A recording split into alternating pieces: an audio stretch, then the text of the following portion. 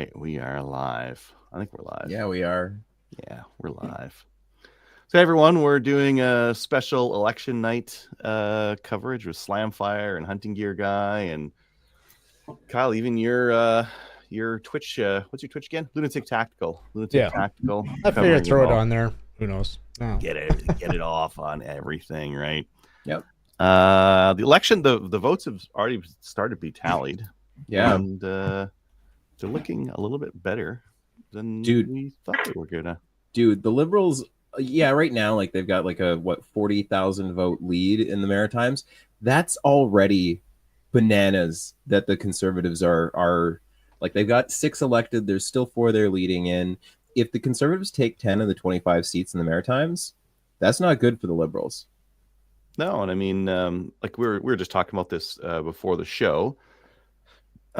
We've got here. I'm just going to show this map real quick. I don't want to do this all night, but no. This is the projection. Yes, and the projection had 7 seats for the Conservatives in all of Atlantic Canada. Yeah, and right now it's looking like they're getting 10. So that's interesting. It was kind of like a foregone conclusion that the Atlantic provinces were going to go super red, but not that super red. We're also joined by Gustavo Honzofo, who's a YouTuber, does some gun reviews and that kind of thing. Not a 3-gunner. What else you do? Is that it? I knit, I bake. Is it the International Man of Mystery? Yeah. Not as mysterious though, because usually you got a mask on, but tonight you don't. Typically, yeah. Mm-hmm. But it's a special night. It's a special night, so. Special night of election shenanigans. I'm really curious to see how the bloc performs as they start, polls start rolling in for Quebec, right? Like, there's one riding that's rolled in, but it's going to be interesting. Yeah. If I don't know, we drove by a couple of the poll places close to us, and there's a lot of young people standing in line, like a lot. Which is weird. Like, again, my neighborhood, my area, like, I'm not complaining. Yeah. Yeah. Same with when I went to vote. It was like 3/4 of the guys were, in their mid-20s, which again is really surprising. Every time that I voted in previous elections, it was always like, at least 50 plus. Yeah. Yeah. Lots of boomers. And I don't know. I don't know. I've still got good feels. My one roommate, he's just like, well, they're watching. He's like feeling a little less stressed. I'm like, dude, these numbers aren't bad for Atlantic Canada. And he's like, I'm so stressed. I'm so stressed. And I'm like, I know. No, I'm off the Doomer train. I'm onto the Hopium train right now. Train? Oh, I'm riding that train all the way. Yep. I'll ride it for a little bit longer. We'll see what happens in Quebec and Ontario. Yeah, don't get me wrong. Like, in 2 hours, I might change my mood. I did bring the rest of my schnapps, so I can get a little boozy with y'all tonight. I probably will. I don't think I'll make it through this whole evening sober, which is a rarity for me. I don't drink. So. Oh, I thought a rarity to make it. Oh no, sober. To make it through sober. Yeah, no. The inverse is true. Yeah. Gustavo, what's your thoughts on this election? It's definitely a consequential one. I know everybody says, this is the most consequential election of X year, and everybody always says that all the time, but especially for gun owners.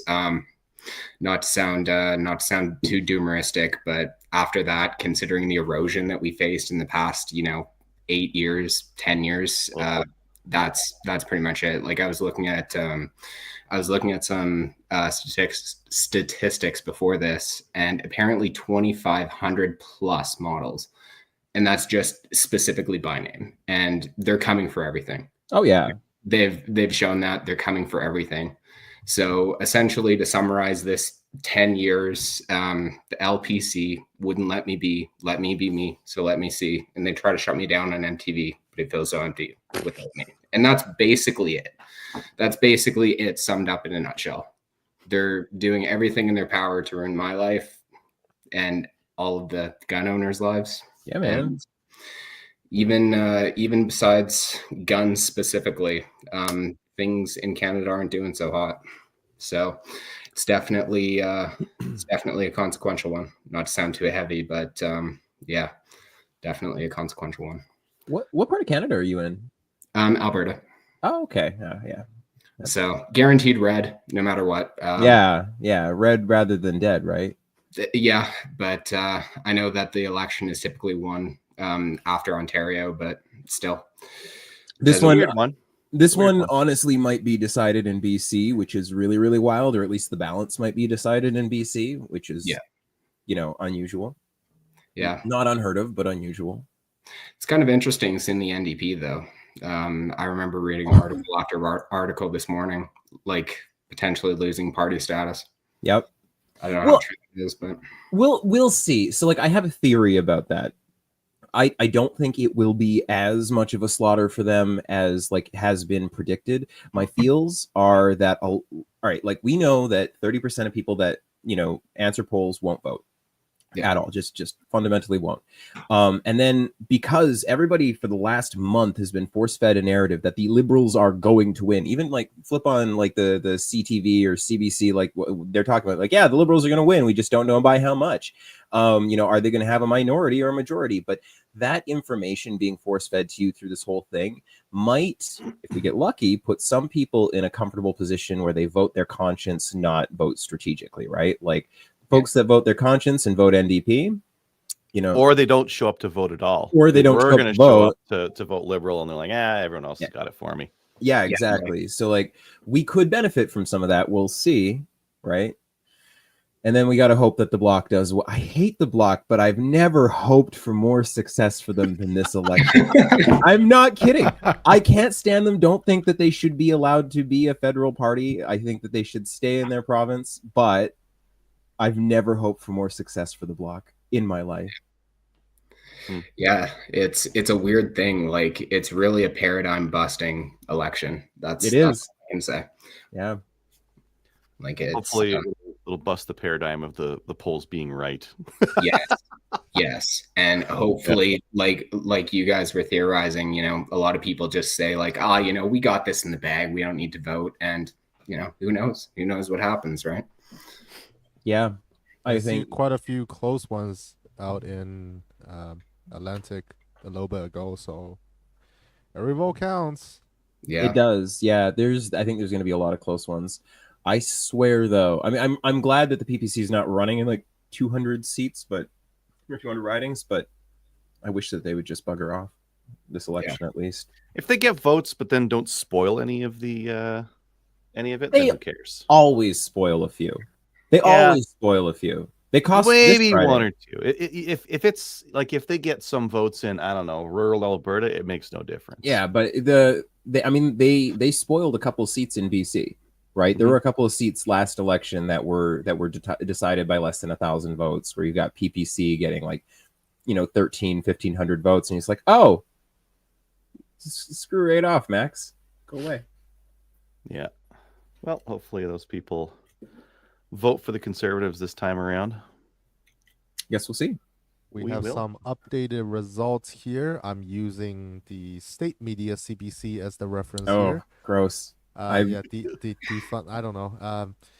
We have Liberal 18 elected right now, Conservative 5 elected, leading both 5. So the total is 23 versus 10 right now. Nothing on the Bloc side, which is a little weird, I thought. So Global is behind then, because that's what I'm using for the ticker is Global. I'm using CTV. CTV's got 16 elected for the Liberals, 6 elected for the Conservatives, and then the Conservatives leading in another 4, Liberals leading in another 7.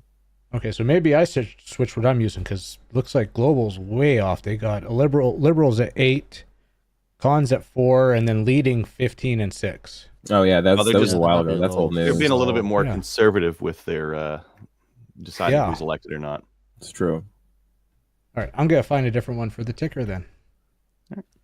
Well, I just see an update on the Liberals, 19 leading 4 now. Still 23 and 10. Total still changed. That's fine. Yeah, well, it's because it's only like the polls only closed in the Maritimes, right? Like, and that like a couple of Quebec regions, and they haven't even. I know the French hate that W in Quebec. Yeah. How are you supposed to say it properly? Quebec. Quebec. Quebec. K-BEC. Yeah. Quebec. Wow. Chinese we say 魁北克. So Oh, good. That Yeah, sounds we'll way appreciate cooler. that. Central Nova Scotia. So Central Nova, that's the one with Sean Fraser in it. And that one, Conservatives are leading right now by a margin of 1.5%. 269 votes. Pretty Every tight. vote matters, man. Especially when it's just like fishing villages voting for a guy, right? Yeah. I can't remember what the threshold is for recounts. I wonder how many of those will be in recount territory. Indeed. Let's look at some comments here that we're getting. Yeah. I live in the west and the eastern part of Canada, can screw right off. I mean, some parts of it's pretty good. Yeah, we could cut off like Quebec and the Maritimes and just send them off to sea. That'd be fine. This show have no Eastern Canada representation today. Doesn't need That's it. unfortunate. Oh god. Trevor retired. We could see Sent- Justin win or lose. Maybe. It'll be tipsy Dustin. It won't be drunk Dustin. I am gonna pour myself a drink. That's a good idea. Block and Green are waste of seats in Canada. They generally speak for less than 1% of Canadians. Well, the Block's a little bit more than that, but they do get quite a bit more seats than they really should. Well, they're guaranteed that because they're special. Yeah. Well, same with some of the Maritimes, Well, right? I wonder if Elizabeth May is gonna keep her riding this time. Probably not. No. I like your Eminem quote there. Thanks. Oh, I wore my most Canadian shirt. Oh. Hey, wait. I go for it. There we go. Beauty. Yeah, it's a classic. Just for the occasion. Let's see. Staccato and Vanzetti. Nothing more important than guns. Agree. Newfies like their guns and hunting. Definitely do, yeah. It's either the Jews who win or the Jews. I don't know which Jews. I've been day drinking since noon. He's ahead of you. Dan, you're ahead of us, man. And I asked Runkle if he could be on, but I think he's doing his own. His Monday night not even election thing. No, he's got his Monday night stream court thing. Yeah. I've tuned into that a couple times. I want to know what's his like viewer demographics like, because I know the Johnny Depp case brought a lot of attention to his channel, so maybe it's more stateside viewers. He's got a lot of stateside viewers for sure. Yeah. So do I. 60% of my audience is Americans. Dude, that's kind of crazy though. Jesus. I honestly think like if we do lose this, I might still reinvest in my business, and then just like Slamfire can have like a prohib breakdown where we can just do some prohib shooting videos. What? Everyone's safe is full of prohibs. What are you talking about? I was thinking about getting my firearms business license so I can do some prohibs. I'm just not sure if I can. They're like, I do gun reviews. Like, can I have some full autos and some FALs and that kind of thing? Yeah. No. It's all about branding. You do firearm education. Okay. We need to let the people know what and filming. I film the firearms. So the actual it is the business firearms license for like theatrical purposes. Internet videos do count. That is how Runkle got his. And yes. So the thing is that you have the Alberta CFO, so you'll get it. It'll just take you 2 years. But that is a justifiable reason for prohibs. They make you justify every single item that you want. So if you want like a prohib handguns, you have to have a justification for that.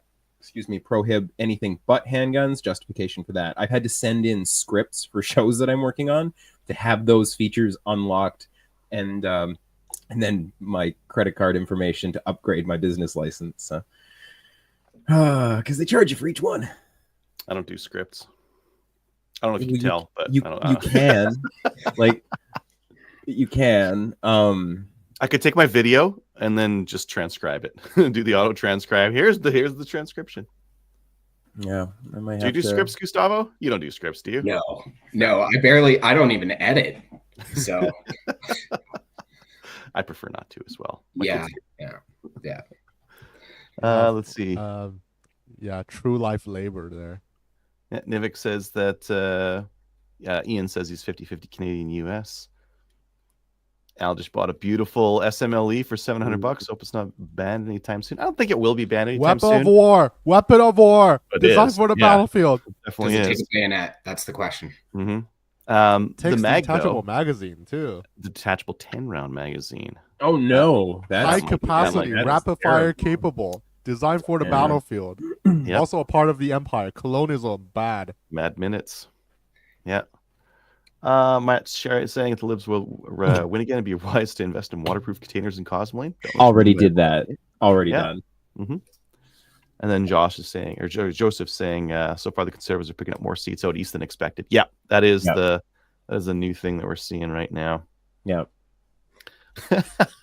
This is the live stream coverage I needed. Hopefully everything was responsibly intoxicated for a Monday night. No, I'm drinking water out of this. What? Am I the only one doing the booze thing? No, I'm not drinking water. Okay, good. Well, an interesting thing, just going around gun shows and stuff like that, you actually see very commonly like Lee Enfield magazines that were cut down to 5 for some reason.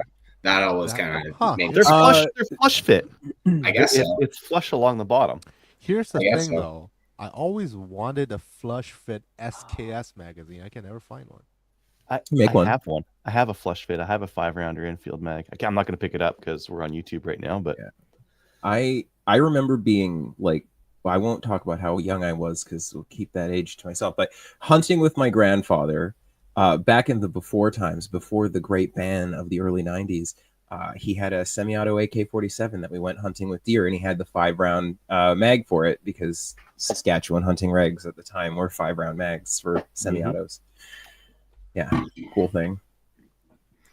But that's the thing about like SKS magazines, the aftermarket ones, at least in my experience, they never run. They suck. I've had good success with all of my Tapco ones. Sorry, all my Crapco ones, but you just don't have the rivet in them, right? No, the rivets in most of them.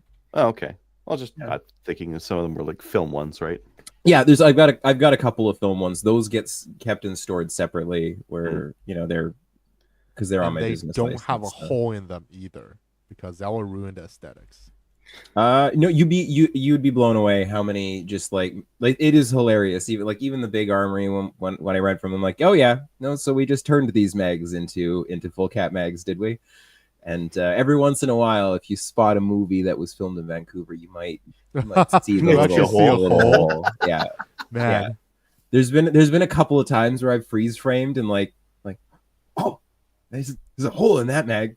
It was compliant at one point. Or a lot of the time, so and because everything's kind of like tightened up ever since the Baldwin incident, but like a lot of times we would just rent out stuff to like crews that just had like their PAL and our PAL, so you could still give them a mag as long as it was a pinned mag. So just like paint the little rivet black to be with the rest of the mag. So we get a bunch of like legal magazines for the guns that just have the rivets on them, and you just again Baldwin wasn't even shooting a prohibited device. He was just shooting a revolver. No, but everything tightened up after that. Tightened up after that. Scrutiny was on. Yeah, I bet. Yeah. Be cool if the CDC thing it does do regional breakdown, but it does, yeah. Yeah. Nothing in Quebec there's 2 blocks leading in both. Good. I only see 1 on my CTV tracker, so. Well, there's a few ridings I'm personally watching out for. The leaders for sure. Jagmeet Singh's position will be interesting. Oh, that won't be decided for hours. Yeah, true. But I'm travel to the very rainy city, so I'm in the correct time zone for that. Hey, are we gonna hang out another day this week? We'll see your availability. Okay. And well, the one we dread the most, Natalie Provost. Yeah. What's her writing's name? It's like a French word, long name. I don't know. If ever there were one to be praying the block one, it's that one. But I've heard that she has a pretty good chance of taking it. So yeah, I see at least the projection shows, but so far we have seen the projection isn't quite correct. So yeah, never know. Yeah, here's to hoping.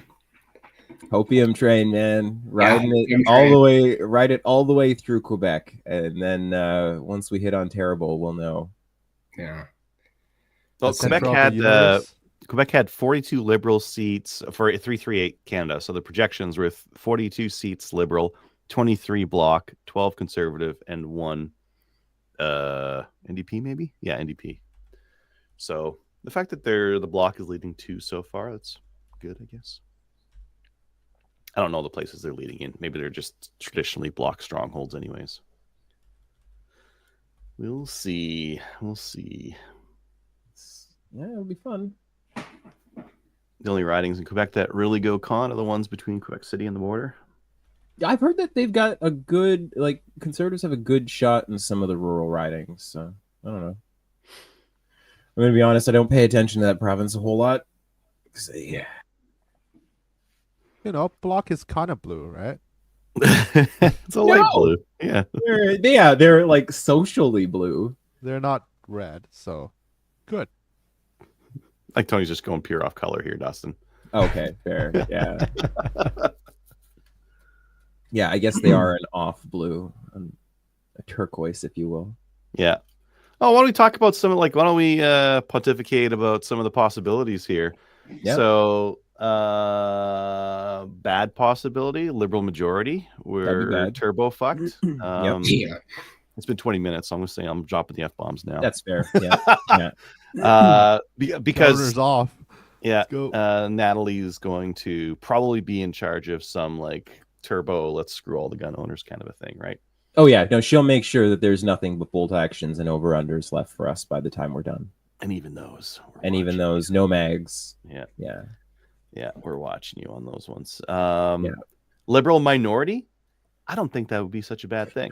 I don't actually either. And that, like, we could probably ride that out for a year and a half. Because, like, let's be honest. Or maybe less time. What if Jagmeet loses his seat? They put someone else good in, and then they're like, let's try again. See, like, that's the thing. There is no world where the NDP has the balance of power this time. It will be the Conservatives and the Bloc that have the balance of power. So if the NDP get an election, great. We go to another election in 9 months to a year. Like the normal reality for a minority government holds. It won't last more than 2 years. As everybody's seen, there's nothing in the budget, nothing new in the budget for the gun ban. So it doesn't matter what Carney promised. I think they kick that can down the road some more if they end up with a minority. Well, I'm less optimistic about it. I'm thinking they're still going to try to OIC more stuff. They can, and they did before. They were a minority before. Didn't seem to stop them. I'm not saying that it won't get worse for us, but what I'm saying is like, look, there's a big difference between changing things in 2 years and changing things in 4 years after 4 years of a liberal majority, right? If the liberals do get a minority, they don't have the balance of power, and they don't have the NDP to rely on this time. We know that if the liberals win, they're going to win hard, and they've been kicking the crap out of the NDP to do it. And like the reality is, we're past the 100-day mark with Trump too, right? So like most of the damage that guy was going to do, it's kind of been done, and a lot of it will be undone in a couple of years, because like all of his stuff, most of his stuff is all, whatever. So like the whole like Trump bad thing, that's not going to last. And remember, we of course the gun grabbers want them all, but I think we could probably ride out a liberal minority for a year and a half, 2 years, especially if like the Conservatives are holding most of the balance of power in that case. So my question is, if let's say Liberal gets a minority and NDP gets destroyed. Personally, I don't think Blanchette is a fan of Mark Carney. He's not. So who is going to form the government? That's the other thing, right? Depending on how slim the minority is, the Conservatives and the Bloc could still flip and form government. That is, I was doing that math too. It really depends on how good the Bloc do, and how bad the Liberals do in Quebec, right? The Bloc and the Conservatives agree on nothing. Very little. Very little. No, but they both do agree on they agree that the Liberals are bullshit, and it's time for something different. And I could see too, I guess like the whole enemy of my enemy is my friend situation plays out. Which like, is fair. And on top of it, they could form like an uneasy alliance for a little while that they don't have to worry about any repercussions for. Like neither one of those parties has to worry the same way that the NDP, like the NDP, like flushed away any support they had because they're like, it's like, okay, left and then super left.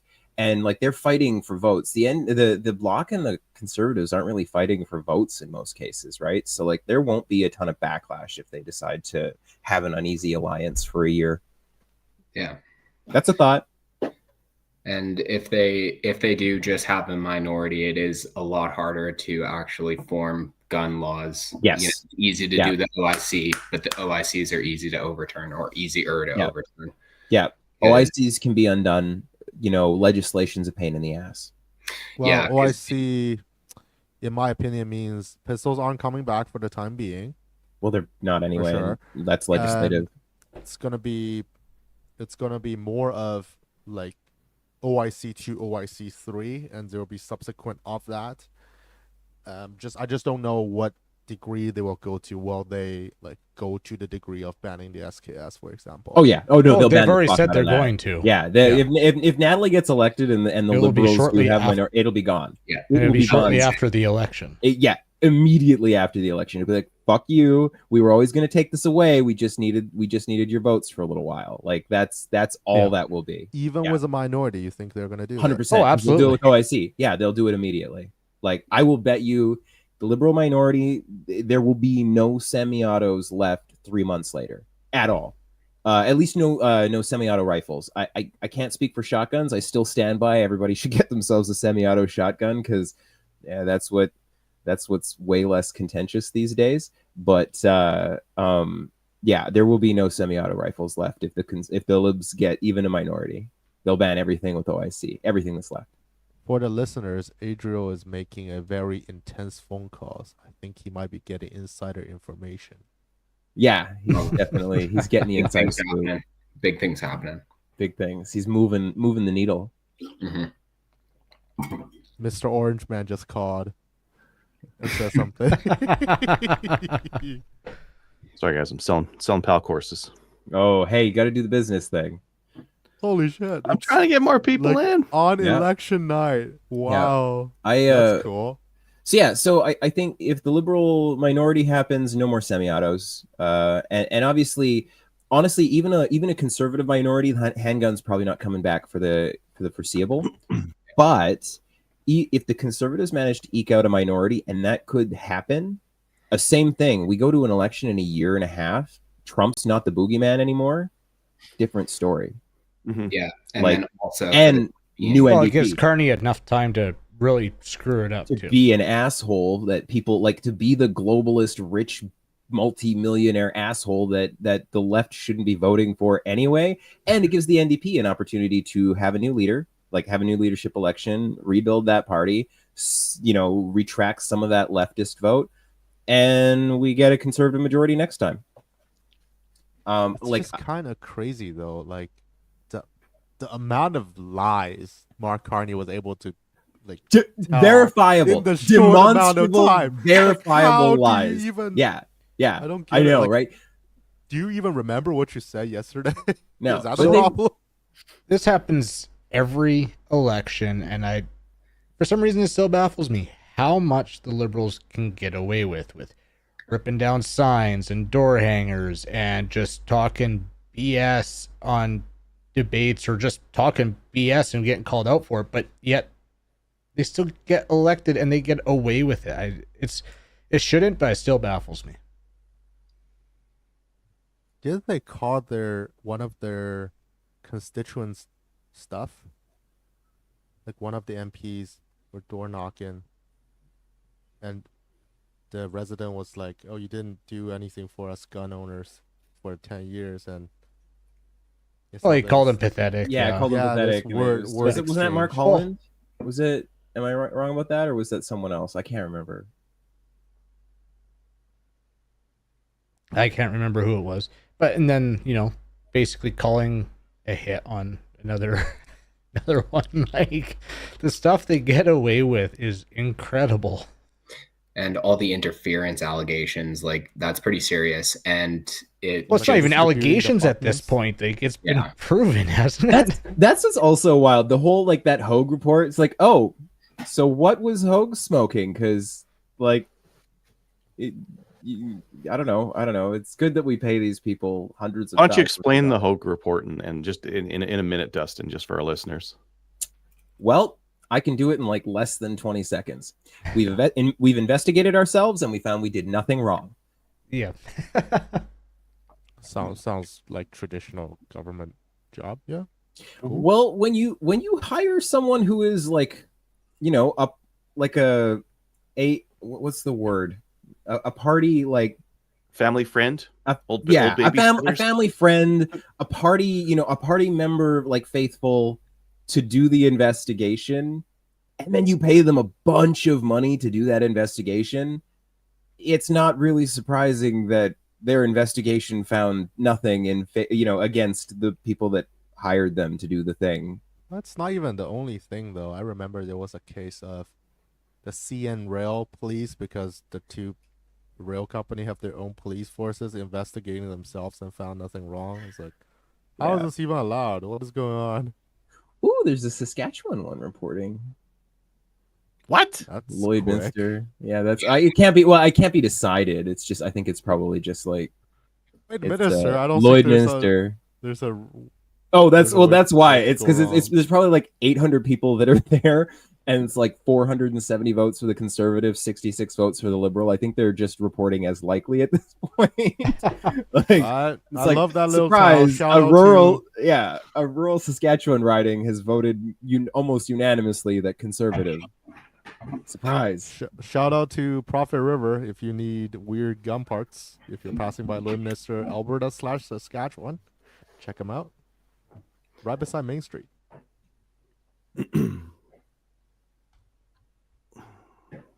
that is odd. Because why would they be reporting so early? The polls haven't closed it yet, have they? Nowhere near. But if it's a small enough riding, it's gotta be a mistake. I don't know. It's already jumped a few more for the NDP. I think it's because like they're counting them electronically, right? So it could be just a live thing. I don't know. Maybe. I don't know how many people are in that riding. I don't think any electronic counting is involved this time around, is it? I don't know. Maybe they're doing mail-ins or advanced polling or something like that. Well, there's one down in that's on Terrible. That's showing for the well, actually Saskatchewan closed at 7:30. So did they? Yeah. Oh, that and that is the Saskatchewan side of Lloyd. So yeah, that would make sense. Do they close? They started counting and called it. That'll be right. Well, if you've only got 500 votes to count, like you counted 251. Okay, yeah. Once we've counted the bulk of them, and you're like, okay, yeah, the Conservatives won this at 85%. Yeah, Mark's saying that the polls are closed everywhere as of 4 minutes ago. 7:30, yeah, that's right. We got another hour. I thought it was 8 for some reason, but 7:30 sounds right. Okay, so update from again our favorite news agency, CBC. 19 Liberal elected, 6 Conservative elected, 0 for everyone else. Yeah, 8 leading for the Liberals, 8 leading for the Conservative as well, and then 4 leading for in the Bloc Québécois. Yeah, 390,000 votes for the Libs, 301,000 votes for the Conservative. They're actually leading in 12 according to CTV. Elected in 6, Liberals leading 7, elected in 19. But it was the Maritimes; it was always going to happen. From what you just said, your numbers are slightly bigger than CBC, so I think you're actually ahead. Oh, the Lethbridge, Alberta one is reporting in too. BC, from what I'm seeing, has another 25 minutes. Yes. Yeah. Well, honestly, like on a correct time to do it. Why do we have to do this? Everything on what do you mean? Like, why can't we just set the same time? I know we have time zones, but because the country's in they're trying to get them so that they they close close to the same time, which they don't. Yeah, but that doesn't make any sense. Like, people, if it's the voting day, people's schedule doesn't change. Everyone wakes up at 8. Well, go to work at 8.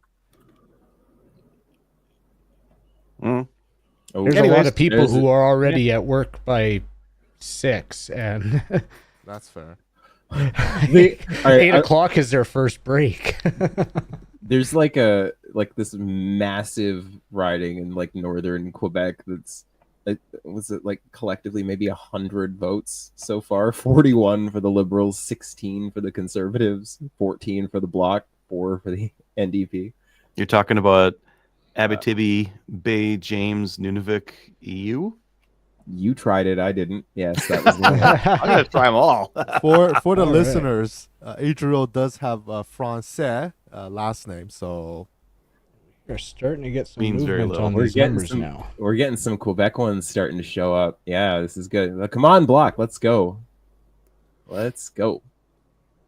Block is not hitting very good. Just No, so far. We've already got. Yeah, that's okay. They're They reporting. need.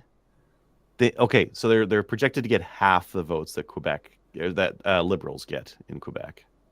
So we'll see how they do. But what also matters is like how that lays out in seats, right? Like vote efficiency is a thing. The Liberals were like, if the Liberals. Sorry, I'm saying seats. They're projected right now to have half the seats as the Liberals. So election but that's 338. So I'm comparing 338 versus what we're actually seeing, just to get an idea. So like, are we behind? Are we ahead? Kind of a thing. And what's it looking like? Looking good so far. Yeah. Oh, the Conservatives are leading in 15 now that we're starting to see some Saskatchewan and Alberta reporting in. That's nice. And one in Manitoba. All those were earlier ones where it's like, okay. that is weird. Yeah, I mean, look, Manitoba. nobody's surprised that anything, but like I said, anything east of the Rockies, apart from, I guess, like Calgary and Edmonton, it will be questionable. Saskatoon apparently will be too. A lot of left coast folks and Ontario folks moving to my homeland because there's still places to afford there, but and then bringing their politics with them. Let's bring the thing that ruined where we were to where we are. Yeah, because that's that the whole always point, works. though. So you got to import the culture.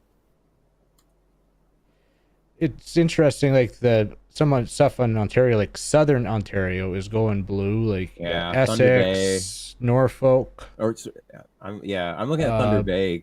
Brant South, double as many on the Liberals as the Conservatives. Barrie. Yeah. What does the projection look like for Winnipeg? Orange Wave? Yeah, because their provincial is right now is NDP, right? Yeah. But the provincial NDP, they separated themselves from the federal NDP because Jagmeet couldn't pull his head out of his ass. So. Are they separate now officially or no? Yeah. Really? I'm fairly certain they are.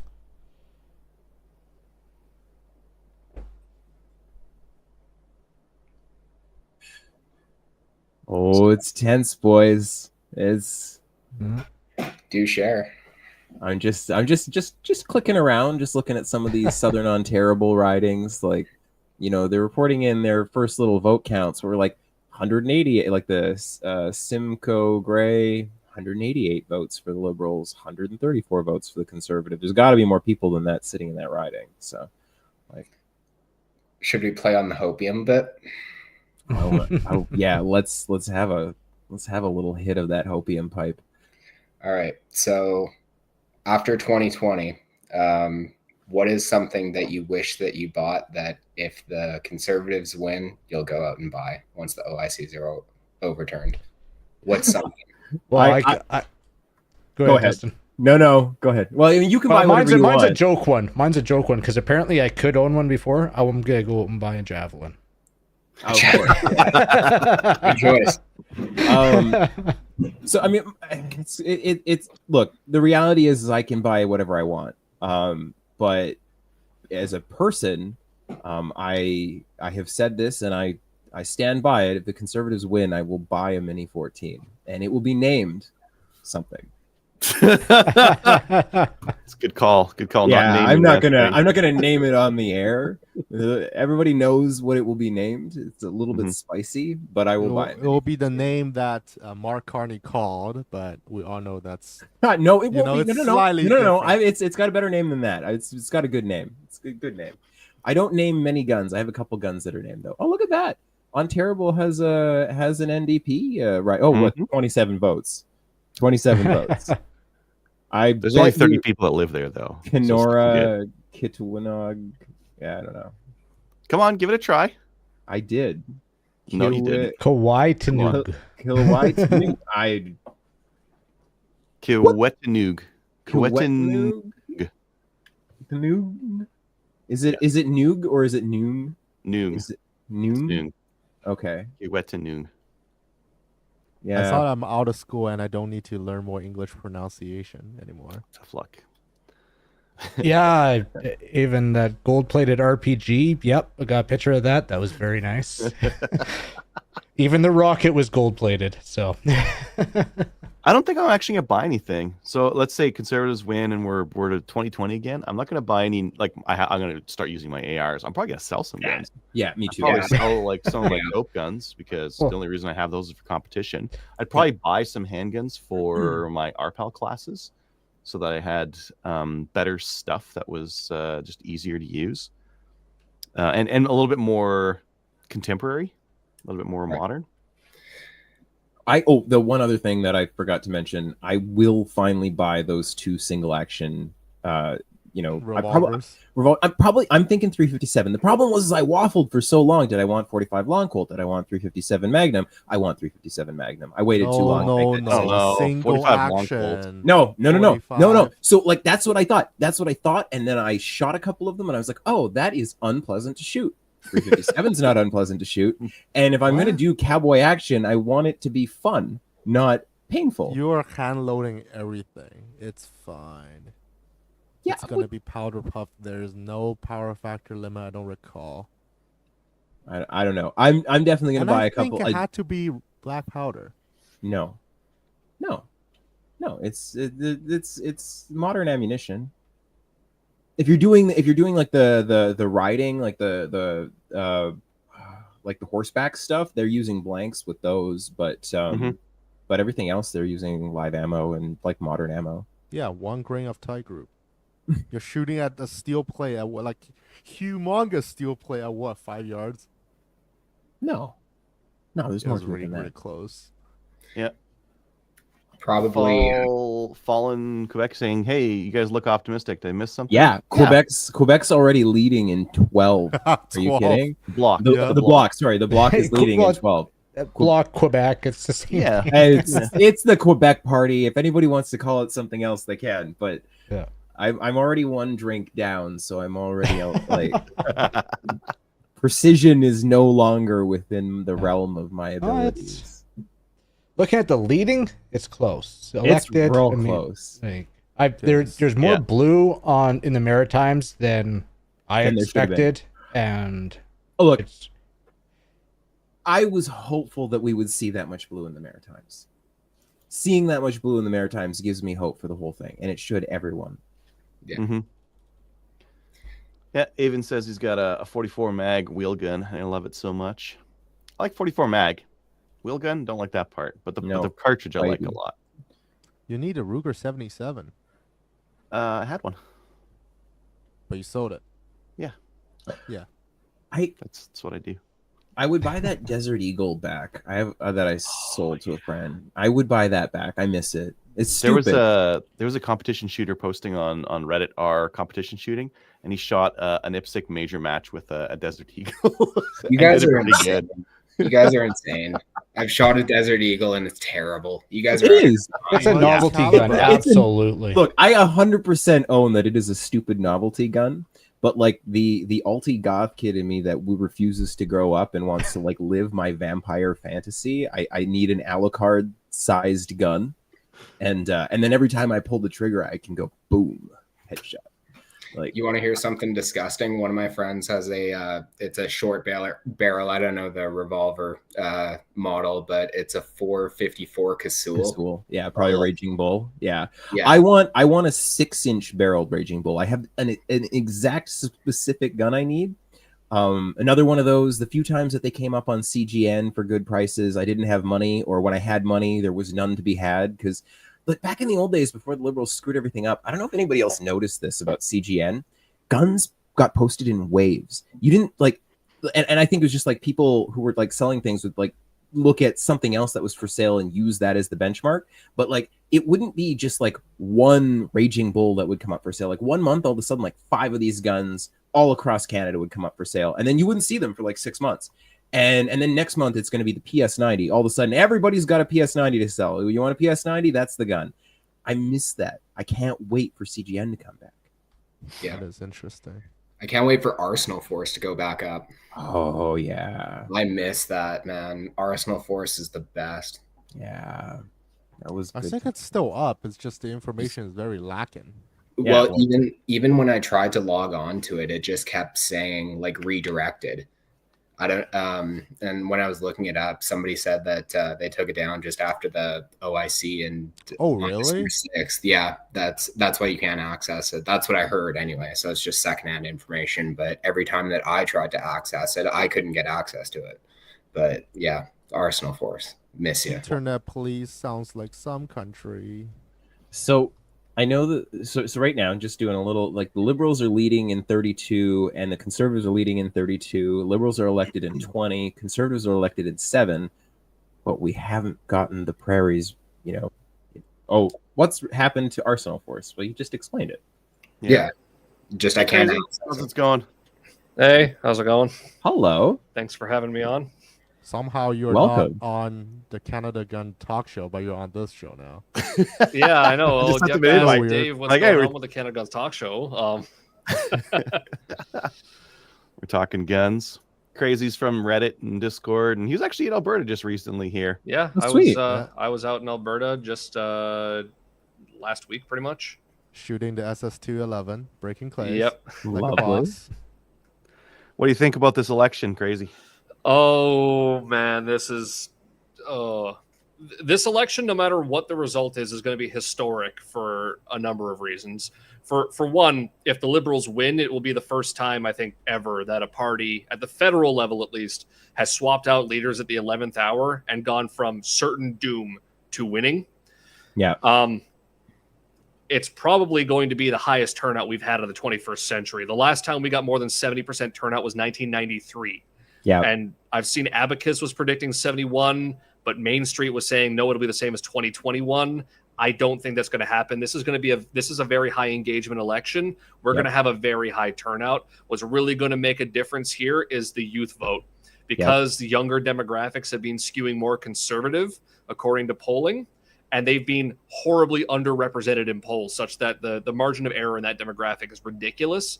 They are going to be pretty much the deciding factor when it comes to whether the Conservatives win or not. If the Conservatives do win, it'll be the first time federal polling has been this wrong. Federal polling on aggregate, like individual pollsters are wrong all the time. Like Ecos, everyone laughs at them because they were like 6% off last election.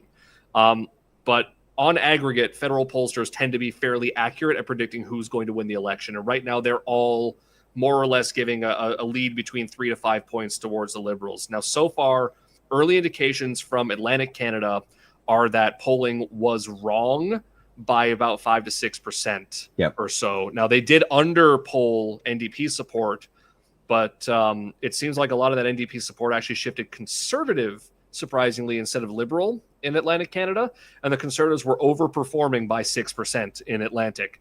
And right now, they've only been called, I'm watching CBCs, they only called them for 5 seats there, but they've gained one in Newfoundland. They're looking to lose one in New Brunswick or in Nova Scotia, but they're going to hold the rest of them. And it looks like they're actually going to gain Sean Fraser's seat. So Sean Fraser is going to be gone, please. Thank And it looks like they're going to gain one more in Newfoundland as well. So they're actually overperforming in the Atlantic, which is optimistic in terms of the thing of like, it's an indication early that the polls might be wrong, but that's also just one part of the country. What really, like every election, I know this pisses off everybody in Alberta, Toronto is what matters. Toronto is who decides who is the government. And what we're not going to be likely, I think, to see the Conservatives make many inroads in the city of Toronto. Like that was peak fuck Trudeau was in the city of Toronto. Yeah, there were going to be inroads. What we really need to see is the Conservatives pick up the 905, which is the region outside Toronto. Things like Vaughan, Richmond Hill, Markham, Mississauga, Brampton, Oshawa, Pickering, areas like that around it.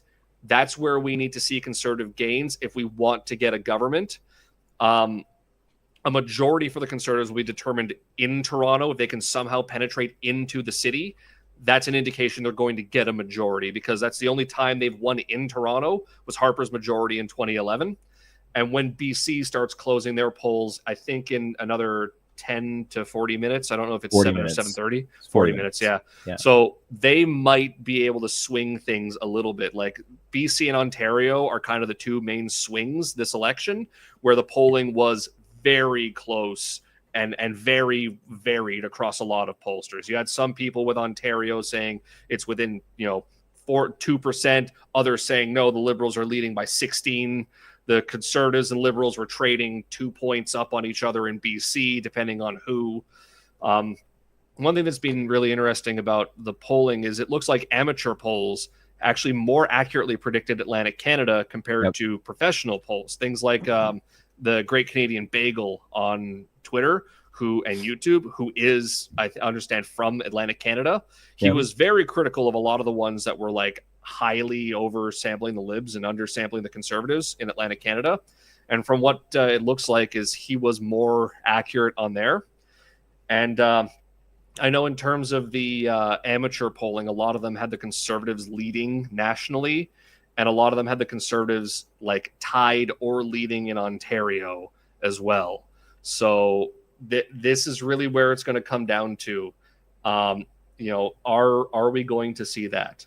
Another way this is going to be historic as well. If the Conservatives manage to break the doom from the polls and win, Carney will become the shortest serving prime minister in Canadian history by probably about 15 to 20 days. Good. Amazing. Yeah. I will not be heartbroken if he does not remain prime minister. I didn't like him when he wanted to run for the Conservative Party. I sure as shit don't like him now. When did Carney want to run for the Conservatives? I want to say it was it 21? Somebody correct me. Was it 21 or was it 19? He wanted to run. No, not 19. Yeah. Was it 19? 19, he would have still been the governor of the Bank of England. And okay, no, then it would have been 21. Are you sure? I am certain. No, he wouldn't have been in 21. No. In 21, no, I don't think he ever gave an indication of wanting to run for the Conservatives, but I know Kevin O'Leary did in 2017. No, Kevin O'Leary definitely did back in 17. No, Carney definitely wanted to in one of them, because I that was where I developed my extreme dislike for him. And I don't remember when that was, but like I started disliking him long before anybody else knew his name. And you disliked him before it was cool. I disliked him before it was cool. Man, so many of those trends. When I started hearing rumors that he wanted in, and Trudeau wants him as an advisor, and then I saw news articles about him going to China to try and secure trade deals, I'm like, I don't want someone who's going and cozying up to China to be anywhere near our government, because it's just further indications that we have. And you can look at his response to the Chinese interference scandals. It's more things that the Liberal Party is somewhat beholden to China in a way. Of course they are. Carney's tried at the last minute to try and come out strong, rah. China is also an enemy, but his early indication defending the guy who called for the Conservative to be, kidnapped and deported, and the ongoing pattern of everyone's screaming, "Oh my God, security clearance of Polyev," and completely ignoring the fact that Trudeau's known the list of names this entire time. There are Liberals on that list of names, and nothing's been done about any of them by him. So why are you blaming Polyev for not wanting to be censored when Trudeau and afterwards Carney have had the ability the entire time that they've been in power to do something about this interference within their own party, and they did nothing about it? So far in Quebec, it looks like the Liberals are just slightly overperforming the polling. So that's not looking that good. No. And Provost one poll in her riding is currently reporting she is ahead by that one poll. Let's take a look at the GTA. That's a Liberal hold. That's a Liberal hold in Richmond Hill. Markham Stouffville is currently leaning Conservative, and that would be a gain.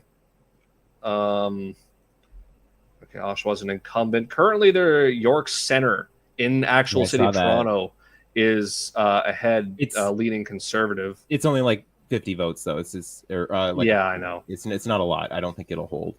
How are the Greens doing though? They're I think that's on everyone's mind. No, they have 10,000 votes so far. Well, that's pretty good. That should be good at least for enough for like one Which seat, right? PPC has 8,000. God, the NDP only has 44,000 votes. I know. That's embarrassing. The only problem with that, obviously, though, is we want the NDP to be doing better, because where they're going to pull votes from is the Liberals. So, no, obviously, I'm more mean just like what. Like this whole concept of like, it's okay that I set fire to the party because Conservatives bad, okay? I know. Like, it doesn't matter because the Conservatives are evil, so it's okay that we destroyed the party. Who gives a shit? That mentality drives me bananas. It's ridiculous. They got a couple of policies in. They like to talk about that too. The problem is they're never going to get any credit for them. That's the problem with a supply and confidence agreement. It never works out for the junior party. The larger party will take credit for any good that was done, but the junior party will always share the blame for all the negativity. And that's kind of, I think, what we're seeing here with the NDP and what we've been seeing with the NDP and their failure to capitalize on Trudeau's failures, is that the NDP was too closely tied to Trudeau's failures as well by continuing to support him through the supply and confidence agreement. It's why I think they could have gotten as much passed, honestly, without the agreement, and could have probably gotten more passed, I think, if they were actually willing to have a spine. Yeah, if they actually had the balls to just say, now, you know what, every vote's going to be a confidence vote. Give us what we want, or we have a new government. Like, they probably could have gotten a lot more accomplished, but they could have been doing that in the fall. If anybody's they would have done all kinds of damage. If anybody's ever had the misfortune of meeting Jagmeet Singh, I have. I did not. I saw him at a festival I went to and decided it would be better for me to just go in a different direction. I went straight for him. I did not feel like bothering to talk with him or engaging with him with the mentality of, if you have nothing nice to say, don't say anything at all. He was there for a little while. I lived in his riding when he bought a home there so that he could have a seat in the house.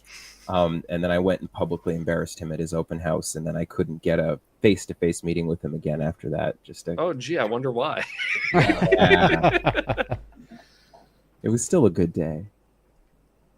Like honestly, like just clicking around some of the downtown Toronto ridings, the Conservatives aren't off by much in some of these. They're still only reporting like a few hundred votes apiece. So yeah, I mean, they all have like one or two polls coming in. Yeah, like it's going to be a while, I think, before those ones really show any real signs of anything. The ones that the Conservatives were kind of projected ahead in before were York Center, Eglinton Lawrence. They currently hold Toronto St. Paul's. I don't think they're going to continue holding it. And there was, I think, Etobicoke North and Etobicoke Center. Yeah, I believe they were projected ahead in, but Etobicoke Lakeshore they were not. That's I drove through there the other day. That is going to be solidly liberal. Like there were so many liberal lawn signs on every bloody house. It was ridiculous. Elbows up. Oh yeah. NDP going to lose party status? They might, honestly. They're at very close risk of that. I think party status is 12, I think, isn't it? I know Nanos's projections for CTV are being, frankly, more optimistic than most and giving the NDP 15 seats. But I know there's some, I think they'll make it. I actually think they'll make it in BC. Like my feels, and they are just feels. I still suspect that they'll probably make their party status in BC because there has been enough promise that the Liberals were going to have a win that you'll get folks that vote their conscience. And there's you need 12 students. 12 students. Yeah. 12 students. I mean, that is the thing, though, is the NDP is going to be entirely centered in British Columbia at that point because their Ontario ridings were all rural. Those are all going to go Conservative this election. Everyone. Like, all of those are going to be like tradespeople working in the resource industry that are feeling betrayed by the New Democrats and their support of the Liberals and all that back to work legislation. I think they've had one or two in around like Manitoba or in like Winnipeg-ish area. Nikki Ashton in the top there in Churchill. She might still get that, as I understand she's pretty popular. And then, there's like one NDP riding that always gets one in Edmonton. That's like a solid every single time the NDP will win that riding. But like, one thing I found surprising is how the Conservatives are sweeping Van Isle in the estimates. Dude, this is just going to be a weird election, honestly. Hey, stupid Churchill River, Northern Saskatchewan, figure your shit out. I mean, that was one where because of the riding redistricting, apparently there were some more liberal areas added to it, and they were claiming, that's going to go liberal. And I'm like, rural Saskatchewan? Really? It's northern rural Saskatchewan. That is its own world up there, man. It's really beautiful. We're talking about 100 votes versus 70. I know. I'm just being. I'm mostly being silly. But I'm gonna be honest. There's probably like 500 people up there, like for real. Yeah, currently the absolute numbers are looking a little bit concerning in terms of votes, but we are still very early in the reporting for most of the country here. When you look at those numbers, that is the Liberals overperforming, the Conservatives underperforming. But they've got 140,000 more than the Conservatives. Actually, that's the Liberals overperforming, where the Conservatives are about where a lot of the aggregators had them. They had them between 38 and 41 thereabouts. So it's the lower end of there. I think it's just because the NDP are currently dramatically underperforming everything. Yes. And so are the Bloc at the moment. Now, granted, like I said, this is very early in the reporting. We're half an hour into the polls being closed. Yeah. In most of the country, so we got things. You look, it's like 2 stations, 1 station, et cetera. So, and from what I understand, they usually report advanced polls first because they'll have had them for a while longer. And I don't know if they don't start counting until all the polls are closed, or if they start counting the advanced polls earlier in the day. But there was indications in a lot of pollsters that the advanced polls favor the Liberals. And this could just be an indication of proving that. So this could be bucking the trend we saw in Atlantic. But I think with 3 polls in a thing in Toronto, it's too early to really call what we're looking at here in terms of this. No, way too early. Like clicking in on some of those, like the downtown Toronto ridings that should have tens of thousands of votes in the hundreds of reported polls. It's way too early. Yeah, this is mostly looking like Eglinton, Lawrence. Poly market's looking real bad though, guys. Oh, Poly's down to 8%. I guess there was that brief period in Atlantic where it was real tight, and then wow. Yeah. That's just people betting, though. Come on. Yeah, but they're more right than they are not. Fair. There was I mean the thing with Poly Market, they're on this. Apparently, FanDuel had the Conservatives ahead still, but Poly Markets had Carney ahead for pretty much the entire duration of the campaign on estimation, and it's growing because you're looking at the numbers currently. Lib 102, Con 76 for lead, but it's early indications. I guarantee you that that'll flip if at any point the Conservatives lead, Poly Market will just freak the hell out and flip. It's so volatile there. Yeah. Looks like the polls must have closed in BC. It must have been 7, not 7:30, because there's at least one poll in BC Okanagan reporting in Okanagan. It's only got less than 100, Yeah. It could be doing what that one in Quebec did. There was one Montreal riding that had a single popped up way early ballot. Yeah, that's why? Oh, look, the NDP are leading in 3. Sorry, go ahead. Sorry, Dan mentioned Michelle Gardner is leading in the riding that was been living the longest time, Calgary Nose Hill. 59.9%, 8,959 votes versus Tom Becker, 5,500. I think she's pretty safe there. CBC has called that riding for her already. Yeah. Yeah, I think she's one of the... And I still go there once in a while, and I think the Conservative support there is pretty strong. Hey, Maxime Bernier's riding is being called for the Conservatives. Good. Good. Good. Fuck you, Max. He was nice. I met him once too, but still, Fuck you, Max. Don't understand why the Okanagan is so liberal this year. I mean, I need an answer on this. Has Max ever got his riding ever since he became a leader? No. He lives in Florida. He just comes up for the elections. Yeah, I mean, the whole reason he's with the PPC is to grift all those people out of a bunch of money to fund his mansion in Florida.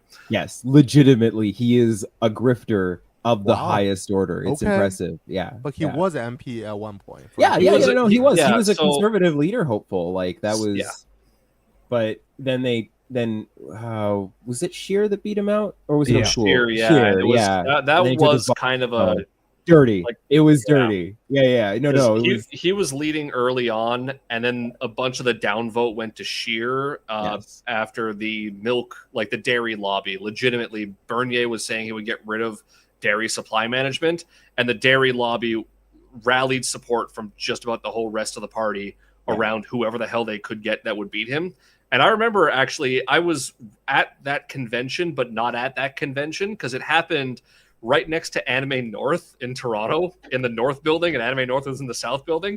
So I remember when they were going around to the food stalls and asking some of the conservative people, yo, when is the actual vote? I want to know. And they're probably like, what the fuck is this weeb asking me about politics for? Amazing. And I remember checking my phone in between the two music performances on Saturday night and going, where the fuck is Andrew Scheer? So you're not good. But you're I don't know that we need to worry about Scheer, because it looks like someone else is someone else is taking the lead right now. Jeb! Jeb 343 for Jeb. Okay, I need an explanation on this meme. I don't understand. This meme relates to the U.S. Election. I think it was Trump's first one in 2016. Jeb Bush was running for the Republican Party in their primaries, and because he's the brother of George Bush, who had been a previous president, there was a bunch of people supporting him, but his campaign fell flat on its face pretty early on. There ended up being a big meme of he said something to a whole crowd and then said, "Please clap." And at that point, it's okay, Jeb, you're toast. But it became just a meme of no, Jeb's actually winning. Jeb's actually going to take it all. And so now every time there's an election anywhere, there's just memes of Jeb, ! You have to put the exclamation mark having won wherever it is. I prefer the bloc majority in French. Bloc majoritaire. I love it. Conservatives are leading in Willowdale in Toronto as well, but again, it's one poll reporting. Yeah, it's only one. I'm clicking around in the downtown. I'll share your screen. God damn it, contested Bill. riding. Let us look over your shoulder while you click. Oh, you want to look over my shoulder? All right, fine. Give me a second. Contested riding between Patrick O'Hara and Natalie Provost is counting very, very slowly. I'm not sure why. I'm just looking at some of these guys, and 49 to 25. That's not useful information. But when you start getting into some of these, where you're 1800 to 900, that seems about right for Etobicoke. I mean, Ted Opitz did win Etobicoke Center in 2011, but it was by literally 26 votes. We'll see. I don't know. I didn't have a lot of faith that the downtown core was going to do anything but support the great leader of the Liberal Party. Master of the universe that he is. Yeah, the only riding that's I think Davenport and Taiaiko Parkdale High Park are kind of, I think, the only two places where there's really a chance of the NDP flipping.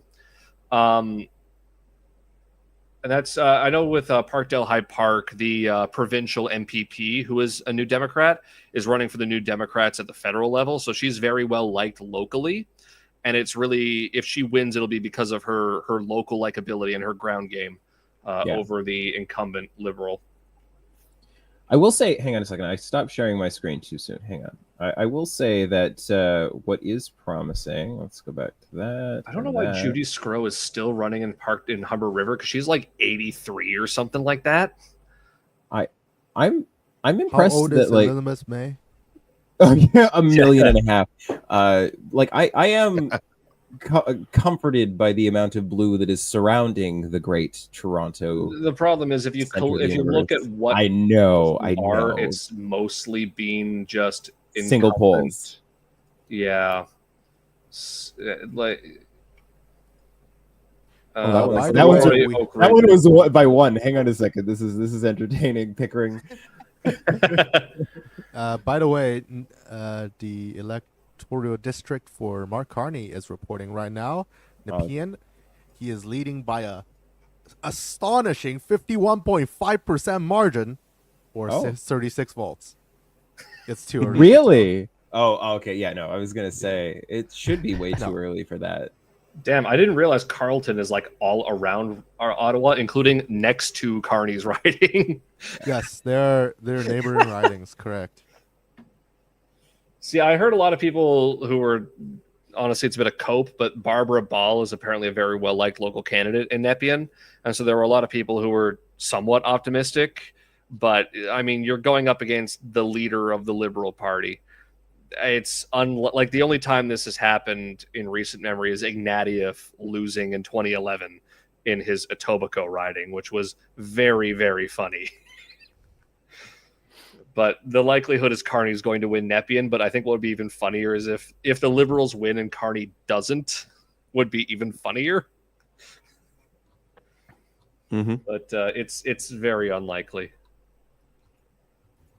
Blanche's riding is also reporting still very early, 5-11 versus Liberals 3-18. We got any more out east called? Okay, they called South Shore St. Margaret's as a loss. That was a conservative riding. Damn it, Sean Fraser's back ahead in Central Nova. I celebrated too soon. Damn it. This is why the CBC wouldn't be willing to call that. We were so close. These bastards. Yeah. Quebec's not looking good. Maybe Ontario's looking better. I mean, that's another thing. Quebec usually votes for Quebec. 2011, you can say Jack Layton in the Orange Way, but Jack Layton was born in Montreal. If Quebec votes Liberal this time, it'll be the first time possibly ever that the leading party in Quebec did not have a Quebecois leader. I don't know about possibly ever. Like you'd have to go back before any of us were alive, likely, because Pierre Trudeau led Quebec, then Brian Mulroney led Quebec, and Mulroney was also from Quebec. Then when Mulroney lost, Chrétien actually didn't lead Quebec. It was Bloc Québécois who led all the way until Layton led Quebec with the NDP, Blue Wave, and then they elected Mulcair, who was also from Quebec, and then Trudeau, who was also from Quebec. So if Carney manages to pull more seats than the Bloc in Quebec, that'll be another little bit of history. Yeah, Comrade Dan, CBC. I've seen your name on a list. CTV and CBC are apparently calling the win for the Liberals already. Now, majority That's or a little minority? early. Because there's a big difference. It is pretty early. Yeah, but at the same time, like you can get statistical significance from the votes that have been called so far.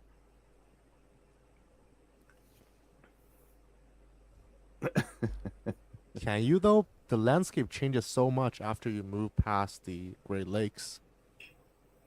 Yeah, but there's not enough population. There's not enough population for it to make a difference. But so minority or majority, I guess, is what we're looking at then. Yeah, it's unfortunate. Not surprising, but very unfortunate.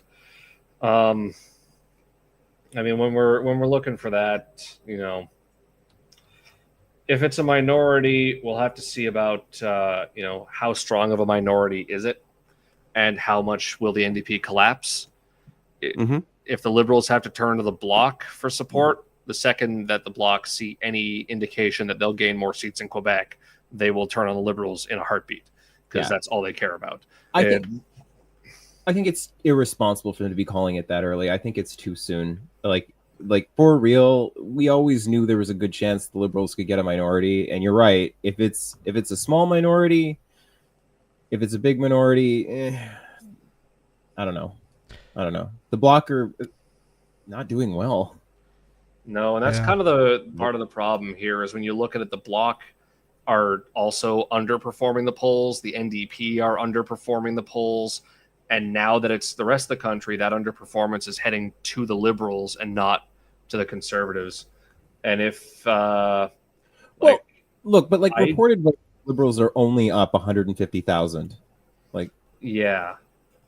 For but real. You look at the vote share and it's 50% of the current votes are Liberal. Now, again, supposedly the things that are coming in now are advanced polls, which are expected to favor Liberal based on the early polling numbers. So this is to be expected at this point, and these things should shift once the polls from today start reporting, which will happen later. Like, I wouldn't be surprised if we don't know for sure on anything until, like, for me, well past midnight, and I can't stay up that late because I have work tomorrow.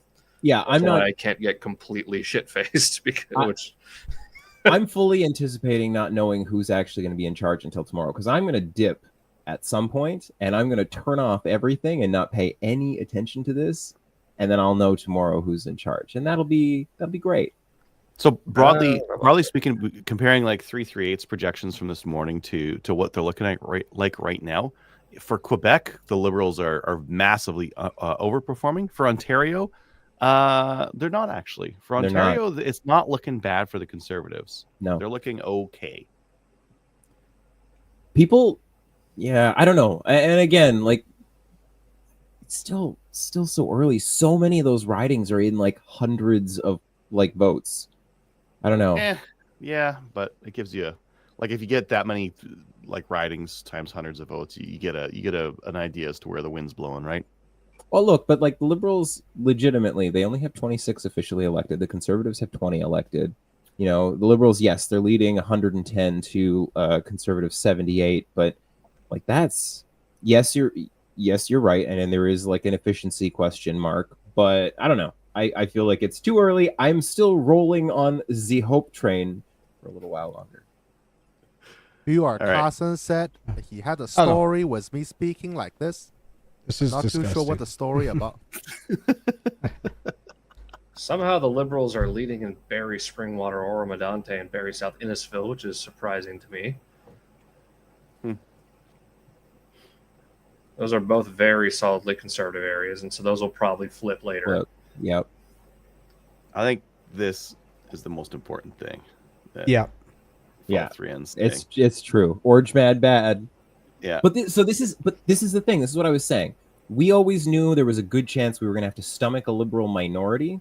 If it's a small minority, yes, things will get worse for us for a little bit. I don't think they're going to get like substantially worse. There isn't a stomach for it. Long. It won't last nearly as long. Yeah. It was a miracle that government played out almost its entirety. Like, that is historical that they managed. Yeah, that is. Yeah, I think Pearson's the last time that any minority came even close. Provost riding hasn't changed at all for the person asking.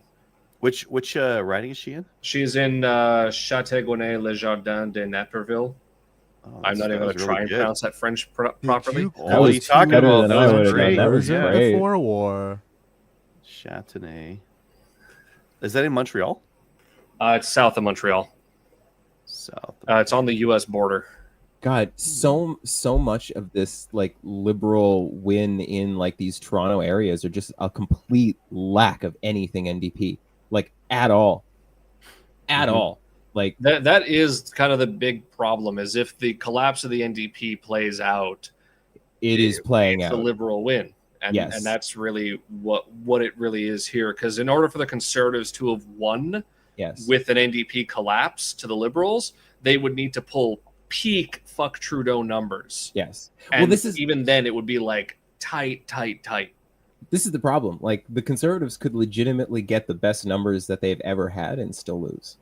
And that's the thing, yeah. Like that would be another thing. Is I think I was seeing someone say the last time the Conservatives got more than 36% and didn't win was like the 50s. It might have even been the 30s.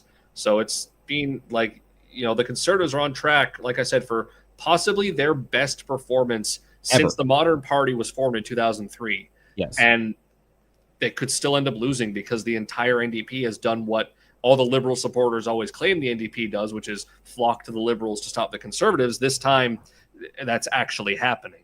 Yes. Mm-hmm. We'll see. I don't know. I'm still kind of hopeful looking at how much blue there is in Ontario, that they are overperforming so far in places. But again, it is still very, very early. Yeah, just for Pierre, Lukey's saying that gun fans tend to lean towards the right, but as a strong leftist, which have a huge interest in guns, ... I think so gun owners tend to lean towards the right, but then also gun owners in those other areas are pushed out.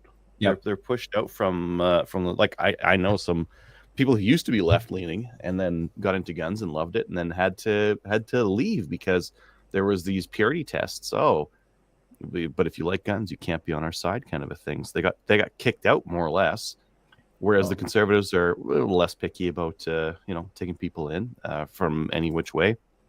But consider this election, previous ones, I don't know. They banned some stuff, but not such a big deal. But this election, they banned some stuff, and they're gonna ban some more stuff, and it's gonna be it's gonna be solidly in there. So I think if you want to hold your nose and vote against those that ideological slant just once, this would probably be the one to do it, because after this it's gonna be hard to regain some of the stuff that we've had in 2020, for example.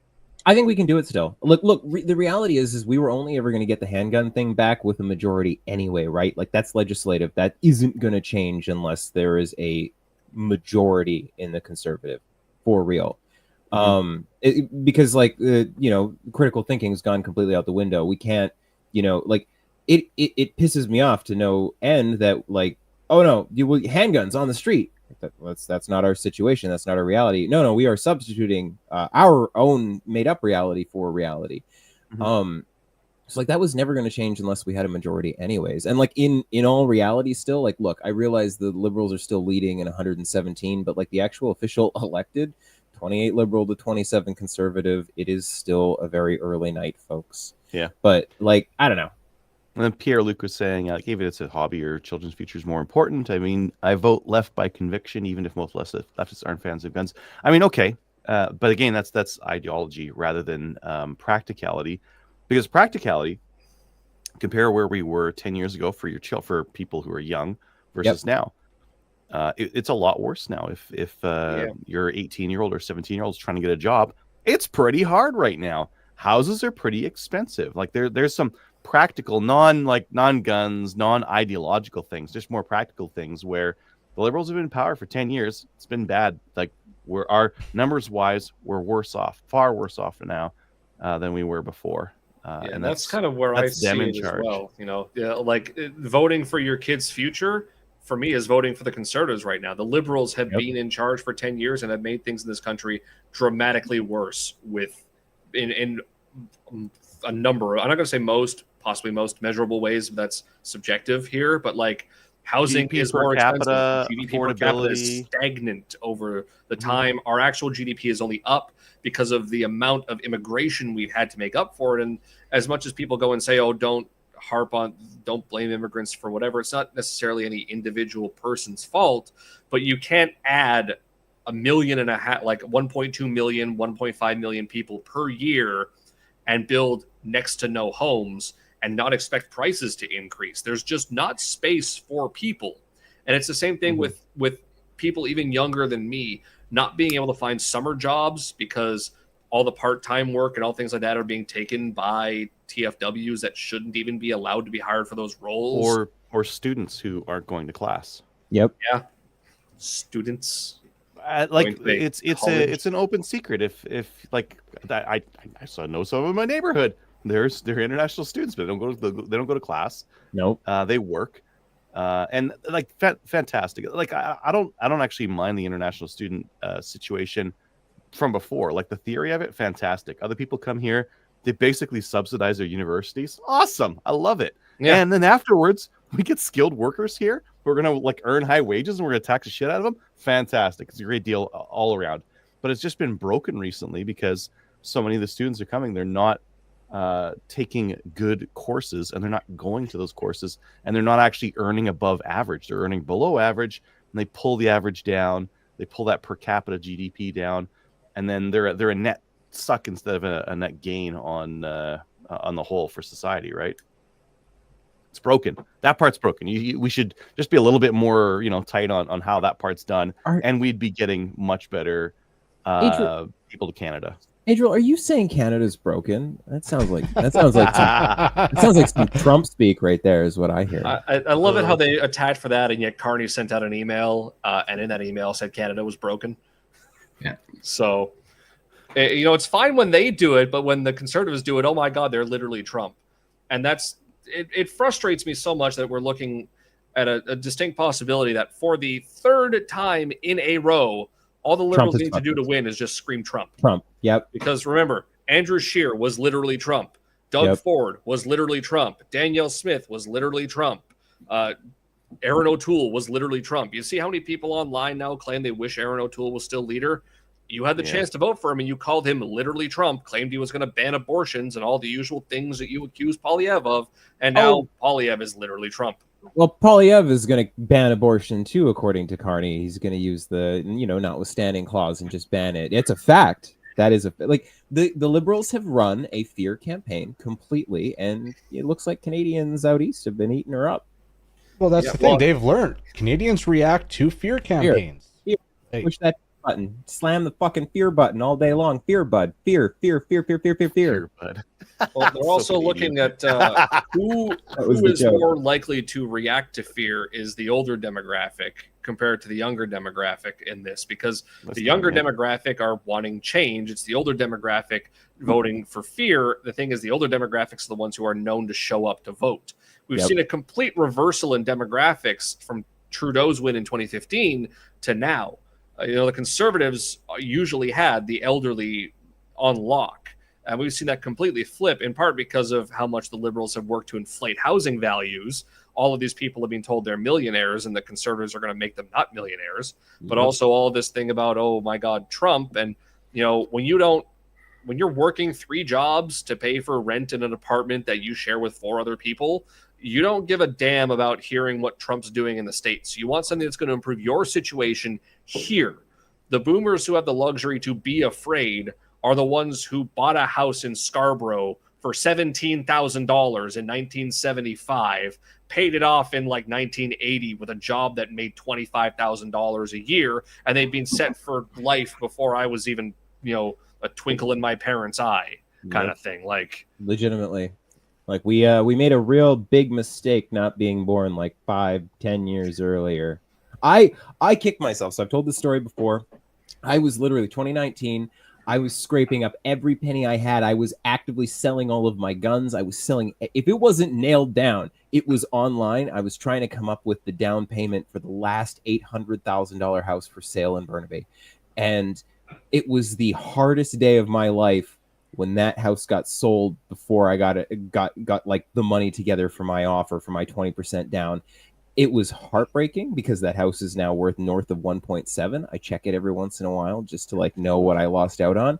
But yeah, last $800,000 house in 2019. It's 2025 right now, worth 1.7 last time I checked. It is absurd that is what housing values have done in the last 6 years. Well, and you look at Toronto here where I've got the experience. I remember in 2018, right after first getting a job where I was not making anywhere near enough to survive in the city, but I remember having 5% down for a condo that came up at about $180,000 for a 1-bed condo. Yeah. And I was just like, there'll be other condos. I wanted to go to Japan. I wanted to celebrate getting a job by going to Japan. I've been wanting to go to Japan for years. There'll be other condos. There were never ever any other condos. And I kept trying to save, and I could never chase the down payment because condo prices kept going up. And even the ghettoest condos in Toronto, in a building where you used to not be, I don't know if you can anymore, but you used to not be able to get a mortgage because of how rampant mortgage fraud was in these buildings. Those condos back then in 2018 were $60,000. And those condos now, the cheapest one in that building is $200,000. And most of them are $250,000. And it's still just as terrible of a building as it used to be. But you look at that and it's like almost 5 times on the low end here. So like you can't get into like a starting home that's cheap in Toronto anymore. There aren't any. The cheapest thing you can find is the ghettoest crap, and it's $250,000, and you don't want to live there. No, hey, crazy! I gotta stop you for a minute because we just missed a critical moment that the Green had a leading post and they lost it. Lost it. Oh, that wasn't that no. someone. Oh, what a sad. There's a brief moment they were able. There's a brief moment. You know, we also have to recognize right now the Conservatives actually officially have more elected than the Liberals. I was about to mention. Liberals elected 32, Conservatives 35. According to CBC, where I'm currently watching, they're giving elected 28 Liberal, 18 Conservative. Oh. And again, I expect the CBC will be late to call any Conservative and early to call any Liberal. I'm on the CTV. It's 38-34 on the CTV. Who knows? Another thing to mention is through the power of magic and defund CBC, the CBC interactive app has broken for me. Shocker. So maybe the defund has came a little bit sooner than we thought. Although I can't load CBC right now either. The Liberals have rolled over 1 million votes. The Conservatives are only at 838,000 again, according to CTV. The Poly market is basically 100% Carney and 98.7. Hey, if you think Carney's still going to win, you can get $1 for $1 at 1.4 cents. Hey. I mean, or if you really want to, if you're really still sure there's going to be a late stage blue wave, imagine how much more money you can make if that comes true. Should I go drop $1,000 right now? I heard FanDuel had early odds before the election favoring Polyev, and I was like, I don't think this is going to happen. Should I go dump $2,000 on FanDuel so that way, at least if I lose, we get a conservative government. If I win, I get enough money to pay for like a year's tuition and somewhere in Europe to get out of here. Yeah, fair. You know, it's called diverse investment. You either get your guns back or you get a little bit of money's worth. Buy some lever guns, right? Yeah, some lever. Well, they're gonna make you cut down the barrels on all those lever guns, though. All of the mags. Yeah, the mag tubes. Yeah, maybe. Hey, crazy. What's you're a weeb. I'm gonna talk not gun talk for just a second. What's your favorite anime? Oh, my favorite anime is one that's a bit obscure. The English name of it is Sound of the Sky. Japanese name Sora no Oto. Hey, are you in agreement that Sword Art Online is total shit? Yeah, total trash. When I first started getting into anime, I see Sword Art Online, and a buddy of mine just goes, "You don't want to watch it." Like, the first 12 episodes are good, and then after that, it becomes some awful garbage where the main heroine becomes some kind of like trapped princess thing, and it's terrible. And I'm like, okay, I'm just gonna avoid that. But Gun Gale Online, the spin-off, Gun Gale, thank you. Yes, that's amazing. Yes, Gun Gale Online spin-off is fantastic. Thank you. How do you feel about Black Lagoon? Black Lagoon was also good. It's been a while since I've watched it. I'm also a big fan of like trashy idol shows, so I really love watching like Love Live. Okay. Love Live, Idolmaster. I've watched most of them. Watching, K-On!, Bocchi the Rock, all those like girl band animes. That's the kind of stuff. Oh, you are a those proper those weeb. two are very Yes. popular these days. Yes. Okay, well, back to guns. I just had to take this on a little sidetrack because as someone who has been a living anime character for the last several... No one mentioned Lico Rico, which is very odd. See, I didn't watch Lico Rico for some reason, and when I go and watch, see what it's about, I'm like, man, this is right up my alley, and I really should have. But the thing is, I don't like watching things that are, like, tragic and make me think seriously about death. Yeah. And when I watched the premise, I'm like, this is going to involve like existential drama, and I don't know if I really want to deal with that. It's the same thing with Freerun. Nah, it just involves very badly drawn PKPs. What's the machine gun that the Russians are using right now? Anyway, Back to guns. Back to guns. Tony, what are you going to buy when the Conservatives win? Sorry, I'm still riding the hope train. Yeah. are we assuming a Minority? We're gonna bet on a minority right now. No. Go full hope. Go for a majority. Yeah.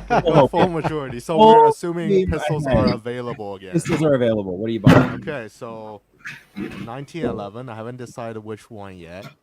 I'm gonna buy a PSA 2011 just for the memes. I'm gonna shoot that. A bunch of pistols probably because I don't have any right now. Fair.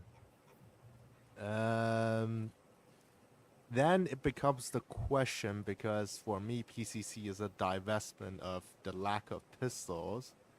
If I still enjoy shooting PCCs, I'll get myself a CMMG radio delayed 9mm SBR.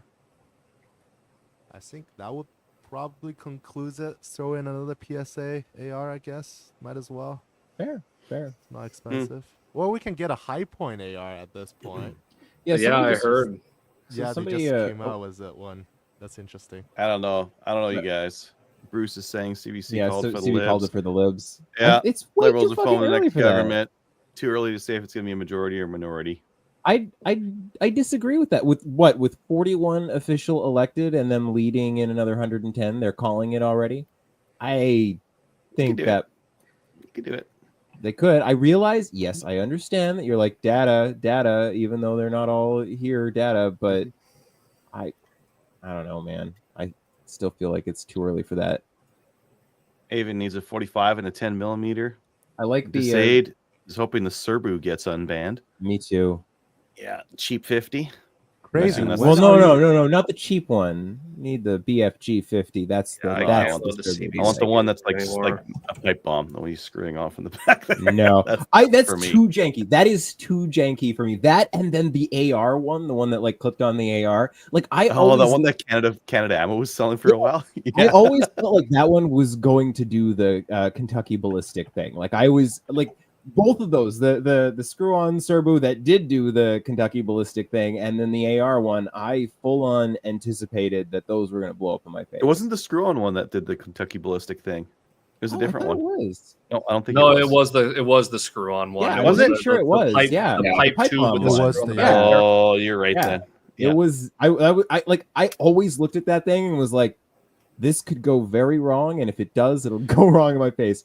Wait, just going wrong in your face. For the semi-auto PSA 50. Dude, I am waiting for the semi-auto PSA 50, but if I move to Texas, I'm going to buy myself a Serbu. Yeah, they're calling Carney's won his riding over Parber Ball. They're still not calling any of Poilievre's riding. Of course, well, with the longest ballot initiative going on, I'm sure they're going to be counting that one for a while. Wait, is it not active in Nepean though? What? Yeah, the longest ballot riding is active in Poilievre's riding. It's the only riding they targeted. Right. Oh, they didn't target Nepean. No, they were like, we were gonna, but we only targeted. That's what I've heard. Polyev. Yeah. And crazy. When are you gonna finish your big frame Glock? Never at this point. Like that's the problem is getting like I bought a Glock 2021 strip frame, thinking at some point I'll build it into a 45. Okay. Apparently, you just cannot get 45 ACP Glock parts in Canada. And since the Liberals made it so you need a license to buy frames and barrels and things like that, trying to import them from the States is going to be difficult, to say the least. Right. Aside from the fact of, wanting to not economically support America at the moment. But who I'll economically support America. I'm hoping that Carney wins and they just roll tanks right across that border. That's they're not going to need to. Let's delete that border. Yeah, I know, right? He's going to open the door and be like, "Oh, we have decided to delete the border." Wouldn't that? Okay, can we talk just for a minute? Carney wins, and like within a month, he does the Trudeau thing, but instead of it being like. Because like Trudeau promised us in his first term, 2015. Everybody go back to 2015. Trudeau promised electoral reform, true and honest. Your vote will matter. This will be the last past the post-election. Yeah. Three elections later. So Carney promises elbows up. We are gonna fight for Canada. And like within the first month, 180, no more Canada. We are all America now. Say goodbye to healthcare and say hello to all of the rampant gun violence that you're all afraid of. Oh, sounds amazing. One of the things that I hear about everyone saying goodbye to healthcare is, why would we actually have to say goodbye to healthcare? We wouldn't. You It would be provincially protected. There would be a way to mitigate people coming. The only and what issue, healthcare? I know, right? Right? Fucking right. We would delete it instantly in Alberta here. Almost certainly, yeah. But yeah. No, the thing with it is, like, one thing I found surprising that was never reported in the English media, but I saw it reported in the Journal de Montréal, is when Carney was a director at Brookfield, when they chose their offices in New York City, they decided to lease, on a long-term lease, a building owned by Jared Kushner, which is Trump's son-in-law. Yes. And they decided, curiously, to pay the entire $1.1 billion of the lease up front, at a time when Kushner just so happened to have a very difficult time needing $1.2 billion to pay off other mortgage debts. Carney bailed out Trump's son-in-law, and Trump is a very transactional person. Dude, I'm so hopeful that Carney is the true and honest carpetbagger that I've been telling everybody that he is, and that he just sells Canada to Trump. I really hope so bad. I can't tell you how bad I hope. Also, Terry Beach, fuck you. You're only ahead by 20 votes. I'm sorry. I'm looking at my riding right now and my long-term MP that I actually do like as a person. I hate his, professional. You didn't vote enough, Dustin. You should have voted more times. How many times? Could I have voted more than once? Because I should have. My riding is pretty solidly conservative. I don't know what you're doing. Vote early and vote often. I will say, I will say they've only got like 200 votes, collectively here, and like 6 of them are our house. They've called my riding the Liberals as well, which is unfortunate because I do not like my incumbent MP at all. I don't really want to say who she is and dox myself. That already does enough, but yeah, not happy. Oh, York Center looks like it's actually going to flip conservative, which is surprising that they're going to win a Toronto riding but not the election. You know what? I'm sorry. I refuse to accept that it has been called for the Libs with that few actual seats the Conservatives still have 2 more people elected than the Liberals do. So I don't know. I refuse to buy that. And currently, the Liberals are, what are they looking at? 158 or sorry, 157. Conservatives 130. The Conservatives are going to run the table. Even the Liberals would need to collect the Bloc and the NDP, and even then, what's the math? Yeah, okay. With the Bloc, they can run the table. That won't last for long. The NDP don't count. They don't have a seat yet. The NDP haven't elected anybody. I'm just looking at the the projecteds here. 157. Oh, it went down. 156 for the Liberals. 133 for the Conservatives. 9. Dude, we're gonna have an election in 9 months if these numbers hold. We won't make it a year. There's hopefully we make it enough for I know the pain to be felt. Yes. We needed enough for the pain to be felt, but not enough for the Liberals to actually implement any of the gun stuff. Which, if Natalie Provost wins her seat, they're going to be very hawkish on the gun stuff. But they can't without a majority, without a strong majority. They can't get away with that. You got to remember they absolutely will. The Bloc Québécois will support it 100%. Hang on a second. You guys aren't looking at where the Bloc is being elected, though. That's rural Quebec. It doesn't matter. The Bloc are ideologically opposed to firearms because even in rural Quebec, they are FUDs. The Bloc has always supported the Liberals on gun stuff. They still have a long gun registry, right? So definitely floods. Look. I'm also looking at the numbers right now. We've got 2.5, 2.7, 2.7.5 million votes counted. We know more than 7 million votes were done just in advanced polls. That means there is another 5 million votes on the table just in the advance and not counting votes today. I'm sorry, it is too early for you guys to be, giving it to Carney. Even if this holds, I'm telling you, we'll be in an election whenever the Conservatives feel like it's time. Because I don't think that the Bloc will tolerate Carney for long. As much as Natalie Provost might have a boner for gun control, they don't have a budget for it. They don't have a budget for it. When have they cared about not having a budget for anything? No, but like, confiscation, just go straight to confiscation. No, you can't go straight to confiscation without paying for it somehow. Like, for real, they're just gonna come to your door and take them off. That is gonna end badly. That ends badly, 10 times out of 10. That, like, I don't think that the collective Canada has a stomach for police going door to door. I don't think that that's a thing that they've got the stomach for, and the RCMP have said they don't have the budget for either, right? You send cops door to door, that money has to come from somewhere. They don't have a budget for it. Also, I mean, in the most money. totalitarian shitholes like the UK and Australia and New Zealand, they still paid for them.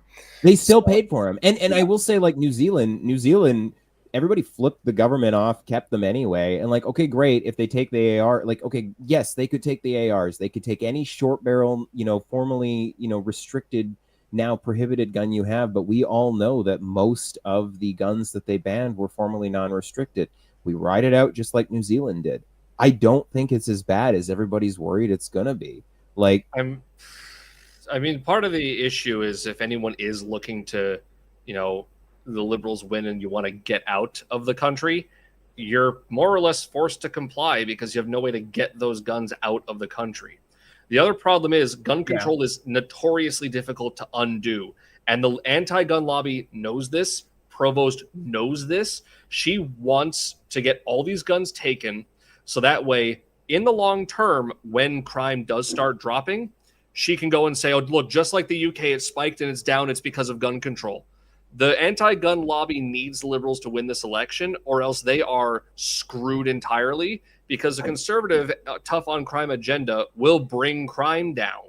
Like, a lot of people go and crap on it, but crime was falling until Trudeau enacted a whole bunch of reforms to bail, until carding stopped in Toronto, which is a bit of a can of worms to open there. But but this is the thing, dude. Like 3 more years of the Liberal crime policy, which is where we're looking right now.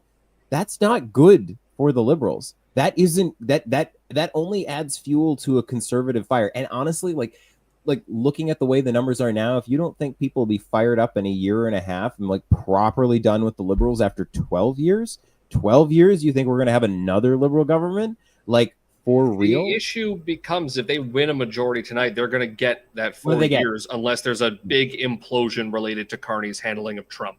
I don't think they see unlikely. I don't think they see a majority. Like, if they see a majority, great, I'm moving. But like, I still don't feel it. A minority from anyone, I think, would be very volatile. We'll be back to the polls, I expect, in short order. Yeah. Yes. In a year.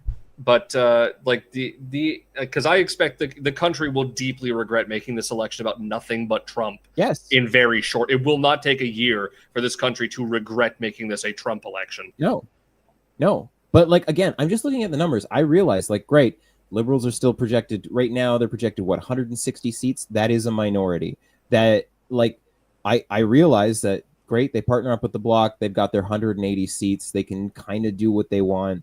But that means everybody has to vote the same. And again, like, zoom in to some of those seats. Like right now, I don't know that those projections hold for some of the slimmer spots. If they don't make a proper solid majority, I don't think we have as much to stress about as you're dooming and glooming right now. I think, because remember, under their majority, they made less progress on gun control than in a minority government. It was because they had the NDP minority. Yeah, but they had the NDP, and they didn't need to pay attention to anybody else. And they have the Bloc, and they won't need to pay attention to anything else there. I'm sorry, the Bloc and the Liberals do not go hand in hand. The same way that the Liberals and the NDP on the guns. The Bloc will absolutely support the Liberals on any gun control. Think about it, though. Think about it. Anything legislative is going to take more than a year. It's going to take more than a year, even if they're moving at light speed.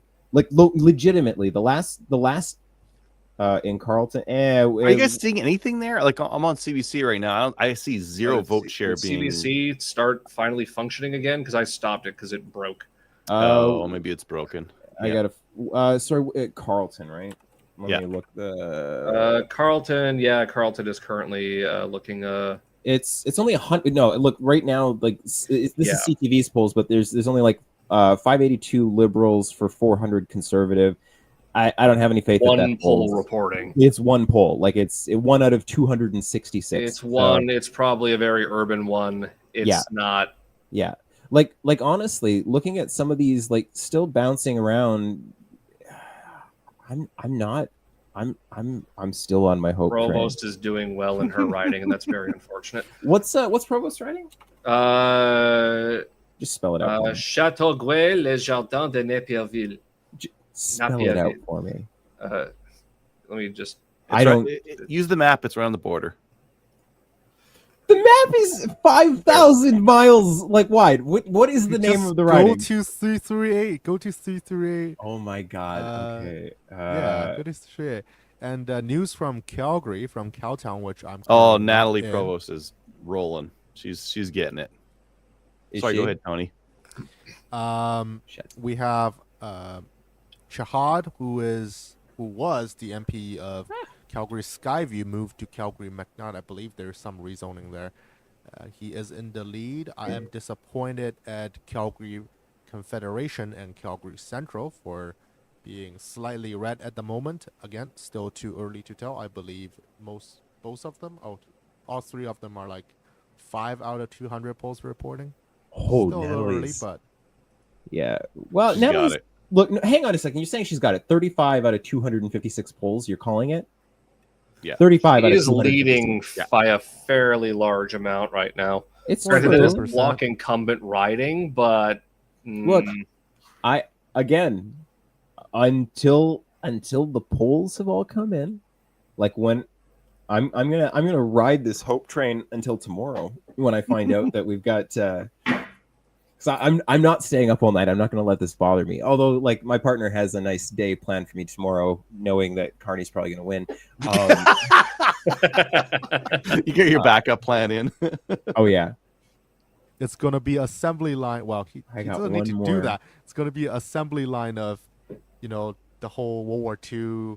Parkerizing, dipping into Cosmoline, putting into crates. I don't have to do any of that. No, legitimately. No, you want to know? You want to know what like next week looks for me, Tony?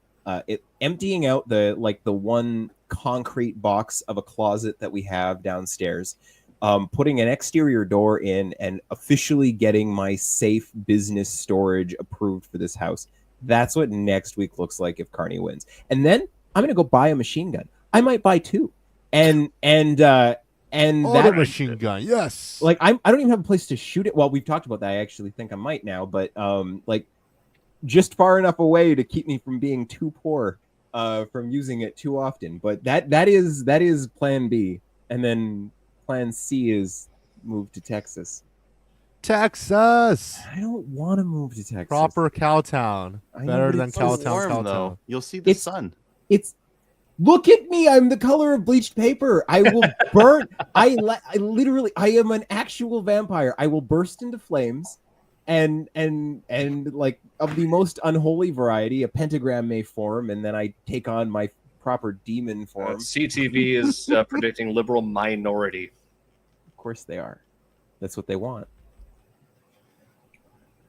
Nobody will defund them then. They're gonna with what they're CTV, at right now in seat, right? Is it 173 or 178 for a 172? Majority? 172. Then they have enough support right now with just the NDP again. For the with the NDP they could have a slim majority. Or sorry, that would be all right. But bear in mind that would be a simple majority by the time that they put a seat in the somebody for the speaker. That isn't actually enough. Yeah, then they'll get Elizabeth May or whoever it is for the Greens to help them. I don't think Elizabeth May is going to get that seat. Well, actually, that was one thing. Is Saanich Gulf Islands was apparently polling conservative. Yep. Which is kind of weird, but hi, smooth criminal. You drinking the wrong type of alcohol. Why you drinking American-made? Who? Me? No, someone is smooth criminal. Aaron is drinking bourbon. I was going to say, this is German. This didn't even come from this continent. Yeah, pardon me while I go get my Polish vodka. Yeah, y'all are too doomy and gloomy for the number of votes that have actually come in. SIG MCX. That'll be my choice. SIG MCX. SIG Dude, MCX. SIG MPX. MPX, sorry. If I do move to the States, no. There's both. I want the MPX. That's the one I want. You want I want the pistol. I love little sub guns PCCs. so much. PCCs, short barrel, put a can on them, call it a day. I love little submachine guns. They make me the happiest guy in the world. Yeah. Well, honestly, like my Raven, the PCC, it was great. I loved it. My Scorpion Evo, dude. So I own one of the first Scorpion Evos ever to come into the country. It was one of those guns that I paid attention to, like the whole FRT process, the prohibition of it because it could be technically made full auto some way, somehow, even though we won't tell you. The send back, remanufacture this, send it back. No, fuck you. Send it back again. Okay, this one is approved. And yeah, I got one of the first ones from the first batch that came into the country. I love that gun so much. Oh, man. Yeah. I don't know. MP5 would be amazing. Yeah. MP5K. I want that little guy. Yeah. Yeah. I just want my AR. Yeah, I'll settle for that. Yeah. Oh yeah. Yeah. I would love to shoot my AR. Out in somewhere where I don't have to rent a government range again. Mm-hmm. Honestly, for some reason, like I'm really easy to please. I just want guns that work and don't break all the time. That's what I want. Yeah. That's really all I want. I have more of a wish list than I have a wallet to afford. Oh, hey, Melissa Lanceman did get her seat. That makes me happy. I love her. Thornhill, yeah. Yeah, good for her. By a good margin. I like Melissa Lanceman. I hope that she's our next prime minister after Pierre. I mean, that would be one curious thing for all the whole thing of, oh my God, homophobic, anti-abortion, blah, blah, blah. She is a gay... Jewish lesbian female. Yeah, I know. I love can't level any of that against her. She's also feisty as all fuck. I love watching Melissa Lanceman rip people apart. It's so great. She's one of my favorite government figures. I quite enjoy her a lot. No, if we're talking about the fantasy of we're back to 2019. Then I've already decided I'm draining my savings to buy a VZ58 and a Chinese M14. If we get the simplified classification system, then I'm going to declare bankruptcy. Because I want 10 different kinds of AKs. Yeah. Right off the bat, I want a Krinkov. I knew you were going to say a Krink. Immediately, I want a Krinkov, and I want something Polish as well, because I'm going to Polska Góra fake nationalism for my ancestry. I want a Viz 100. I want a Makarov. I want a PPK. I want a Snubnose 327. I want a G3. I want a modernized G3. I want to. Oh yeah. I watched a video from 9hole where they went over the Portuguese and the Swedish modernizations. I have to go over it again, but I remember preferring the Portuguese modernization, whereas Henry preferred the Swedish one. But it made me look at that and go, I really want a G3. God damn you, Jean Chrétien. My dad wants a FAL because he carried one in the army for a decade, and he kicks himself for not getting his license in the 80s. I want a C1A1. Dude, surplus. Yeah. I mean, could the Conservatives and Bloc form a coalition? It's very unlikely. Coalition governments are just not a thing at the federal level in Canada, and even at the provincial level, they haven't really been proper coalitions. It's been supply and confidence. We don't need a conservative. We don't need a coalition. And honestly, look. The way this whole shitty, fucked up system is supposed to work, those parties are supposed to work together. And I will say that Blanchette did say, whoever is the balance of power, I'm looking forward to making a deal with you. I will also point out that the numbers have shifted a little bit, and the Liberals have gone down a few, and the Conservatives have gone up a few. I don't know. I'm just saying. And also the Bloc have gotten a few more seats. They're 14 with another potential 10. Looking at 24, that balance, that's nice. But the thing with the Conservatives and the Bloc forming a coalition is we'd either need to be in a situation where the Conservatives and Liberals are so close in numbers that Bloc pushes either of them over the majority threshold, or we need the Conservatives to be leading anyways, in which case they would only be forming a majority or a coalition for the formality of stability, which they probably won't bother to do. Coalitions just do not happen. at the federal level in Canada. It is just not a thing. All right, I'm going to flip flop here for just a second and say that like if this holds right now, I like actually okay with this right now. I would rather the Liberals take a slim minority and have to cut a deal and know that we're going to go to an election again in like a year and a half, and people are going to be more pissed off that surprise Carney was Trudeau 2.0, and that nothing gets better in a year and a half, and that Orange Man didn't invade Canada, or Orange Man did invade Canada, in which case we're fine anyway. Like more than fine. More than fine. I don't know if Orange Man's going to invade Canada, but like Danielle Smith and Preston Manning have been trying to drum up a lot of Western separatism. And people talk about, it's only at 30% in Alberta right now. It's more. In 95, before the Quebec referendum on independence, it was apparently also only at 30%. And that referendum was razor thin. That was razor thin, right? Yeah. So, I've already joked about this, but I'm actually serious. I've got family in Saskatchewan and really close friends in Alberta. I'm going to hedge my bets, going to have an address registered in both of those provinces, like the second there's a referendum even talked about. So what the government did in the case of Quebec, as I understand it, is they took whoever the hell they could and dumped them into the province with whatever BS job they could fathom for them, in hopes that because they were dependent on the government getting them there, they'd vote no. In the separation referendum. And I must say, if the government does anything similar to that for an Alberta independence referendum, I will more than happily take a government job to move me to Alberta and pay for all of my expenses to go to Alberta. And then we'll see where the vote ends up landing after that.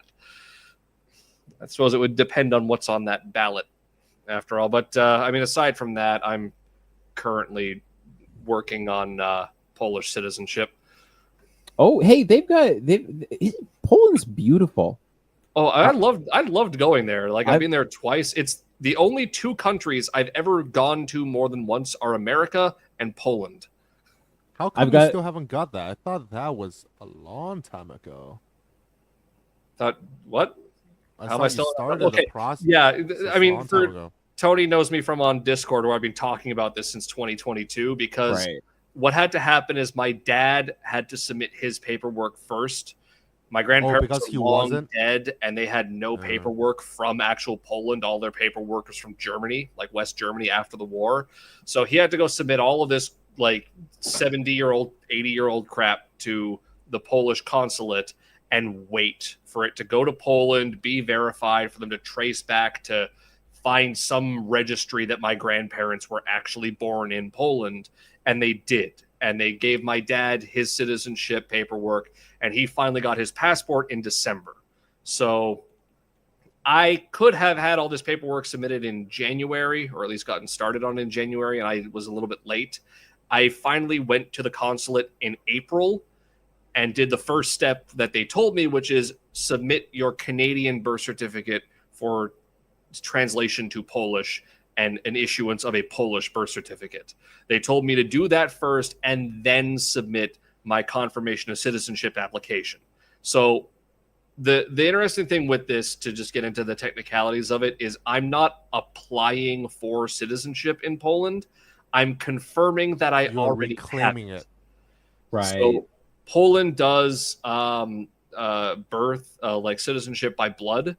So if you can, their law currently says if you have one parent or one grandparent or two great-grandparents that you can prove were born in Poland, or I don't know if it's born in Poland or born Polish, but if you can prove that to the Polish government, you are Polish.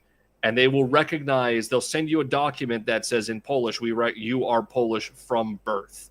And so my dad got that document, which means that I am also by law, according to this, Polish. I just still need to go and submit the paperwork, because they told me submit the birth certificate first. They told me it'll take 4 months, but my dad said it took him 2. And then after they get the birth certificate to the consulate here in Toronto, I can then go back with the application for confirmation of citizenship, submit that. Hopefully it won't take as long as my dad, because my dad took 1.5 years, but it should be quicker for me. Yeah, and then I get that back. Right? Then I go back in, apply for a passport, wait for that to show up. But realistically, what I'm expecting is by this time next year, I should have a Polish passport. And yeah, worst case scenario, if the country explodes, you can go to any country in the EU. Exactly. And frankly, when you want to look at when you want to look at this from a perspective of just gun rights, ignoring that there are a lot of actually good reasons to move to Poland right now, despite what some people might think. When you look at the terms of gun ownership in Europe, like everyone thinks Europe is like Britain, and could not be further from the truth. No. Continental Europe, you can own a handgun in every country except Belarus, as far as I'm aware. Really? And you can own semi-autos in a majority of continental Europe. Yes. And Poland, in terms of European gun laws, has some of the loosest. The maintenance of a license is a bit annoying because you have to get a license for a purpose. And the three main purposes are hunting, sport shooting, and collecting. Of them, the collector's license is the easiest one to maintain, but it's the hardest one. They make the license harder for it, the exam. And to maintain, you just have to belong to a collecting organization. Sport shooting, as I understand it, they're changing the law around that a little bit right now. And what it is you have to belong to a particular sport shooting organization that's like acknowledged by the government, and you have to actually compete to prove that you're doing it. So prove like one match per year. Done. Yeah, basically one match per year I competed. Great. And for hunting, you have to prove you're doing hunting. You have to join a hunt club at some that have property, because in most of Europe you can't hunt on public land. It has to be private land. So you got to join a hunt club that has its property to hunt on. As I understand it, to get a sport shooting license, you have to belong to a gun club for 3 months prior to applying for it. For a gun license for hunting, you have to belong to a hunt club for a year and do things like building blinds and baiting animals and setting up cameras and stuff. And it's a bit annoying. Have you looked at? So I realize, like, obviously Poland's a country you're looking at becoming, citizen of. Have you by chance looked at Germany's gun laws? I have a couple of close friends in Germany. And he's going through it now. I need to pause for you guys. We're Let's do an update. Reporting Greens is having 2 leading right now. Ooh, yeah, right. Insane. Lizzie May must be ahead in her seat. In her riding, yeah. I'm gonna say, I don't know how to comment on the Green Party, but she earned her pension, not like some other people. Okay. We're looking at Liberal 156, Conservative 146. Bloc Québécois 25, NDP 10. It's so much tighter than it's so tight. This is you guys were sitting there dooming and glooming. But you look at what the NDP's popular vote is right now: 266,000. Bullshit! It's wild. That party has completely collapsed. This is not good, by the way. But no. Look, hang on a second though. Look.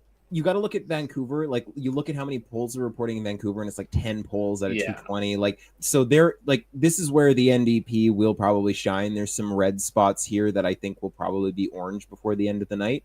I hope. I don't like how much better Terry's doing than my conservative candidate for the effort, but someone was asking where we're getting the 2 greens and that kind of thing. Yeah. They show 2.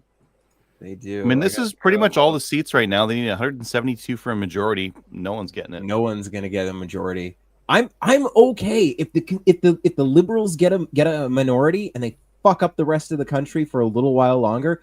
Fuck it up. Hit the gas. Ban some more shit. Ban the SKS. They don't need to. Trump will do some more random stuff. That'll fuck up the country. You're not wrong. So that's the other thing. Another year and a half of Trump hitting us and Carney either opening the doors and saying, okay, Trump, 51st state, or failing to, secure us that deal that he's promised that he's going to do. And we have another election in a year. Is that so bad? Like, it's been 5 years since you could shoot your AR-15. Yeah, it's horrible. Do you need to wait one more year? Like, could you wait one more year to shoot your AR-15? A conservative majority would be better. But a liberal minority in a time of strife, when they're going to drop, is also okay. I would love to rub better than a liberal majority. I would love to rub it in the faces of every one of my idiot hyper lefty friends who have been the orange man bad, must vote for more of the same so that orange man can't take Canada, I will rub it in their face when orange man takes Canada or when orange man hurts Canada. He won't take Canada. He could hurt Canada. I know Canada would take a long time. You'd need to like grind him down. I mean, I still don't like. It's still crazy to me that we were 2 inches away from none of this mattering. Right. If only Americans had better aim. Well, no, you know what? Not even that. Honestly, like, admittedly, and this is the part that will go down in the history books. Pierre hit Trudeau too hard, too fast for too long. We had 2 years almost of Trudeau bad. Everybody was so sick of him by the time he was done, and in that message had just been run forever and ever. It was impossible for him to stay. The second that Chrystia Freeland cut his throat, like, that was it.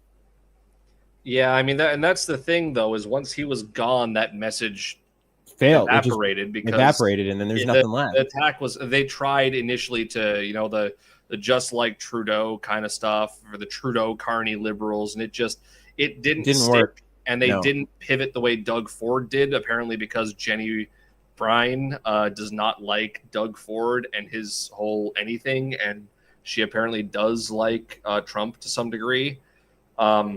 So she was the one in charge of the Conservative campaign, and they didn't pivot to attacking Trump harder, which to some extent, would it have really made a difference when everyone's also, oh my God, Polyev is Trump because liberals told us so? Yes, it would have. I think if he had set the fucking bridges on fire, like that's what it would have taken. A fuck you, Trump. Like literally that. Like if he had gone and been that old liberal guy that was in the election, fuck you, Trump. We will set this motherfucker on fire before we let you have it.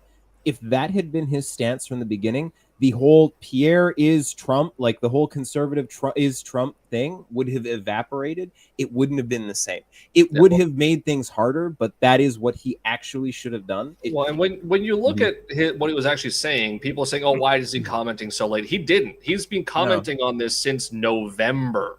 Yeah. Like he was not late to the game as some people accuse him of. No, and his PR game is weak though. Yes, yeah, that was the thing. Because he's saying it doesn't mean like the things he was saying was like, Trump, knock it off. Like what the hell?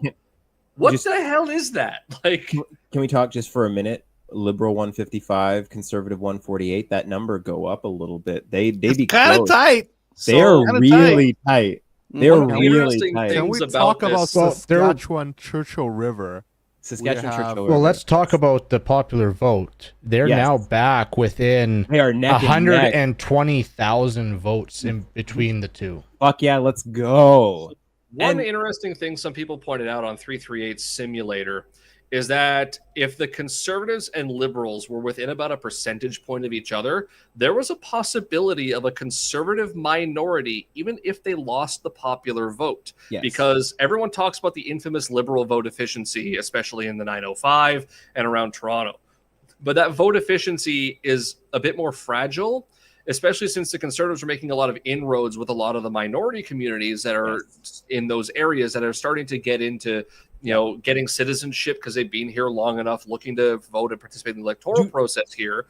So there was a possibility that the conservatives could win a minority while losing the popular vote. I talked about this a couple of shows ago. I went camping a few weeks ago up in the mountains out in BC. My shooting spot, there was like the first shooting spot I normally go to, there was this group of Sikh guys, young guys. They're like 25-ish, but they're all Sikh. A couple of them had the kirpan like right on them. I was really like that. I was like, that's cool. I appreciate a religion that's very much I must be able to defend myself. I'm like that. I dig this. Anyway, all of them livid about the guns that had been banned. And this was the first election that they could vote in. And they were like, yeah, fuck the liberals so hard. And there's a lot of people in that boat. I'm really curious real quick. Sorry, we've been talking a lot. Gustavo, what are your thoughts? Where's your head at now that we're looking at a little fluctuation? I don't know. It's a tight race, but I don't know. I don't really have a whole lot of hope that a year and a half will pass and everybody will magically just say that everything is fine again, because they had the ability to fuck up the country for 10 years and everybody just seemed to forget just because Trump said something.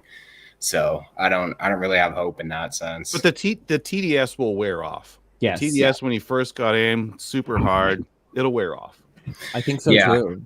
Like a little bit, not all the way. There's so much of that. Like I don't know, man. I have. It's been wearing slowly, and really, this is the reason Carney called the election as soon as he did, because it was his best bet at winning the election, was to call it early. The longer he would have waited, the more Trump's thing would have just been like, oh my God, when will he just shut the hell up? He wanted to capitalize on the fear early on and capitalize on the fact that he could stifle conservative criticism in a certain way by limiting the amount they can spend, because an election campaign has spending limits. The conservatives have way more money than the liberals. They can spend way more than the liberals can, and they could have branded Carney way worse if he'd actually waited all the way until October. Yeah, that's why I think it's very myopic when people think that they're really stupid or anything like that. You know, when you talk to most people, they just say, oh, the liberals are stupid. This was a cold, calculated move, and it gave them a pretty darn good chance at winning. So I wish, and I've been screaming this for a while, I wish that the conservatives had started branding Carney the second he put his hat in the race. They waited way too fucking long for that. That should have been like an assassination campaign that started day one. The issue is their assassination campaign, when it did start, was just to brand him Justin rather than going after him for him. Yeah.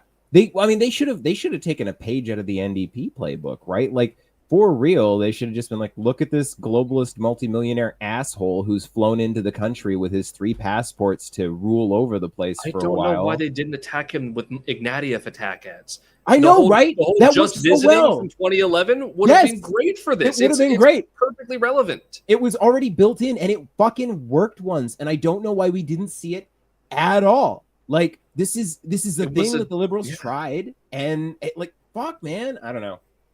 It was a big missed opportunity, but also at the same time, it didn't have it wouldn't have had the impact, because Ignatieff, the conservatives exploited the fact that Canada is horrendously xenophobic against Americans. Our entire national identity, as much as some people hate to do it, our entire national identity is not being America. And you can see that with the liberal resurgence, as they are standing here saying, we will keep Canada not America. And that is it. Can we, I just want to pull everybody's attention to where we are at 154 to 152. Oh shit. Boy, that'd be slight levels of tide. Okay. I'm honest. That's either party works with the block at that point. Either party works with the block. Exactly. Look again. I'm sorry. Everybody's doom and gloom, and I'm like, this shit is gonna be quite either way. I'm 3 drinks in. I'm sorry. I'm getting loud and excited. I should mute my mic for a while. I apologize. Thing is, at this point, it shouldn't be this close. Like, It shouldn't be this close. No, but have you met boomers? I know Eastern.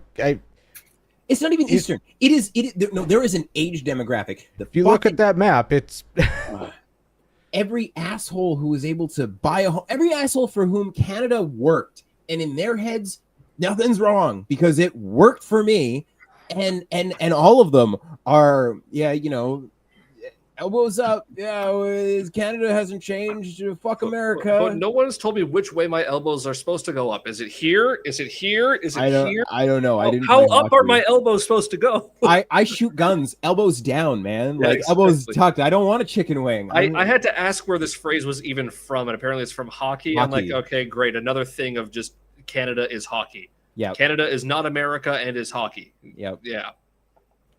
Plus, isn't it a super dirty move to do elbows up? I don't know anything about hockey, but isn't it like a super dirty move? Have you seen Carney try to hold a beer? That man hasn't played a hockey game in his life. Bullshit that he spent nights out on the rink practicing. Yeah, like he's a WEF banker. Yeah. Wasn't he pictured in some $2,000 shoes in front of a hockey net? Something retarded. It's hilarious. I don't know. The collective brain rot of the people that have been actively voting for him is almost comical, and it makes me weep, not just for the species, but for the country. Like, sorry. You had mentioned earlier about whether I know anything about German gun laws. I know a little bit, but they've been changing a lot because there's been a couple of attacks and a couple of foiled attacks that they've been tightening some things. As far as I know, sport shooting and hunting are the two main reasons you can get a gun in Germany. The hunting license is harder to get, but actually has fewer restrictions. Yep. As I've heard, the hunting license in Germany is referred to as the green diploma because it's green and it is as difficult to get as university diploma. But you can own like anything. Anything. There's multiple. And what does it take to rent a U-Haul there, though?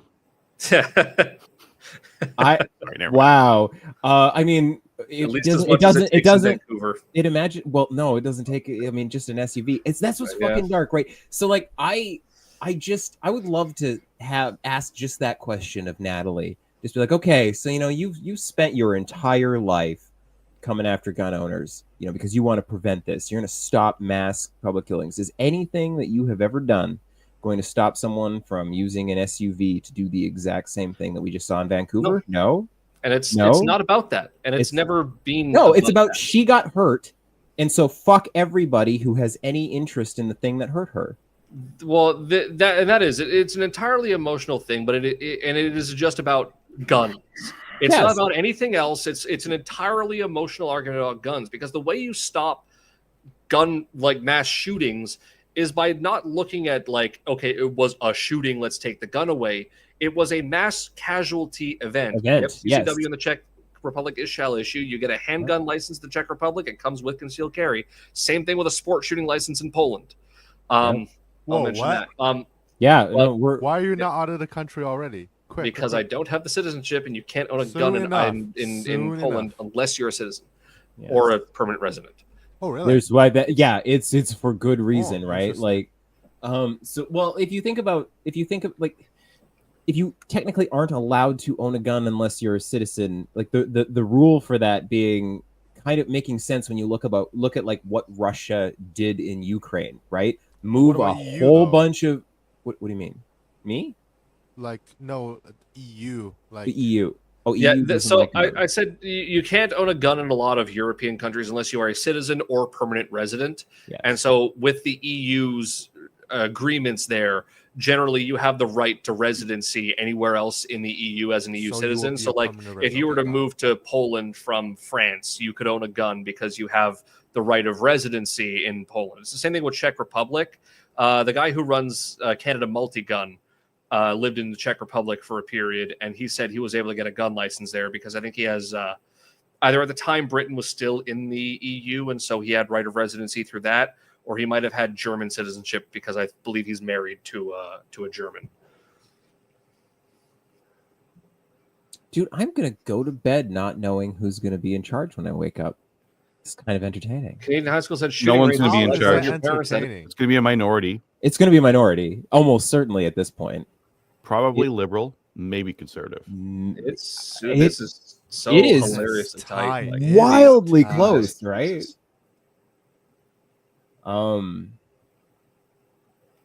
Wow. Oh yeah, we haven't checked Minority's good. Our old friend Jagmeet Singh for a bit. Let's see.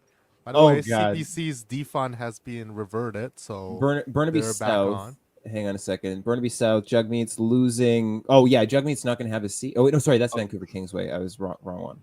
That's okay, so they called it for Mark Carney. He's leading by 5,115 votes, 29.4% margin. Jagmeet's losing his seat. Good. He is trailing slightly. It's still a little early to tell.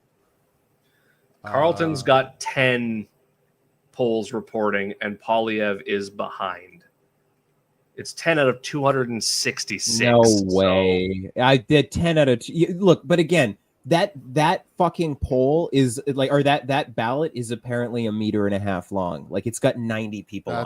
Yeah, I'm looking through here, and like a bunch of people have like 1 vote, 2 vote, whatever. Yeah, that one we probably won't know for a while. But he's an incumbent, and with like a 60 or 65% margin to like Polyev's not going to lose his seat. It's just the whole thing of oh my god, Polyev's at risk in Carleton. I don't.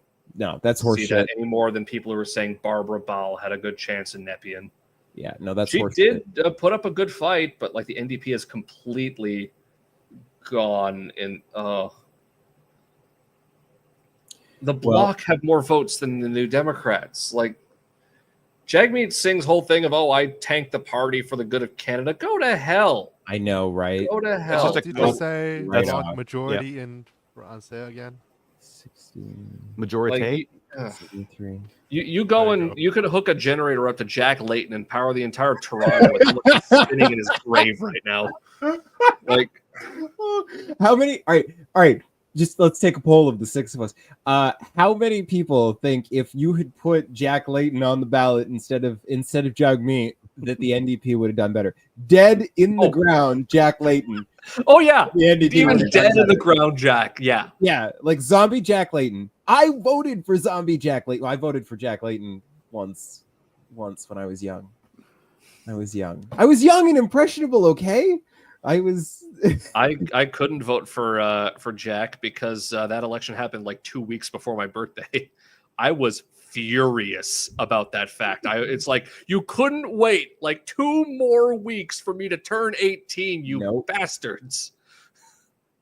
Zombie Jack Layton would have won. Zombie Jack would have won. Okay, Zombie Jack would have won in 2015. Zombie Jack would have won in 2015. Popular vote got 90K. Yeah, it's catching up as they count more votes in Alberta and Saskatchewan. It's going to imagine the Conservatives win the popular vote again and lose again. The Conservatives always win the popular vote. They've won like the last 3 popular votes by millions of votes. 2. I thought it was 3. 2015 was 3 elections ago. So they won 2019 and 2021. Did they? I thought they won the 2015 one. Was that 2015 was when Trudeau got a majority. He got a majority. Right. Yeah. You're right. I'm wrong. But I don't know. I'm not shocked that the Conservatives will win the popular vote because Alberta and Saskatchewan and rural BC exist. I mean, what's surprising is the fact that, like I said, pollsters were expecting this to be Liberals leading by 4% on average, and the Conservatives are keeping this way tighter to the point where it is a possibility that the Conservatives could end up ahead again by like 1%, which would be the polls being wrong, but not about who's going to win, unfortunately. Now, we've seen Liberal Conservatives kind of trading blows here for seat leads for a while. But we can expect Carleton's going to flip at some point, realistically. The Conservative, like for real, like hang on, let me share it again just so we can talk about it. I'm really bad at this. Here. Share. Okay, so like let's just look at the numbers for a second. The Conservatives have elected 95 to the Liberals 99. There is a 4-seat difference, and then the Liberals are leading in 6, leading the Conservatives in 6. This isn't like, dude, 1 hour of poll counting could put the Conservatives ahead.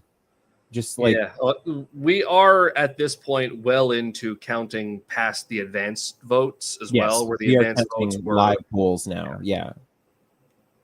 But we definitely are because we'll be doing the PPC screw the cons analysis. The PPC are not relevant enough to have really made a difference. I think anywhere. No. You look at where the PPC are at. They're at 62,000 votes this time. They collapsed just as much as anyone because their entire support last time around was about COVID. Yes. That was what drew people to the PPC last time. They were the only party promising to immediately end all COVID restrictions. So you got every COVID denier in the country made that entire election about PPC will repeal COVID, and that's where they all went. I'm just curious how Elizabeth May is doing. Oh, you know what? Elizabeth May hold on to her seat. Might be one leader again. That would be interesting. NDP are currently overperforming on the island because, as I understand, the Conservatives were expected to more or less sweep Vancouver Island. Well, hang on. Let's go take a peek. I don't like this. I can't use the mouse. I know. I hate the CBC one. Was way easier to use. But I refuse. Fuck the CBC. They're not defunded yet. We already paid for it. Look, hang on a second. No, fuck the CBC. Look here. Let's look at this one. The Malahat, they're up. The NDP are ahead by 76 votes, and there's still 240 polls to report. I think we've got a little bit of a game to. How far behind is Singh? I haven't gone and looked. How far? Okay, yeah. Let's go take a peak. Hang on. He's in Burnaby Central. Yes, Burnaby Central. Thank you. Used That's to be Vancouver. Burnaby South. Burnaby Central is currently the Yeah. Conservatives and Liberals are both logging him. Yeah, I know. Big oof. Sting is not gonna have that. Singh is toast. Somehow he gone. didn't think about moving That's his good. district. That's good. Oh, you know who else is gone and is unfortunately to the Liberals? Nikki Ashton is losing Churchill to the Liberals. Oh, really? So what I'm curious about to see is who is going to lead the NDP when Singh inevitably resigns. Because Notley. I genuinely actually hope. Good choice. I genuinely hope it choice. is because she will be the kind of leader that, like, she'll get votes in Alberta. The left in Alberta will coalesce around her, but she's the kind of pragmatic, pro-resource New Democrat that will gain points back for the working class in urban centers in Eastern Canada. I think you're right. Now that you say that, the best leader that the NDP. Well, so either that. No, the other one would be Wab Canoe. He decides Wab's not going to resign as leader of the Manitoba New Democrats. You think so? Not yet. Okay, fair. I don't think so. There's also the additional problem of there's controversy around his criminal record, and I don't know that right now running with the whole backdrop of felon in America that you want to run with criminal record in Canada, even though he has gotten a pardon. That makes We're sense. pretty light on criminals here in Canada, though. We love criminals. It's better if you're a criminal. Like, we'll go easy on I mean, we've got two premiers with criminal records, Wab Canoe and Scott Moe. And Scott Moe's got a DUI.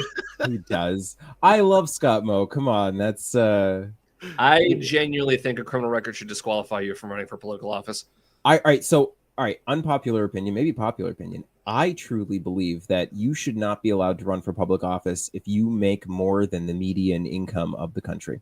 You'd only get people who don't make any money, though. No, you have to, you could put a cap on it.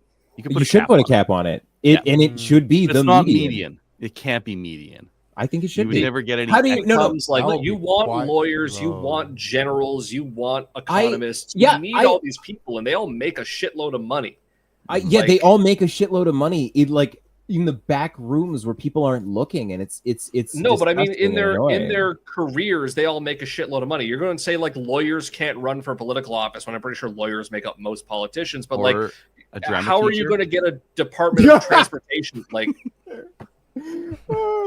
Stop it, Dustin. Wouldn't stop it. No, but he was a multimillionaire before he was a drama teacher. That's why he was a drama teacher. That's his income, not his asset. Not the same thing. There should be some sort of asset analysis. I just don't think that next thing you know, everyone's just a volunteer for a billion-dollar company. I don't think that the people running the country should be allowed to be wealthier than the average person, because how are you representing people if you're so much beyond them that you can't conceivably think you're better than them, Dustin? This is where the political party diaspora comes in. Supposedly that was the thing with the NDP, is they're supposed to be the working man's party.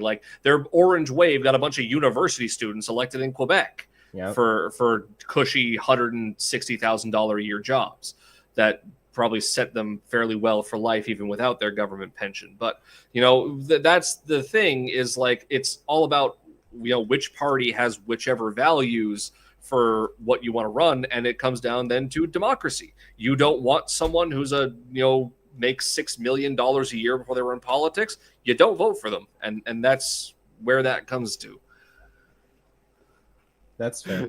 But I like to an extent, you need people the comments who make are right now. this kind of money and have these kinds of jobs. If you just take the comments on their own with no context, they're all unhinged. It's so good. Okay, let's get an So let's just put some numbers to this. So the median income of Canada is $68,400 as of 2021. Individual or family? Probably individual. Yeah, it sounds like individual. Yeah. The median income for a lawyer in Canada is $116,000.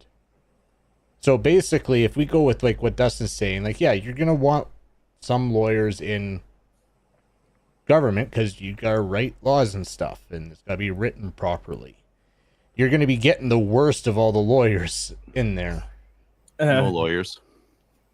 I would love it if when you bring in nobody really likes having to deal with lawyers, but if you're writing laws, you probably want a lawyer to write that law so you know how to close any loopholes or make it so it actually makes sense.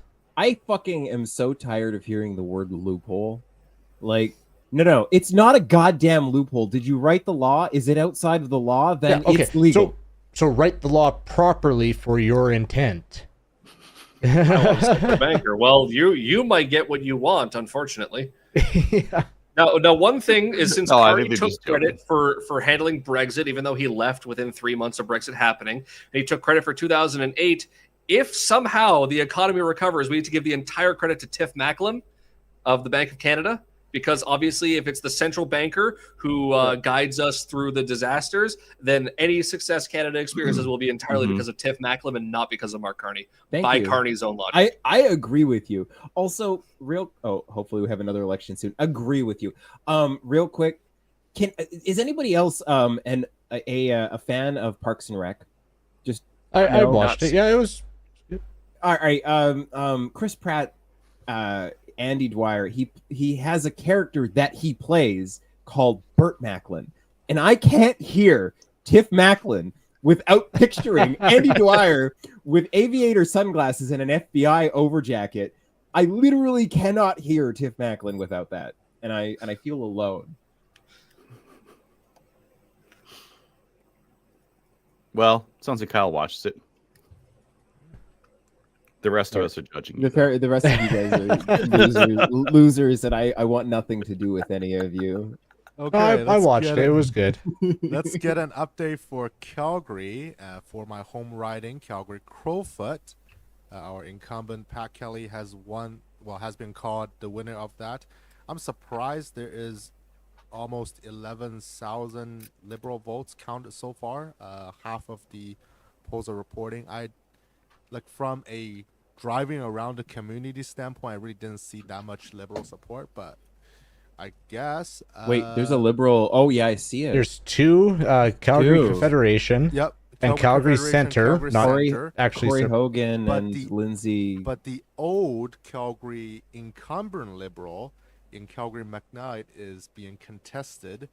5,944 votes versus the Liberal at 5,448 votes. 55 out of 196 polls reporting. But these aren't. But hang on a second. Both the two that I'm looking at, like the Calgary Center and Calgary Confederation, those are the only two Liberal ridings I'm seeing on CTV. Like neither of them are called yet. Hey, like they're less than half the polls still. Like one of those. Edmonton Strathcona is also Liberal right now as well. What? And, no. It'll be NDP. The Conservatives are currently leading. Or maybe that's what riding. That was the center of the Chinese interference thing. Yeah. Their Conservatives are leading in that riding right now. Oh yeah, Heather McPherson in Edmonton Strathcona. She's going to take that for sure. Yeah. Apparently, I need to learn my colors. Yeah. The two Calgary ridings right now that's Liberal leading is very close. Dude, 8559 versus 8539. So 20 votes. About a quarter is reporting. So they've called it for Terry Beach. God damn it! That doesn't make any sense. Only 65 of 220 polls reported. Maybe there was only I don't know. Sounds like you got to move. I mean, when they called Fredericton, they called it with 15 polls reporting. Yeah, fair.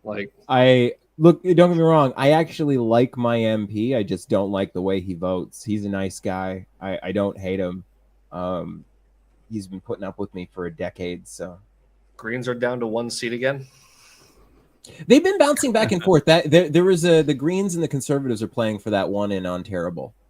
It was somewhere in Kitchener, somewhere I think. Somewhere, yeah. I was just looking at it as it bounced back to Conservative, but they're literally neck and neck, Green Conservative. Dude, this is wildly close. I haven't been so entertained at an election in a long time. It's It's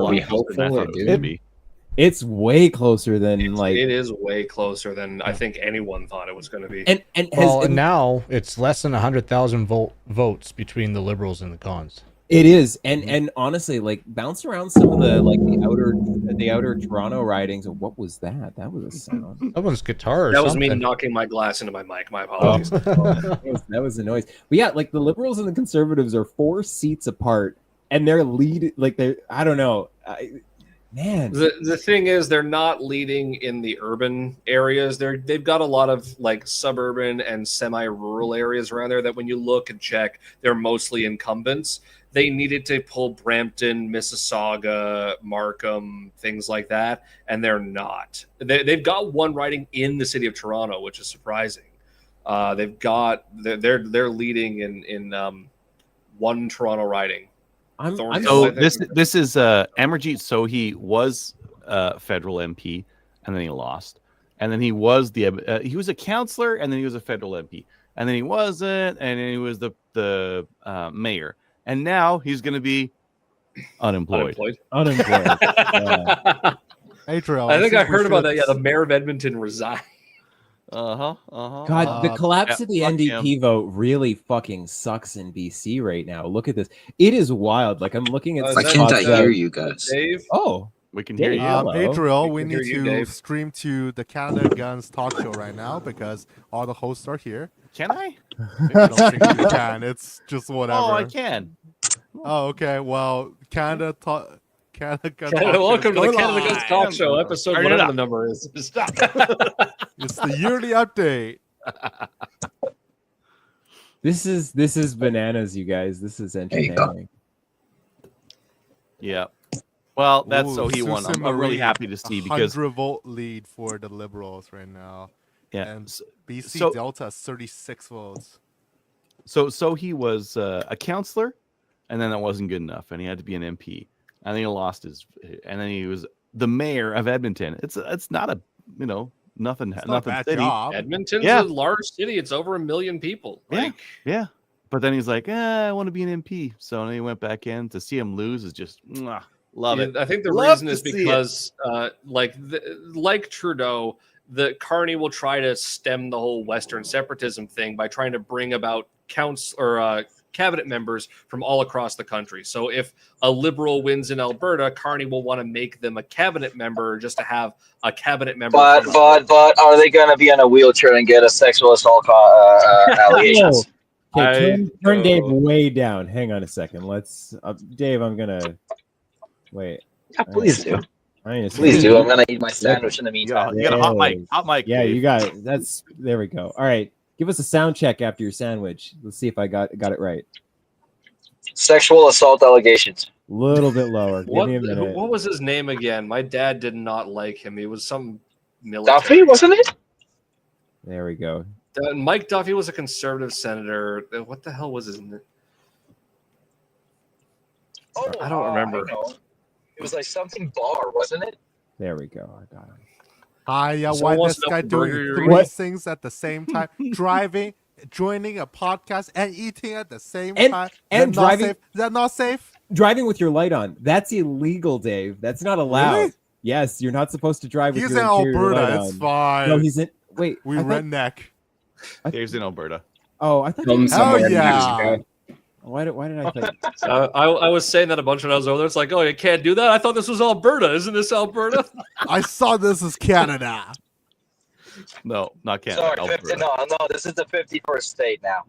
Right. Oh my God. You're gonna wait another couple months for Danielle to organize the referendum first. Oh my God. So what are the numbers? Did the block win? Yeah, we have no Jeb won. Jeb all 343 ridings went Jeb. I saw we're going for the Bloc Québécois majority. All right, I gotta pour some reality on you for a second. Hang on, I'll share the screen again. Calgary Confederation flip to the cause. 27 vote leading. Liberal minority. It is looking liberal minority. Projected Liberals 164, Conservatives 146. That's still going to flip flop. Right now, the Liberals have elected 114. Conservatives have elected 107. The Bloc have elected 18. The NDP have managed to elect someone. Congrats, NDP. They're only projected to elect 8 more potentially, so they're not going to have party status. They won't matter. it looks like the bloc will hold the balance of power in the next minority government with another 5 seats projected. The Conservatives have another 39 projected. That puts them at 146. The Liberals at 163. They're still bouncing around a lot. Although, let's just take a second and take our hats off for all the Canadians who have voted, because we're at well over 9 million Canadians having voted already, and many a vote still to be counted. This will be the highest election that we've seen. This is impressive. The most disappointing election we've ever seen, because people aren't voting for Jeb. Guess what? The Greens have elected somebody. What? Whoa. Which one? Elizabeth May. Yeah, Elizabeth May. Called Lizzie. Hang on. Sorry, I'll bring it back. I don't hate her. She earned her position. I don't like her. She's unpleasant. But yes, with 95 of the 265 polls reporting, Elizabeth May has accomplished 44% of the vote with 6,095 votes. I'm also surprised that polling said she's going to lose it. I didn't know why. So popular vote last election was 17,209,000. So if we're looking at about 10 million, we need another 7 mil to pass last turnout. And last turnout was not great.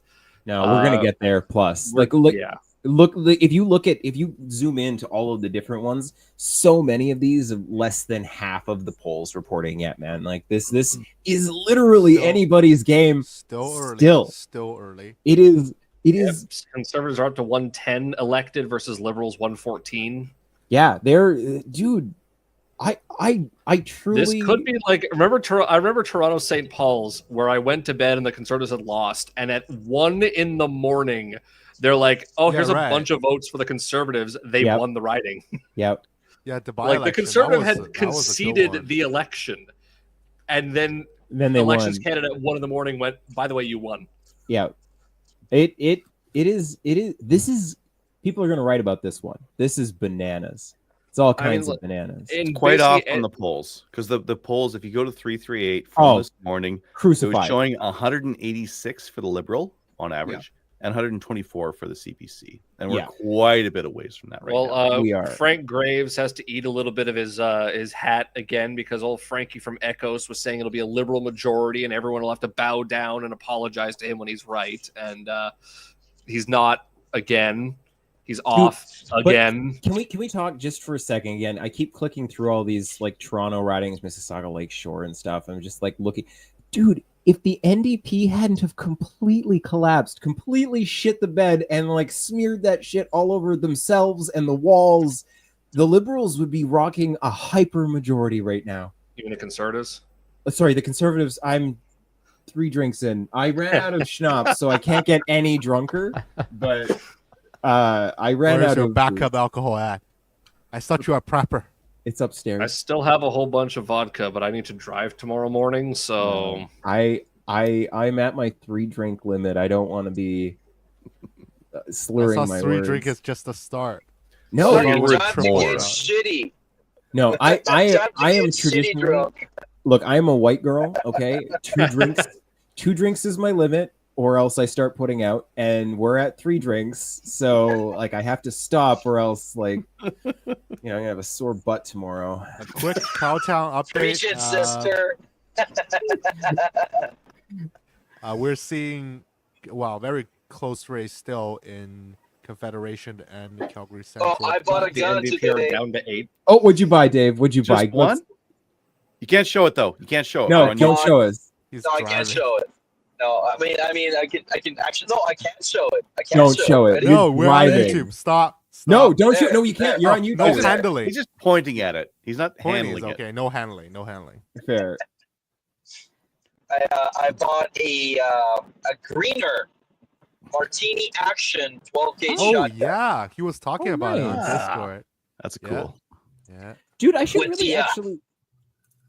Go ahead. The big boy 32-inch full choke barrel. Dave is the weirdest in this regard. He likes the longest barrel. I guess maybe.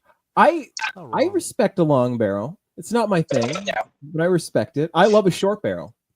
I'm a shorty guy. Like I'm so I respect those that have different length. I think I actually, with the exception of an 18 and a half inch, I have every barrel length available for the 870.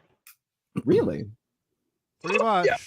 Pretty much. He is quite the contender, and he is quite the 870. I am a 870 contender. I am a 590 apostle, and I will always and forever love the 590 and 500 action type. Justin, Jack, become premier. Oh, what the fuck? You're Premier of Manitoba right. and get a Crown Royal sponsorship. I don't like Crown. I will never live in Manitoba. I'm a Remington collector, and I will fully admit that the 500 design is a better design. Yes, it is. And Mossberg has never done a massive recall. Sorry. They actually haven't. There is some rumor through the grapevine that Remington collapsed, died, shit itself, and then nobody's actually getting any more guns from Remington again. Who's making Remington right now?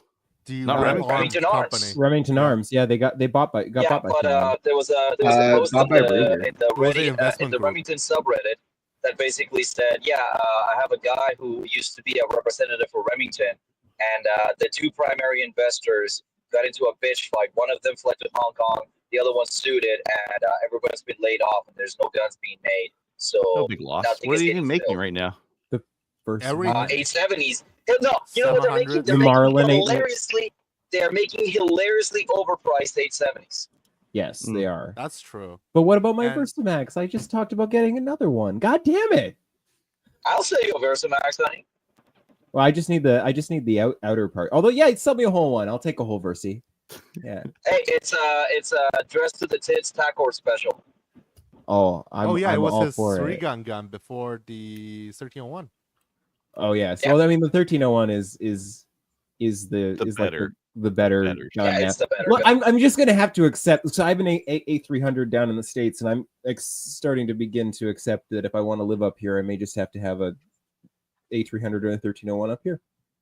Yeah, just have an A300. Just have the same thing. Or ¿por qué no los dos? Or an A5. Oh God, you guys suck. Like my wallet's and then already auto load. I'm sorry, I'm not a semi-auto. No, guy, I like having a little manual control over things. I appreciate that auto load feature, but I like the manual arms. Adriel, see if you can find my video. I think it might have been like 3-gun 2 years ago, where I had an 870 and an 11-shot magazine extension. So 11 shots total, or how many did you have in the tube? 16. 11 shots in the tube plus 1 in the chamber for 12 total. Oh, well, I got a buddy of mine who shoots 3-gun. He's got a 15-round tube. Stevens. Plus 1 in the chamber. 16. That's a spear. He's listening right now. He's listening to the show. Spear. Yeah. It's amazing. Oh, that's awesome. If the stage only needs 12, 13 rounds, he doesn't reload. I should tell you guys that I did something really naughty earlier in the year. I bought a Mossberg 590M, the magazine, detachable magazine one. $300 per mag. Hell yeah. Yeah, I got it for $500 plus holy crap. 8 free mags. 8 free mags? Are you kidding me? 8 free mags. I think I have 6. No, I think I have 6 10-rounders, 1 rounder, and 1 20-rounder. That's still 20-rounder. Yeah, the mags by themselves make it worth it. Yeah. He can load a whole flat of ammo into them, strap it on himself. Yeah. Burn the barrel out. No, you can't strap it on. I have to put it all in the dump pouch. The magazine, the 20-shot magazine is 1.5 feet long. Yeah. Banyak saying he ordered a Remington 700 SPS in 300 blackout on order for 11 months, never came, so he canceled it. Ooh. Yeah, told you. Remington is dead shit itself, and nobody knows about it. If the block becomes a tiebreaker, where do they stand on pew-pews? The block does not like pew-pews. The block is like, no, they're trying to be as European as possible, and Europe doesn't like guns, according to them. So they're just that's just the UK. So that's why I want block majorité. Block majorité. Crazy, can you do the proper French pronunciation? Bloc majoritaire. Excellent. So we've been all waiting for right there. That's exactly what I cannot wait for. I can't so wait for long them to make learn. French. It took me We have so a comment long here. Ask go ahead. Dave about his chassis. Oh, MDT. It's a Discord meme of sorts. Oh yeah. No, I had the misfortune of deciding to put an MDT chassis on my Tika CTR 6.5, but I'm double-handed by eye dominance, not by actual left-handedness. So I need a left-handed MDT chassis for a Tika, and because nobody else makes a left-handed chassis for Tikas. So I went looking, and they have this fancy pants chassis system called the ESS, Elite Sniper System. That means I'm a sniper now because there's a name sniper on it. Oh. Yeah. And then I waited to order the chassis during the MDT Boxing Day sale. Was it Boxing Day or was it Black Friday? Black Friday is the one for Thanksgiving, isn't it? Yeah, November. Yeah, so it would have been. Flip, you're right. It would have been Black Friday. Black Friday. Okay, so I ordered the chassis in November, and on the page it said back ordered, estimated shipping time 2 to 3 weeks. I want everybody to type right now in the chat how long do you think it actually took to come? Not you, Adriel, not you, Tony, because you guys know. I think I know as well. So. But I forget, so I could type in there. 4 months. What did he say? Something. How long did the chassis take to come? 4 months. CVC is apparently saying advanced polls have not yet been counted, which is Wait, are you kidding? The advanced polls haven't been counted yet? Supposedly, according to CVC. How is that possible? According to a report of according to CVC, but I'm not watching CVC. I don't believe that. But that would mean there'd be another 7 million votes over and above what's already been. That would be bananas. Yeah. Well, based on the advanced polling numbers, I believe I saw an article that said that they're estimating 80% of voter turnout. Yeah, I would believe that too, just by I don't know, man. That would be really weird. Supposedly, we'll get to see if the advanced polls really did favor the Liberals or not. What is our reality right now, you guys? What is this? Well, the reality is where MDT says that they'll deliver some shit in 2 weeks, but it takes them 3 months. Well, I just got to drive down to Chilliwack and knock on the door for you. Bro, it gets better. I straight up dead ass called them, and I'm like, yo, where is my stuff? And they're like, we had such a number of orders that we're just working through our next production run.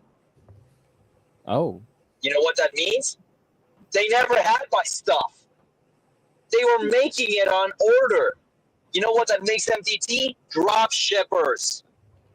Not necessarily. Well, if they oversold on a sale, that doesn't make them drop shippers. Plus, they're still producing them in Canada. Pre-orders. Okay. Yeah, that is a thing. What does 2 to 3 weeks, 3 months? How does that gel? Keep your hand. They're running on island time. Yes, dude. All right. Yes. I'm gonna change speed here just for a second because I'm scrolling through a bunch of the BC. This shit's gonna be decided in BC, y'all, for real. There's some close races in BC. Like we're talking. All of you people at Western 100 your votes mattered this election. Our votes actually fucking mattered for a change. Like seriously, scroll through some of the Surrey ones and stuff. Like, did you guys say earlier that Confederation Calgary flipped? I think it's still blue right now. I see the block leading has dropped to 23, which is exactly the estimation, I believe. God. unfortunately, Jonathan with the Green Party has been defeated in Ultramar. So Elizabeth May remains the rightful leader of the Green Party. You guys, the NDP aren't even a factor in BC right now. They have 8.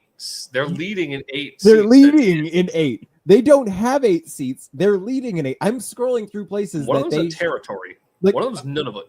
I'm looking at some seats that like I've watched them be real competitive in that should have and it's like it's not even close. Like we're talking 10% in like Vancouver, Fairview, South Burnaby.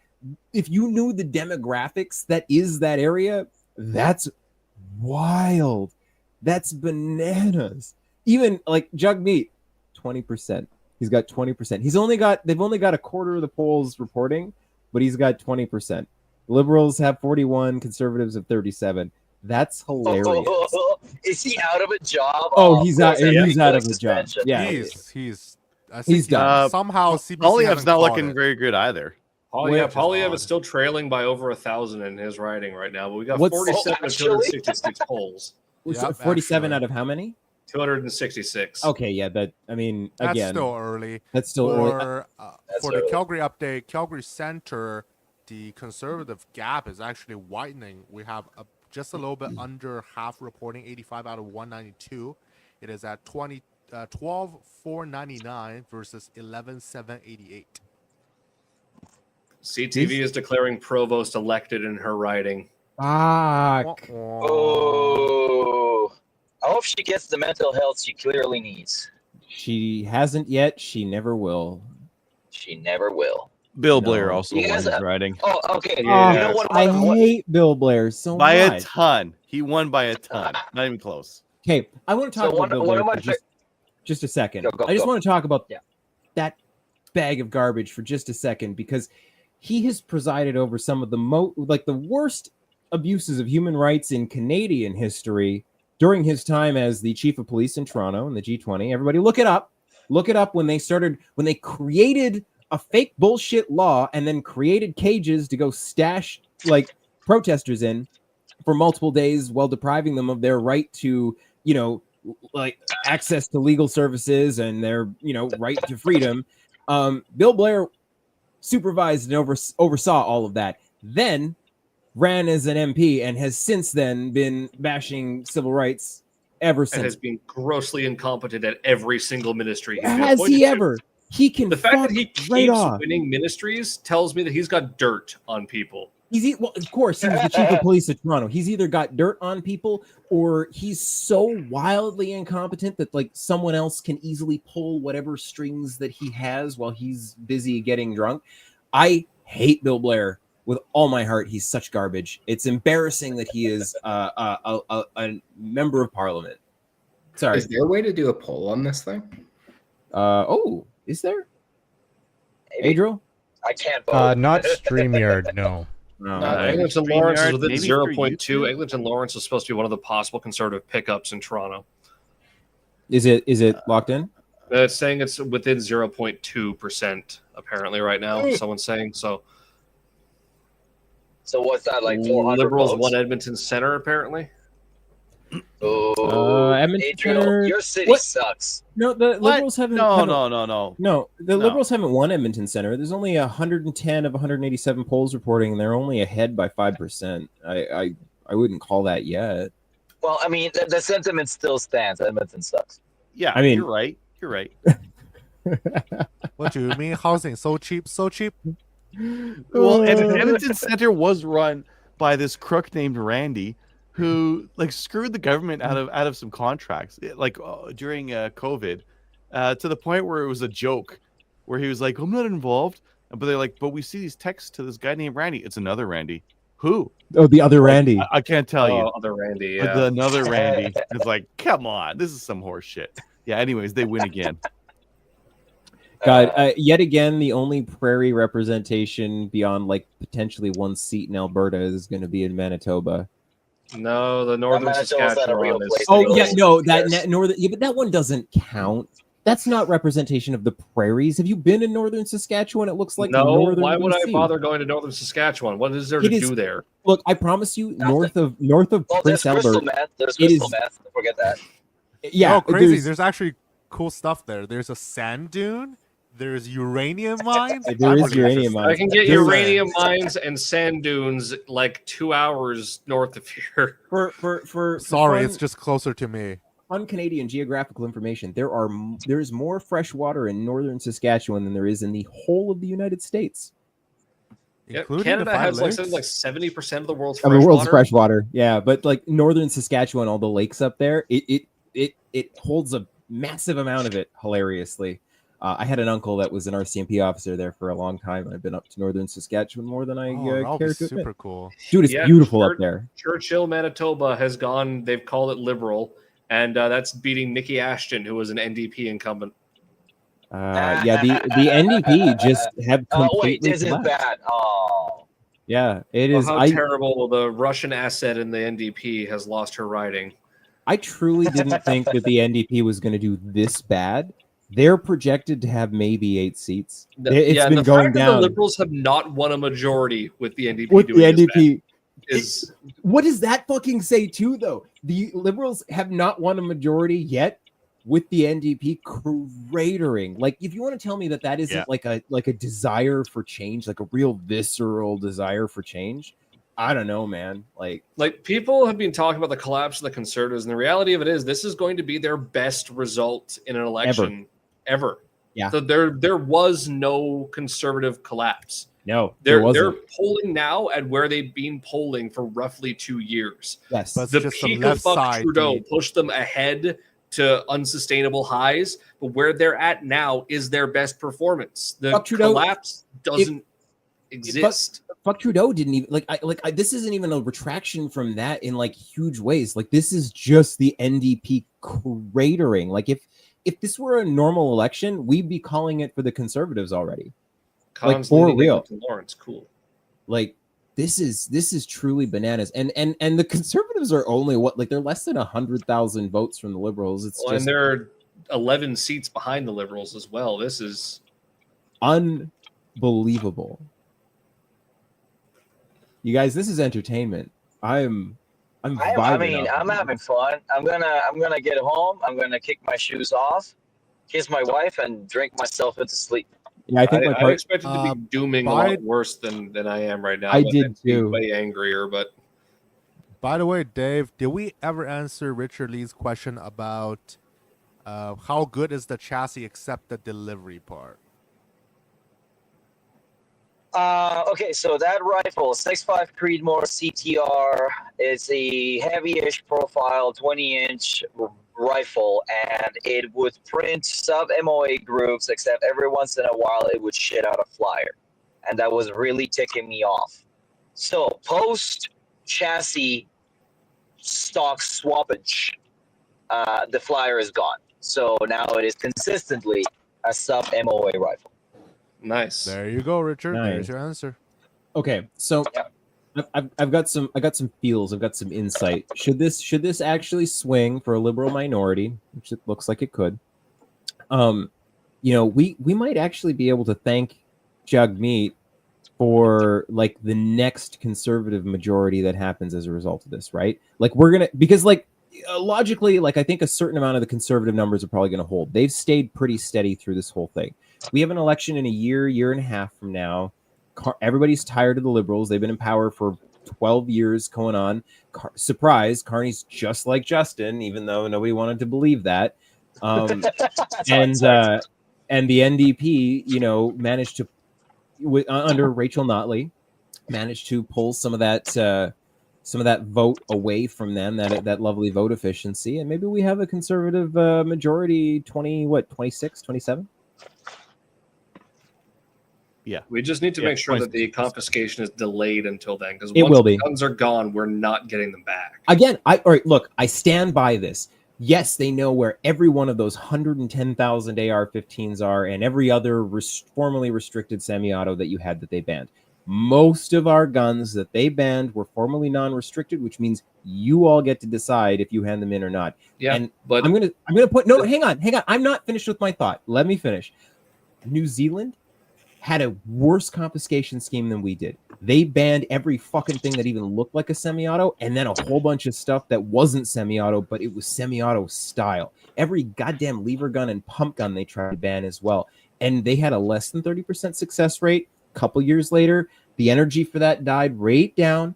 And a new government who formerly, like, again, even the conservatives there were like, yeah, we support this gun ban. We need to. Later, a couple years later, they come in and say, we've realized that this was stupid and we are going to undo this nonsensical nightmare. And surprise, a whole bunch of people had a whole bunch more guns than they said they did. The thing is, as far as I understand, they haven't undone it yet. They promised that 2 years ago and they still haven't actioned on it. Is there not some movement on that? As far as I'm aware, they keep promising they're going to review things, but it hasn't actually happened yet. I have not heard of New Zealand actually repealing any of their gun bans. And that's the thing, is once the guns are gone, we're not getting them back. Once the ban is in place, political will in the Conservative Party to repeal it is going to die. It's going to evaporate. Because what benefit is it there when the guns are already gone? I disagree. The guns aren't going to be gone. Look, I completely disagree. Short of a confiscation scheme that confiscates every goddamn handgun and formerly non-restricted firearm, which we know is an impossibility. Majority, then 4 years from now we'd have no handguns left. But they won't. They won't. I'm sorry. That isn't a reality from where I'm sitting right now. I don't think we need to worry about that. I think we ride out this nightmare for another year and a half. They don't have a budget for the kind of confiscation scheme that you're afraid of. I refuse to live in fear. I didn't live in fear this whole goddamn election, and I won't live in fear for the next year and a half. I don't think that they have what's the word? The juice to do it. I really don't. An anti-gun lobbyist has just been elected as an MP with them. Wonderful. They have the motivation inside the party to do this on purely ideological grounds, especially because they know that gun owners vote conservative. They will fuck us just because we are conservative. Crazy. You're not. I'm sorry. You live in You misspoke. You said an MP. You mean Deputy Public Safety Minister Natalie Provost. Look, I understand that there is that sentiment, but you have to remember that even being in a minority, especially with what they're looking at, great, they're gonna hope to use the block, but the block will only go so far as whatever is good for Quebec, and you know that they will bring them down in a heartbeat when things stop being good for Quebec. We're gonna see an election in a year and a half if the Liberals win. We're not gonna see no guns on no TV. Guns. Put it off. Put it out. No gun. We said this multiple times, Dave. Jesus. I forgot because the other one that we do with Adriel, we do it on Facebook, so it doesn't matter. And it's brand new, and it's yeah. That's a nice boat you got. I got some stuff off camera I want to handle too. Don't worry about it. YouTube's not looking right now. Yes, just either come on the show as a part of the Canada Gun Talk Show, or just make a Canada Gun Talk Show. I know it's been over a year. Whatever. Keep going. Yeah, for John Lemon, liberal popularity will tank without, not in too long. I look. The other thing is that they have already shown that they can't run a campaign on gun bans, man. They tried their fucking best on Orange Man bad and guns worse, and the Conservatives had 3 less seats with them than the Liberals, and the Liberals are leading the Conservatives in 6 more seats. And either party can work with the bloc and topple the previous thing. The Conservatives needed both the NDP and bloc. This time around, it's whichever party is going to offer the most to the bloc. Exactly. Who's going to take it down? Exactly. This is why I'm saying it is not the doom and gloom that you are projecting. I truly without legislation, they can't do the kind of things that you are suggesting they're going to do. Even if Natalie has a fucking giant raging boner for banning everything that has a magazine, she can have that dream. Let her have it. Let Natalie have that little dream. But I don't think she can get it done in a year and a half. No matter how hard she pushes, I don't think there's the sentiment. There sure as shit isn't the sentiment for it in the West. Like you're looking right now at what, like a half dozen seats in the West. Like most of the Liberal control is like, great, they've got their little like Toronto stronghold surrounded entirely by Conservatives, by the way. A lot of their other, like a lot of their red, look at like, okay, great, you've got rural, super rural northern Quebec, super rural Saskatchewan, Manitoba, Northwest Territories. Like we're looking at places that shit won't fly. And you peel off 1, 2, 3, 4 seats. Even my MP, like Terry Beach, shout out Terry Beach. He completely removed every single like gun ban thing from every bit of last election and this election, because he lives in an urban rural split riding where he heard an unbelievable amount of nonsense about the gun ban that he was like, I don't want any part of this. I'm voting the way I'm told. Like, yeah, but that's the thing, is he will vote the way he's told. Yes, he will vote the way he's told to a point. But when you start talking about like dumping $10 billion into a mass confiscation scheme across a 5,000-mile landmass where the infrastructure doesn't exist for it, and they'll never be able to pass anything to get the infrastructure. It's good. When's the next budget bill got to pass? They'll probably go for a budget bill shortly, because it was supposed to have been passed in the spring already. So they'll have to probably push a budget in the fall. But yeah, like I've said, and like other people are mentioning, the Bloc are anti-gun and will support any gun control. They don't care about what the cost is. I disagree. I don't think that the Bloc will support any gun control. The Bloc will support a lot of gun control. I could see the Bloc getting behind more OICs, ban all the semi-autos. You start banning pump actions, lever guns, proper hunting guns that are used by people on the daily for predator control, for farming. Like you live in like this hyper-urban area. They won't go full retard. They can't. They'll go half retard. We're already at half retard. You're gonna go 3/4 retard. Australia banned pump action shotguns. Australia is a different can of worms entirely. Australia also follows along with that like having a giant boner for totalitarianism. That doesn't exist here. We're on the way there, Dustin. I know. I'm sorry, I can't agree with you on this one, Dustin. Like, look what all the shit that they've been able to do under a minority government over the last 5 years. And you're gonna say they can't do more? They can. Yeah, they're OIC whatever they want to do. They've already proved they'll get away with it. I kind of disagree with you guys. Look, at the end of the day, up until now, they've been able to say assault rifles, baby killing, mass killing assault rifle meant for military, unacceptable for any civilian application. Anything beyond what they come for now, like anything beyond what they've already come for, beyond like a couple more semi-autos, they're going to face opposition because they will be coming after Grandpa Joe's gun. You start coming after lever guns and pump guns. They've already pledged they're going to come after the SKS, and that's the most popular rifle in Canada. Mm-hmm. Yeah, they're coming after the most popular gun in the country. They don't care. They'll come after whatever the hell they want because they're coming after the most popular gun. Natalie has said that she's coming after that. Wait until they do it. It's in their platform to settle the SKS debate. Yes, which means banning it because they tried that in the C-21 amendment. I say fucking do it. I know they will. I say do it. Ban the SKS. See how that works out for you. See if they have any of the native vote ever again. Ever again. They'll lose but Northern Riders asking what happens if Pierre loses Carleton. Technically, he's leader of the Conservatives until he resigns as leader of the Conservatives if he loses Carleton, which if he loses Carleton, he will resign as leader of the Conservatives. Any leader who loses their seat, I guarantee you, will resign because they'd be stupid not to. No, I disagree. No way. No, somebody else will sacrifice the seat. Somebody else will 100% sacrifice the seat. The party?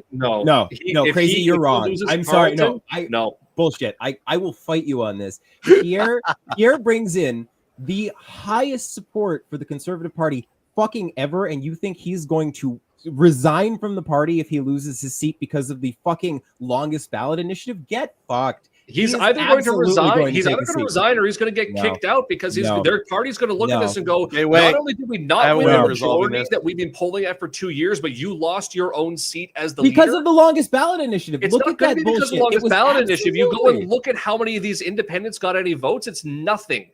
If he loses his seat, it's because people will have voted for the Liberal, not because they're confused and didn't vote for him. I disagree wholeheartedly. Now, the likelihood of him losing it, I still think that is not of going to the happen. group would like to speak. Adriel, it's your turn. Well, I was saying I know a way of resolving this. I want you guys to bet some money. Oh, you want to bet some ammo? 2, 2, 3. Oh no, that's we're high stakes. Tony, stop you want betting 308s instead? Okay, 308s. Shut up! Shut up! So Justin, there is a flaw in your argument on that. I don't know if he's going to stay or not, but you're saying logic. Yeah. Look at the election. Is logic winning? Oh, I mean, no. Logic is gone. Look, I can't talk logic. No, I can fully understand a review. Obviously, that's part of the conservative requirement, anyways. But there's no way that Pierre brings in the best numbers for the conservatives ever. With the kind of the only reason that they haven't already won is because the NDP has completely collapsed, and you think Pierre's going to walk because he didn't get his seat? If he doesn't get his seat, he's pretty much going to have to because it'll be all on him for having lost. Carney didn't have his seat either. Carney didn't have a seat. Carney didn't have a seat, and Carney didn't have a seat because he started off with no seat. I guarantee you, if he doesn't resign, they're going to kick him out, and you know who's probably going to go and replace him is Melissa Lantsman. Okay, I mean, I'd be fine with having Melissa Lantsman as my next PM, but Pierre is not going to walk with the kind of numbers that they're bringing in. I'm going to pause your argument there for a second. I want to circle back to the whole what they're going to do if they're a minority propped up by the bloc. Here's my thought. Because how either you can say we fight for it or the conservative fight for us on the G4 issue, we delayed the ban of most semi-automatic rifles by about a year. That's a little bit more than a year, I think. But they still forced it through. So I'm just thinking, to me, as an amateur, I'm not really into the whole political thing. Let's say, well, not how do you say, very involved in it. I'm just thinking, what is a thing that they can't do? I feel like they can't just do anything they really wanted. So anything with legislation. They're just gonna do everything. Because why not? And there's also the liberal version of the simplified classification system. Yeah, that. So that could be. They're not going to do it as a minority. They won't. As a minority, they'll do OICs, and they'll be a pain in the ass. I don't think they'll put any. Well, they could. They could, but on a short term, they won't. And I don't think the government will last a long term. Here's my other argument for why I don't believe they'll go full retard right now is because just like every other goddamn election with this particular wedge issue, they can't give it all away right now. If they ban everything, do the full confiscation, no way they get that done in 9 months, and no way because they're going to want it as a justification for the next one. Like that's always been the thing. That is why I don't think that they will go full. They certainly, I don't think that they'll come after the handguns like full stop. If they had a majority, I think they might have. Yes, in a minority they won't, but they'll go for a bunch more bans. Sure, ban more, ban it all. I want to see it.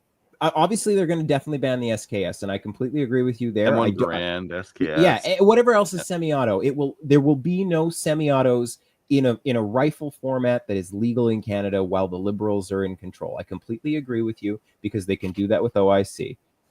But yeah, we didn't have that either. But, how does Puerto Rico have their elections? Sorry? I don't know what they consider the leader of Puerto Rico. They call it president or they call it governor? It's I don't know. No idea. What does it say? Yeah, I'm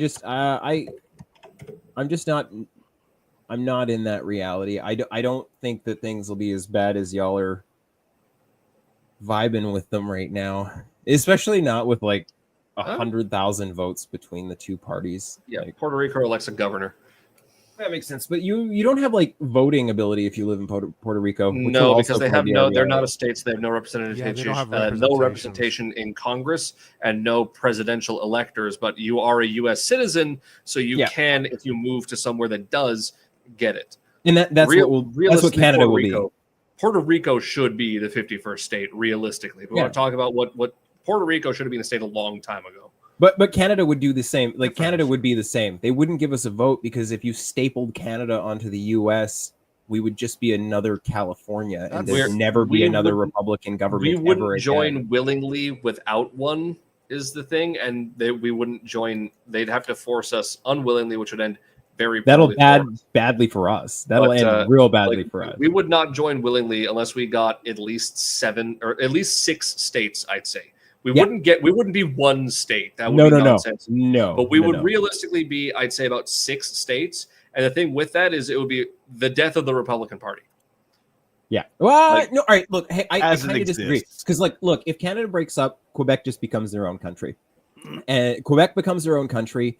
I could honestly see Ontario becoming their own country too, or Ontario and Quebec becoming Canada. The North is the North. They're their own special weird little children. Alberta, Saskatchewan, those become states. Alaska is going to become massive. Talking about aside from the more likely thing of Canada breaking up and balkanizing, if we talk about amalgamation with the United States, like the whole country of Canada goes and says we're going to join America, and the whole of Canada joins America, we're going to get about 6 states. We're going to have the Maritimes, Quebec, Ontario, the Prairies, Alberta, and BC. And I'd say Yukon will just join Alaska as part of Alaska. When you look at the demographics, and even there is no part of Canada that would join America as a solid Republican state. Even the most conservative part of Canada in Alberta is still going to be at best a swing state. I don't know about that. Canadian conservatives are majority supportive of the Democrats. Polling shows that even Canadian conservatives are a 60-40 split in favor of the Democrats. There is no part of Canada that would be a safe Republican seat. But there are plenty of parts of Canada that would be safe Democrat seats. I don't know what you're smoking. If you could send me some, it would be a delight. Alberta would be a guarantee for the Republicans. No, it would not. I think it would. Think about, as I've said, polling already shows that Canadian conservatives do not majority support the Republican Party. It's a 60-40 split with that 60 supporting the Democrats.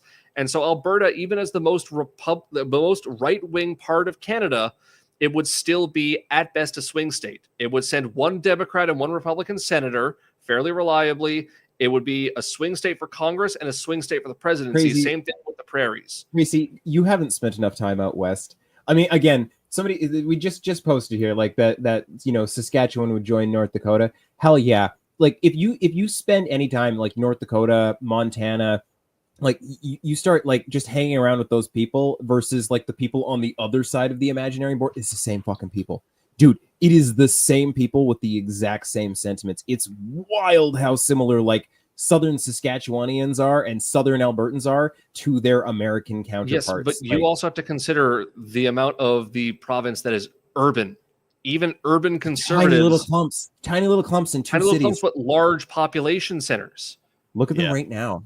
Look at them right now. Yes, and as I've said, Canadian conservatives are not Republican. Canadian conservatives, when polled, show that they still majority would vote Democrat. I'm not saying hang on a second. Is that in the last election, like with Trump, or are we talking a normal election where you've got like a normal Republican? It's hard to say, guys. It's hard to say. We do have to talk about like the Republican Party now is the Trump party. Yeah. And yes, this is centered around Trump. If we were to talk about a Bush presidency, then you'd be right. You'd absolutely be right. Then Alberta would have been solidly Republican for Bush. But we're not in Bush. We're in Trump.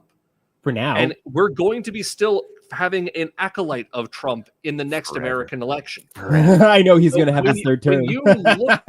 When you look to America, there have been states that have changed from solid one way to solid another, and some have become and unbecome swing states. Like at various points throughout time, depending on who it is that's running for whatever party. Under Trump with the Republicans, you would not get a solidly Republican part of Canada. It's not going to be under Trump again. A swing state. But it's not going to be under Trump again. Like, again, you just said it. According to Trump, it'll be under Trump again. But whoever you get next is going to continue to be a Trump-style Republican. Unless it switches back to a more like Bush-Romney kind of thing, then yeah. But what you'll see then is the switch, like back to 2029. I'm sorry. Thank Crazy you. said no one until I said Saskatchewan. I mean, the thing with Saskatchewan is like, as a state, Saskatchewan would not be its own state. When I said the prairies would include more or less Saskatchewan, Manitoba, Northwest Territories, and Nunavut would all be. No, you're wrong. Saskatchewan would absolutely be their own, like North Dakota. Like, again, they'd either amalgamate with an existing state, in which case they would take on the existing states thing, or they would realistically. Why would they do that?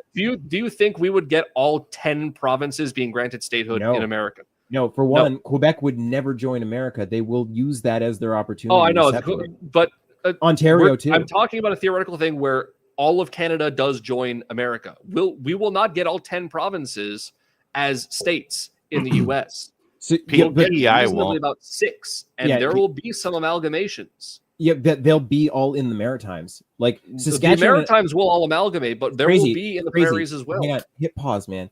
You aren't thinking fundamentally about the things that make specifically the prairie provinces particularly special. Like Alberta will absolutely be its own state. That is the economic engine of our country. Saskatchewan, right behind them. Like that's those two provinces alone are where most of our like important resource extraction comes from, and they have enough economic juice to justify that by itself. And Saskatchewan has the same population as Montana. Yes. Okay, I still think America's going to look at that and be like, yeah, one thing, the population of Montana, let's merge you in with Manitoba, and we get something with about 3 million people instead of a state with 2 million and another state with 1 million. North Dakota has 800,000. Yeah, I was going to say, like those northern states have similar population, demographics to Saskatchewan. Yeah, I understand that, but we're not talking about the organic origination of America now. We're talking about an inorganic merger. It would not end up happening the same way where these states created themselves this way. There would be conditions for this to happen. Otherwise, it would not be happening. And I don't think that Saskatchewan and Manitoba would each be admitted as their own states. Reasonably, I think they would end up being merged just for population's sake. Again, I mean, you can think that. I just put some more stars on the flag. Who cares? Yeah, that's true. I mean, 10 more stars would work better. 10 more stars would work better than it would, 2 but more who stars. Cares? Also, is like the political will to end up doing this. You want 20 more senators who are likely to lean pretty Democrat right now. Look, the Republican establishment want to do that. I'm still hopeful that they just roll tanks across the border. That's what I want to see. I don't want that. You know what? Of course. I bet you there's a bunch of Republicans that would love that because that just throws more confusion into the Democrats because the Democrats don't have a clue what or who they are right now. No, they don't. This would be the time. This would be the time. Like, yeah, we are actually going to take some land. No. Just do a nice flyby. Because all that would do is just throw more confusion into the 10 F-22s from Alaska. Nice flyby, slow speeds. Well, maybe go supersonic. That's fine too. But I want to take a big old picture. You know, I don't know. F-20. You don't see that kind of an air show. Okay, we want a nice air show. Calgary Confederation. The Calgary Confederation is still flipping. We don't have a lot of results for Poilievre's riding just because the long ballot initiative. But Jagmeet Singh is currently trailing 23.8% margin in Burnaby Central. Somehow, CBC hasn't called him defeated yet. I don't know how they haven't called him defeated. Half the polls have reported in at this point, and most of the votes are not for him. Like it is a question whether it will be a conservative or an end or a liberal. There are, you know, less than 1,000 votes between them, but I don't know how they haven't called that lost for him yet. Oh wow, yeah, Calgary Confederation is tight. 0.1% margin, 16 votes leading by the Conservatives, and British Columbia, Vancouver Kingsway, 44 votes, 0.2% leading NDP over the Liberals. The Liberals stand to potentially lose a couple of these seats that they've got right now in BC too. I'm looking at a couple where they're like, wow, like 100 votes between them and the Conservatives. These could go either way. This is interesting. Close. It's close. Liberals will get a minority. Yep, but they'll probably get a minority. Yeah, that's a good result. Honestly, like, especially given all the tomfuckery of everything since Trump started poking at us, this is the best that we could have done ever since, you know, Chrysler Freeland, like I said, stabbed Trudeau in the back. But yeah, I can't believe the NDP completely collapsed even in BC. This is hilarious. Like, they're not going to be a party. They will get no money. I'm going to say I'm very proud of my Albertans with us. The projection was 29-6-2. Currently, I think there's one NDP seat and maybe that one Terra Nova one Liberal. Back Liberal at the last minute. So bastards. I think Alberta has done quite well. Oh, God. Damn, the Conservatives lost a couple of them out in the Maritimes. Looking here, they were leading earlier. Cumberland, Gloucester, and unfortunately Scott Fraser is back, or Sean Fraser is back. Did he take it, or? Yeah, he's taken it. They've called Central Nova for him. 200 to 229 reporting. Yeah. That's his. Damn it, we were so close. We were so close. Well, we were so close to losing him twice, because for a minute he decided he was going to take some time to be with his family. He was done when he was. It is also just so for a second. It is hilarious how many rats like jumped off the ship when the ship was sinking, and then like, oh, we patched the holes. It's okay. Get back on. Get back on. Get back on. Fraser, Wayne Long, Anita Anand. So many ones in the GTA. Yeah, Joseph's right. Even if we won the minority, we still would have needed the bloc to do anything. And there's very little that the bloc wants to do that the Conservatives want to do, especially when it comes to guns. It's true. Yeah. Guns and pipelines. The Conservatives would have had a hell of a time trying to get the Liberals will still have a hell of a time trying to get any pipeline passed, since the bloc has said they will support zero resource bills. They weren't going to support any. No. Now, granted, the Conservatives could pull a funny and support a resource bill, which would be hilarious. So I think that this actually positions them quite well for the next one, honestly. You know, you keep talking about how, like, you know, the Conservatives did do really well in the 905. They surrounded those motherfuckers in Toronto proper. I think that this positions them well for the next one. The NDP is going to have to figure themselves out. They'll have a year and a half to do so. And like, we're going to be tired for sure of the Liberals after 12 years, almost certainly, especially when they do none of the shit that they said they would. And if they open the door to the scary orange man, that'll be even worse. They're not going to get anything done because Quebec won't let them, or else we'll have an election. Saying the Conservatives did really well in the 905, I'm going to disagree here. They've won the traditional rural, like the rural and like small town areas around there. Yeah, they got a seat or two in Brampton and Markham. Like, Mississauga is still solidly liberal. Oakville solidly liberal. We've elected, unfortunately, a whole bunch of these absolutely atrocious liberals back in a whole bunch of there. They got 3 seats in Brampton. Vaughan Woodbridge, they already had that one. Thornhill, they already had that one. They gained York Centre in Toronto. They've called that one, which is good. And what did they get? Like, what is this one? King Vaughan, they already had. Richmond Hill South, they already had. Markham Unionville is not called yet, but they might pick that one up. And then like York Durham, they already had. A lot of the other ones around here are ones the Conservatives already had.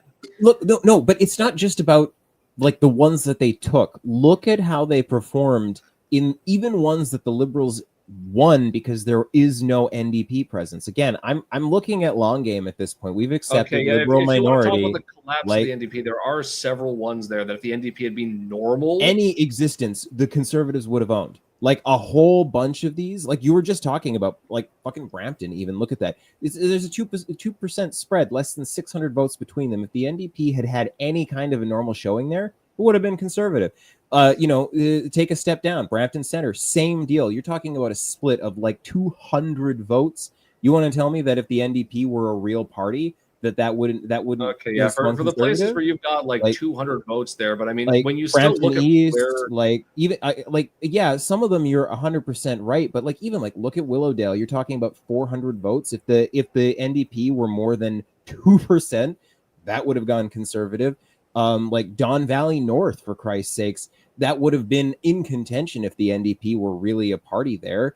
They got like 900 votes. Oh my god! Like I can tell you, in my riding in Toronto, the NDP have had 0 signs, 0 presence. Yeah. The first time I saw their name was on the ballot, and I didn't even read it. A person could make a real argument that the NDP made a real and honest effort to just give this to the Liberals, and it feels that way. I'm half on board with the conspiracy theory that Jagmeet Singh is a Liberal plant. It kind of feels that way, right? Because he has just so horribly tanked the NDP that it's like how, like, this is bananas, but like you start bouncing around and you looking at if the NDP had been competitive in places that they are traditionally, at least like pull down 10% of the vote instead of 2%. Those are all Conservative ridings. The 905 turns into Conservative territory quick that way. You get parts of the outskirts of Brampton there, but Mississauga isn't really back in contention. Yeah, but again, Pickering, Ajax. But look at it. Who gives a shit? If the NDP were in contention in BC and we're in contention in those spots, it's a Conservative majority. Like that was good. That's the gift I'm looking for. Yep. Oh, that's so good. Well, guys, I think I'm going to sign off. All right. Thanks for coming on. Yep, no problem. Remember, guys, elbows up. I still need to be told which way up. How is up? Which way? Which right. Have a good one, guys. Chicken wings is not a approved shooting star anymore. We got to stop it. Stop it at all. Wow, the NDP are going to have 7 seats. Oh, it's down even more. The problem is the Liberals are up more. I didn't actually think that they were going to do that bad.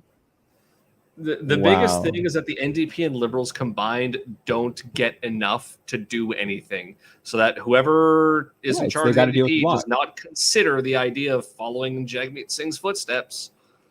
Granted, I don't think Notley is the kind of person who would be willing to go and tie herself to the Liberals like that, especially not if she's looking to try and rejuvenate the NDP. You don't do that by tying yourself into the Liberals. No, I think Notley would be a good pick. Breaking news, engineer, our viewer just said Jagmeet has announced he is stepping down. I have not fact-checked that. I hope so. That's can we get hilarious. A fact check, please? Sorry, I'm not on my desktop. Check what CTV News happens to say about anything. Meanwhile, I'm gonna give a. Jagmeet is currently doing a press conference. He's doing a press conference, but I'm gonna read off the close calls now. Oh wait, hang on a second. No, I don't see anything breaking. Maybe not conclusive yet. But Calgary Confederation is still a hard fight. 274 Liberals is leading, so there is a chance Calgary have traded one Liberal district for another. Engineer says check global.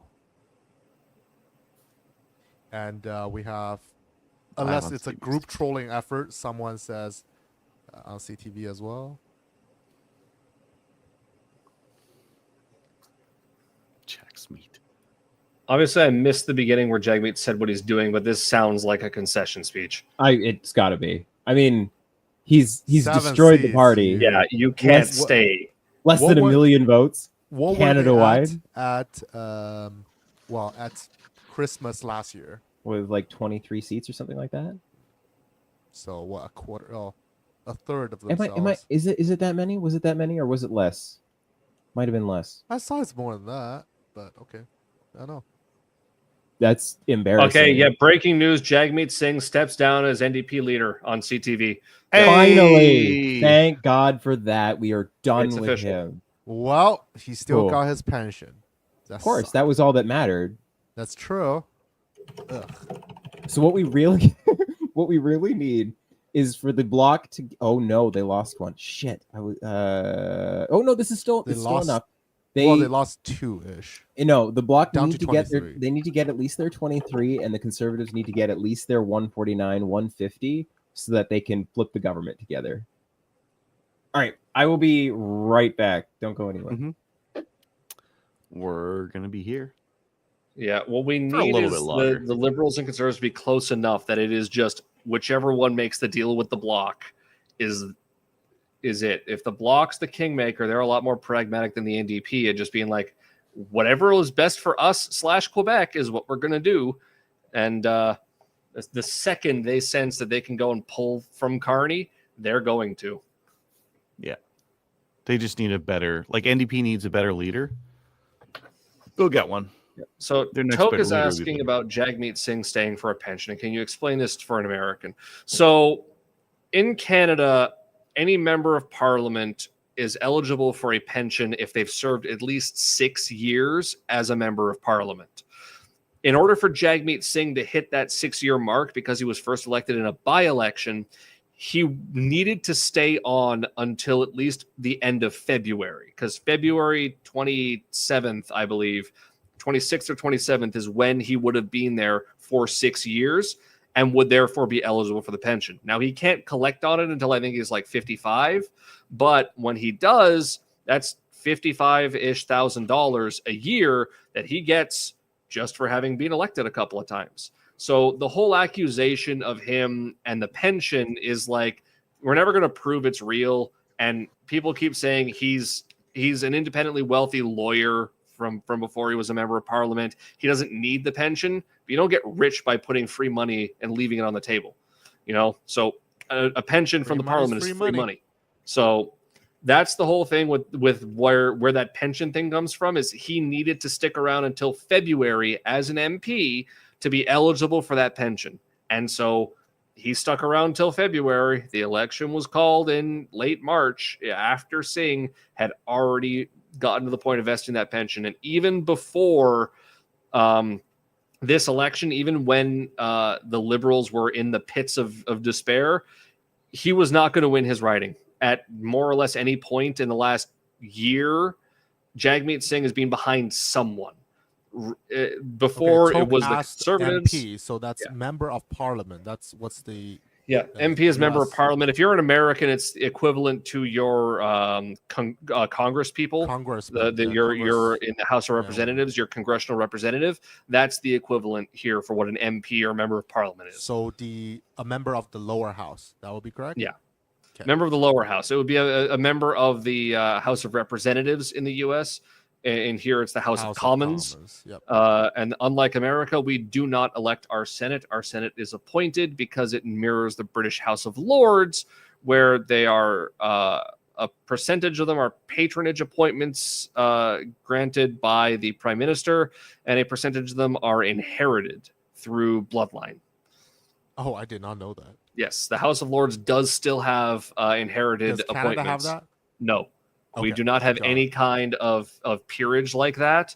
So the Senate is entirely appointed by the Prime Minister, which basically means whoever's been Prime Minister for however long can appoint whoever they want. And that's one of the reasons why the Senate is so liberal right now, is because Harper hated the Senate and wanted it abolished, didn't appoint any senators, and then left like 40-something vacancies that Trudeau filled immediely.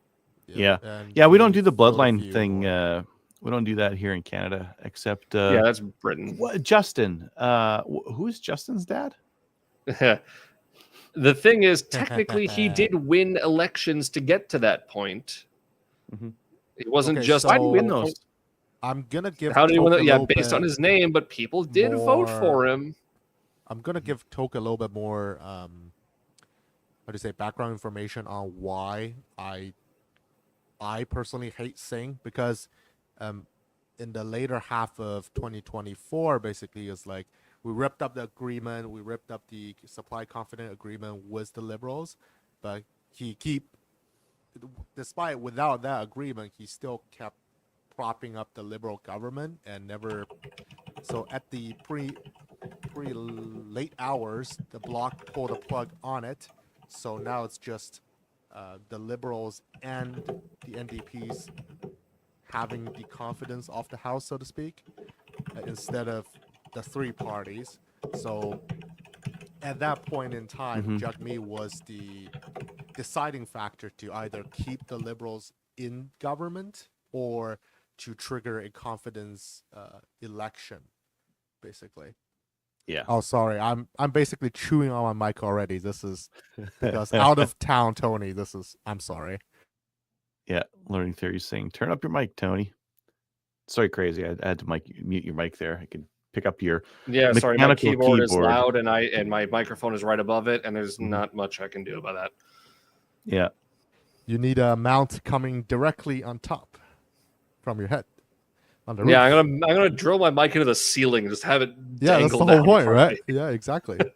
Like make it like a Japanese gas station, so it like retracts onto the top. That'd be really cool.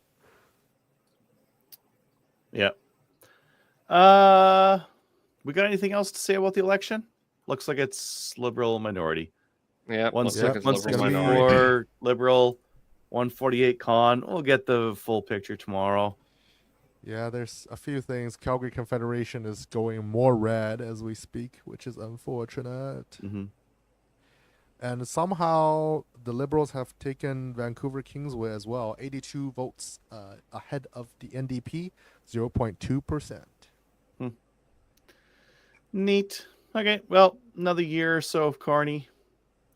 Maybe I'll get kicked out afterwards. It's one of the better results we can get with the cards we're dealt with. So yeah. Not quite a Liberal majority, not quite a Conservative majority, like some people are saying. But Butters asked, should we stockpile ammo? I think that's more to do with the tariffs. Yeah, you should stockpile reloading components. That too. That is one of the big things. A lot of reloading stuff comes out of the U.S. Toke asked, do we do electoral college? I believe that's a uniquely American system. Yeah, so the electoral college is we have a similar thing, though. Well, the thing is, the electoral college is state by state. It's not broken down. The way that they elect congressmen is very similar to how we elect members of parliament. Congressional districts are divvied up based on gerrymandering to give them the best possible results for whichever party is in control of that state. Big word, gerrymandering.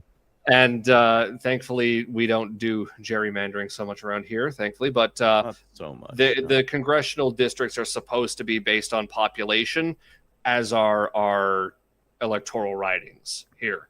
The Electoral College for the president is a very distinctly and uniquely American thing, and really no other country with a president does that.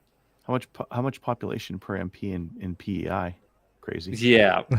that's based on the Constitution from 1867 mandating at least 4 seats, but also I think Labrador is the most overrepresented riding in the country. Really? Yeah. Interesting. They get 1. PEI gets 4 because every province gets. Oh, okay. So it's just they are the exception and the only one.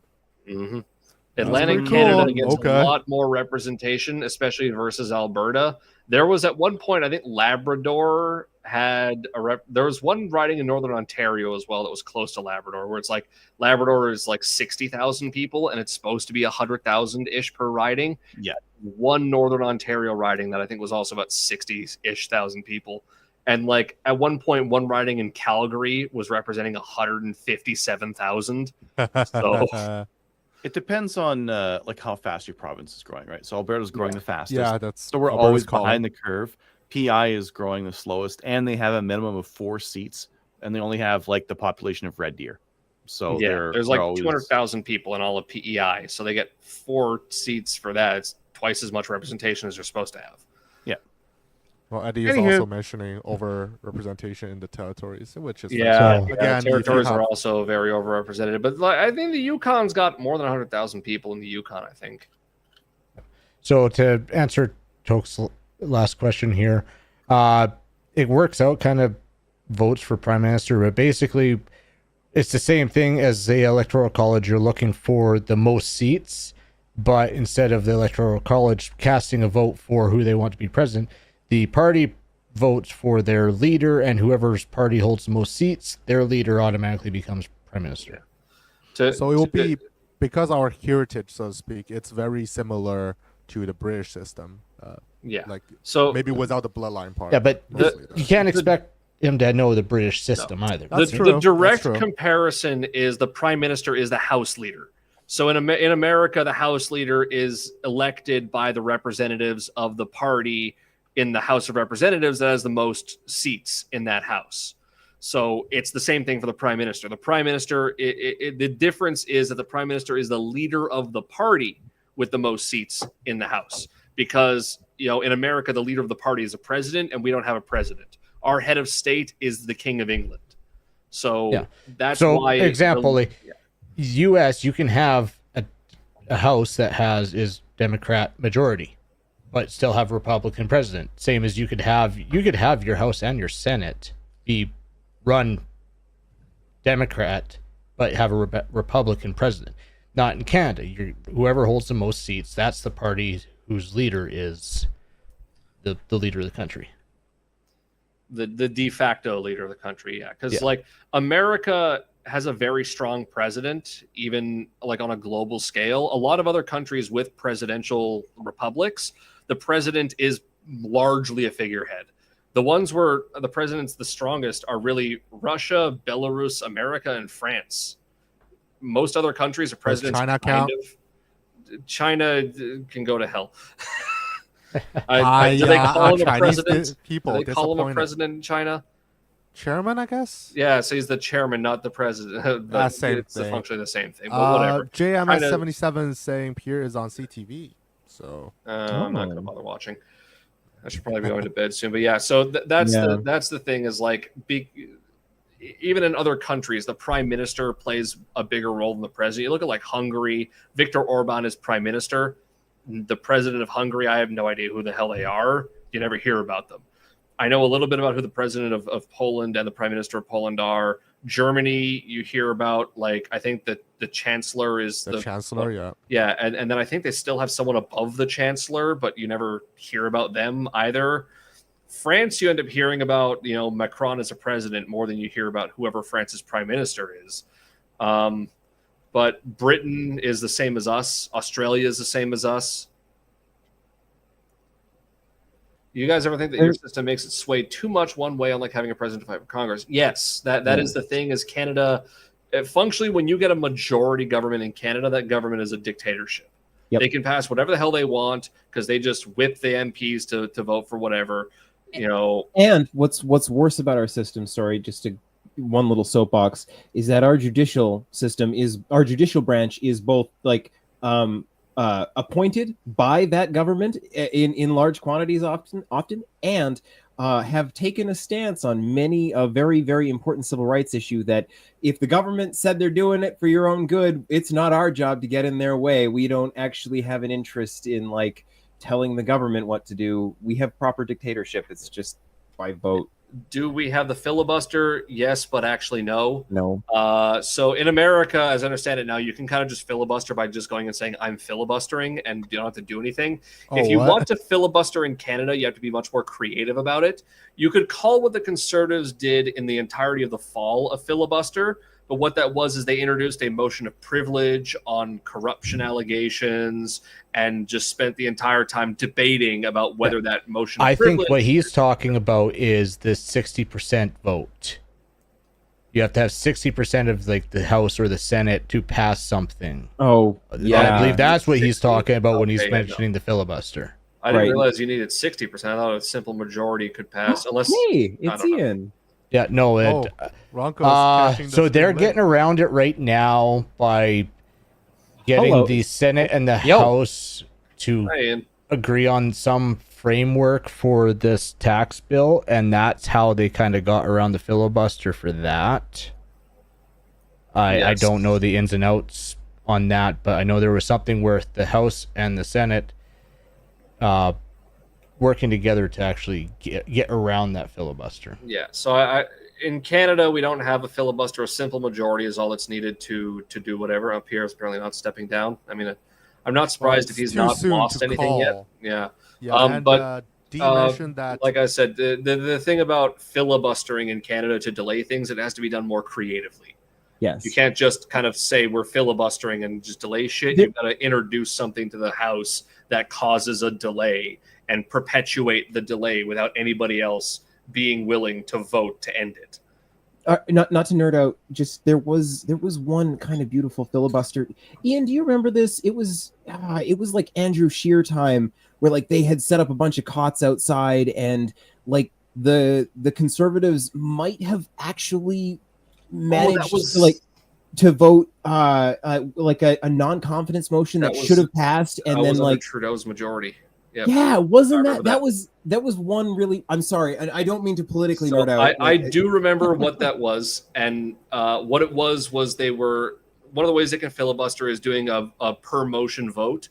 So basically, that was on the budget, and budget items are considered confidence motions, and for Americans, confidence means that like the perpetuating the government. So if the government loses confidence of the House, an election's supposed to happen. But there was so that way we don't have a government shutdown like America does. But they had one at like 3 in the morning where they were, because they're voting line by line. We are going to drag this out as long as humanly possible. Make you vote yes or no on this line by line. And there was like not actually enough potentially liberal MPs in the House, but then like they were like, no, we're going to like let you vote your conscience on whether or not you think you were in the House at the right time. And the government should have flipped and it didn't. And it was such bullshit.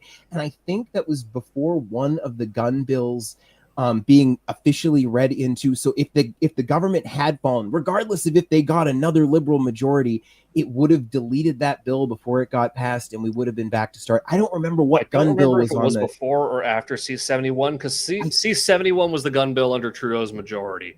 But I think it was C-71. That is basically what happened. They did a line by line of it, and they called for people to get into the House.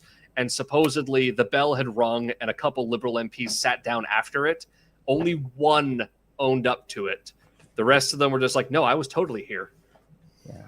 How are you doing, Ian? I don't think you and I have ever actually properly been on the show together, even though we've talked a lot. I don't think we have.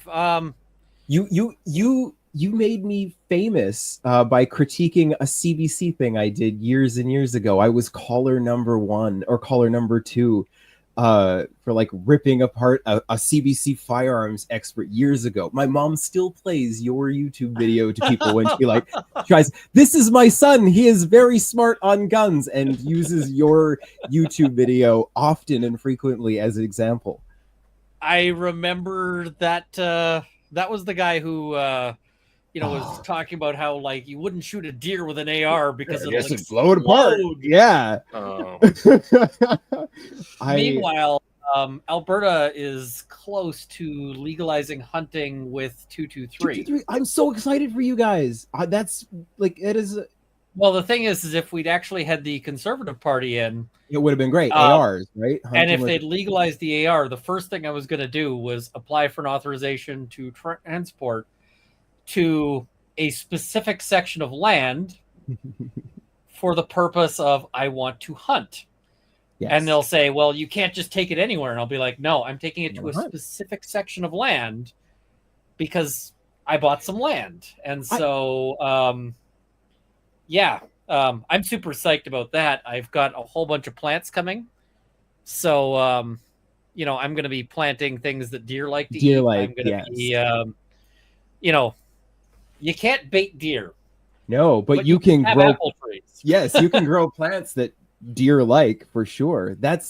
Dude, I am envious of your ability to own land there. It is like out here, it's just gotten so expensive. It's almost like unachievable. Well, it's not easy out here either. But I guess the part of it is the plot of land I bought. A lot of it is like a fair chunk of it is wetland. Oh. But the thing is I don't mind the wetland because there's a little pond, and I'm sure that pond is going to have ducks, around duck season. Yep, and you're gonna maybe even set up some duck blinds. Oh, I'm gonna build duck blinds. I'm gonna build like, you know, deer blinds. I'm gonna build all of the it's gonna be like this whole you know, hunting land territory. But like I went up there with the 22 just to do some plinking. Yep. And there was so much moose crap everywhere. Oh. And I'm like, dude, that's awesome. Moose and deer just all over the place in there, and I did see some elk crap as well. So I'm just like, you're gonna be eating good. I hope. Well, and I've got enough land to pull a landowner tag. Ooh. So yeah, that'll be fun. Ontario does not do those, as far as I'm aware. It's you got to have a fair chunk of land to pull the landowner tag. You got to have a full quarter section.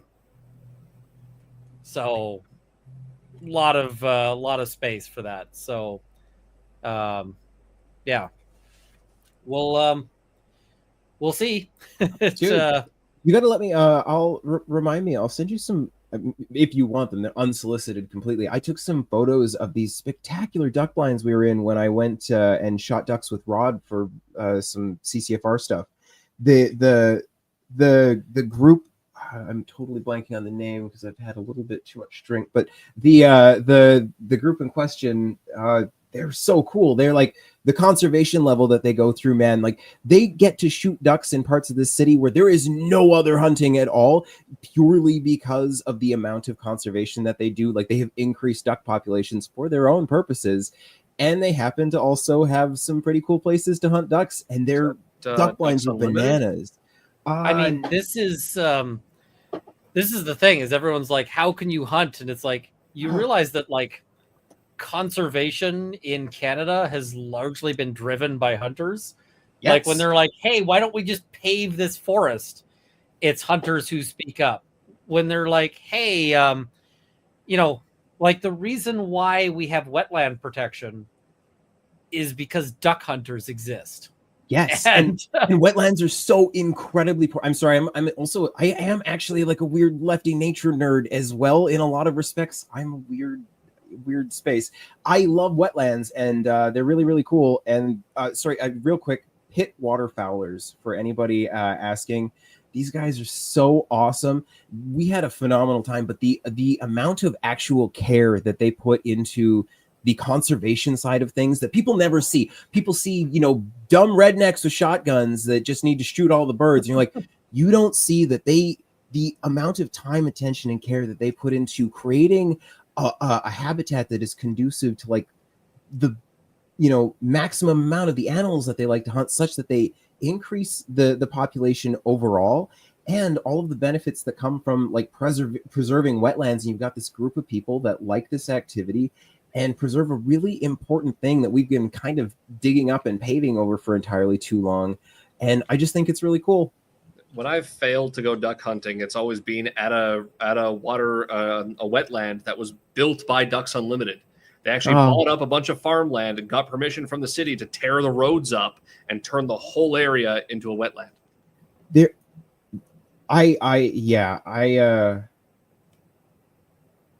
I think that's absolutely beautiful. Sorry, brain fart. Don't mean to ramble. But I mean, I got to figure out a cabin for it. I got to figure out, you know, all sorts of things. Just buy an old RV or an old trailer. Bring a. It's one of the options. Is literally just bring a trailer out there and just park the trailer. So. Build it, just like build like for your first year, if you plan something where you just build just an overhang to protect that trailer, because you just need to keep water off of it, it'll last a lot longer that way. Eventually enclose it, eventually put fire pit in there, and now you have like warm, cool, you know, kind of classic trap shack thing. What I might end up doing just for the just for like a first thing is just like a canvas tent. Yeah. Like those you know, solid canvas tents, and just a little fire pit or a little you know, stove in there. Yep. What I'm kind of wanting to do, if I can ever actually get to do it, is possibly build something like a bale cob structure. Oh, that would be cool. So that's basically bales of hay with like mud over top of them. Yep. And then and put in like a little rocket mass heater for that, and just anyway, those are kind of the dreams for that. But yeah. So I'm interested to see what you do with that. That's really, really cool though. Like, eventually I will have some. I mean, we technically have like family land in Saskatchewan, but it's just farmland. But like, as far as a place to go shoot things on, it would be lovely. I could make more use of my license. There's so much I want to do with that thing that I can't, just because I don't have a readily accessible place to go discharge prohibited firearms with. It's frustrating. Well, I mean, I've got the business license, so the other thing I need to set up out there is a range. Is the business range. Yes. Because the business range will be fun. But if I can get the funding for it, because like I'm looking at like Marstar. Yep. Mm-hmm. And they got a section on the Marstar webpage for full auto. I look at it all the time. And I'm like, they have a $12,000 Dushka. Yep. And to fire the Dushka probably costs more than $12,000 by the end of like the first minute. Yep. But God, I want one. If I win the lottery, it'll just be like, all right. Dude, well, I mean, if you win the lottery, just like poke me. I can hook you up with even more folks that have even more wild things than just on Marstar. But I feel that like right now, I told you, like, I know where a 1928 Thompson submachine gun with the full drum mag lives, and I know the person that owns it, and I know the price he wants for it, and it is embarrassingly low. And the only reason that I don't own that is because the pain in the ass I have to go through to set up the official business storage, get that waived, the magic wand of approval over. I have all of the steps. I'm on when good you say terms with the embarrassingly CFO. low, how low is embarrassingly low? Like a couple of grand. For a Thompson, for a pre-war 1928 Thompson submachine gun, couple of grand, man, that's worth it all day long. But it's going to cost me. I mean, I'm not sharing that one with you. That one's for me. That one's for me. Unless we have a deal that the second I have business license, I can purchase that for you for what you pay for it. That secret's mine.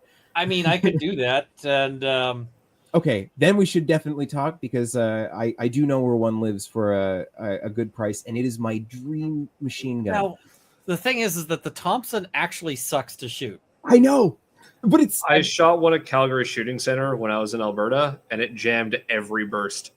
Look, I didn't have a problem with jamming. It's just that it was like a submachine gun. It's that's built before they knew how to make submachine guns. But like the MP40 from the same era is actually really pleasant to shoot. The PPSH also, I got to shoot that at the same time, and it was fast, but it does not move. I have another guy I might have to put you in touch with. Oh, sorry. I've told Marstar that the second they can get another PPSH in, they have a buyer for one. Those are... Oh, that's the big thing I regret about doing that at Calgary Shooting Centers. Now I'm like, you have shown me treasures that I cannot possess. All right. You guys don't even understand what it is like to have access to a place where literally all of the guns live. Walking into that armory and realizing that, like, I could technically have any of these. There are so many beautiful, amazing, go burr, stupid guns out there that are a ton of fun. You could waste fortunes. Anyway, I mean, that's the problem, is that a ton of this stuff is like, you could blow up a ton of money so fast. Yep. But one of the fun things about the PPSH is that it shoots 7.62 by 25. Yes. And you can still get crates of that for not too much money. It's perfect. So that would be fun. I like the Scorpion, where I would happily go bankrupt if I could own a full auto VZ61. But Again, if Marstar gets one in stock, they're out. Yeah, they're sold out of the Scorpion. You got to get the drum mag for it too. I would totally buy a Scorpion. I would totally buy all sorts of things. I've been the one thing I have been actually really tempted to do, because I don't need to upgrade my like storage to do it, is to buy some suppressors. I've been toying with maybe trying to get a couple of suppressors imported in the next year. So I might poke you when I do that if you want to like jump on an order for things. Well, one of the things is they didn't give me import permissions, which is actually pissing me off. Because, really?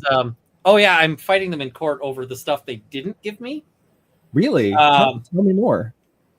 So they didn't give me import permissions, which is dumb because, like, so one of the things I got with my prohibited firearms license is this. Now, I bought this from Home Depot. Yes. Yeah, so I've seen the video.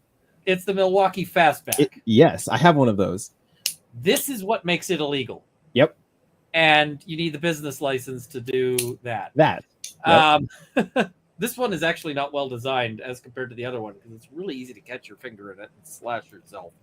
But I couldn't order the same thing from Home Depot US because, but like one of the videos I want to do is talking about like, hey, yes, Temu.com, don't order these things. And then order a bunch of those things with your import permissions. Well, order them in order to, what is it?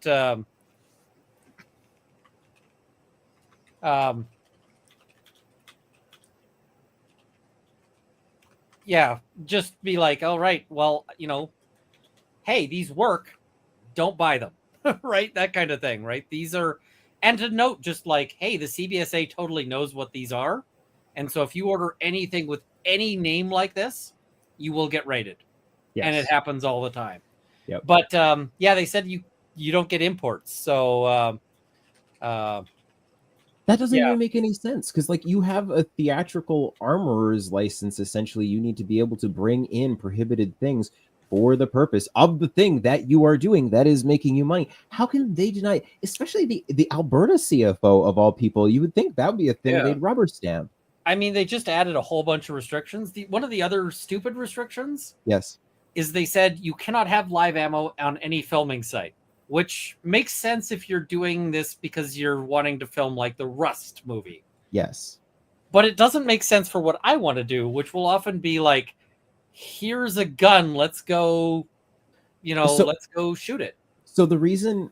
I would suggest that the reason that they're aiming for behind that, and the argument that you're going to have to make for like the video content stuff. So like obviously all of the normal film guns that they're used to for like the OG purpose pre-internet was for armorers who are going to make blank guns. It's one of the restrictions I had for the longest time was you can't transport live ammunition and the guns at the same time. And I was like, that for normal purposes isn't a problem. But when I did an audio recording project with live guns for a video game several years ago, and I had to get that removed because I couldn't transport ammunition and the guns at the same time, which was not... I mean, like one of the things is, even if I don't actually want to shoot the gun, they say you can't have it on site. So let's say I just want to pull out a gun and record a video in this chair. Well, I have ammunition in this on site. Yes. I have ammunition in my garage. I have ammunition all sorts of places. And so does that mean I can't film if I'm here? So I need to finish the video on that. Like, and the video will just probably be titled something like How I Got Machine Guns. Yeah. Be careful about that one. Dude, they clamp down on these licenses so hard. I have to make a new justification every time I get a new license to keep the prohibited firearms on it. Like, it is really maddening. Well, the other thing that I'm going to ask the court for is for them to extend my license. Because every time you apply, it resets. It's $3,000. Yes, I know. Trust me, I know. And it lasts for like 4 years. 3. And so, like, I'm spending all of this time in litigation with them. Yep. And it's like, I want you guys to issue a new I'm going to ask the court to direct that they issue a new license as of that day, without the $3,000 payment, because, like, saying, "Oh, you're approved," but you can't actually do anything. Yeah. So, I appreciate everything you are doing, and please do be successful. I'll be paying attention when you are, because that will make my life better. Well, I got a couple of fun things planned. One of them I can't really talk about because we're live and you've got it planned. Well, yeah. I guess another one I can't really play, or but I need my manufacturing permit. Yes. For one of them, which they didn't add on, and I specifically said I want to manufacture, and they're like, "Why?" And I'm like, "Well, because I do legal discussion, and one of the biggest legal issues right now is 3D printing." Mm-hmm.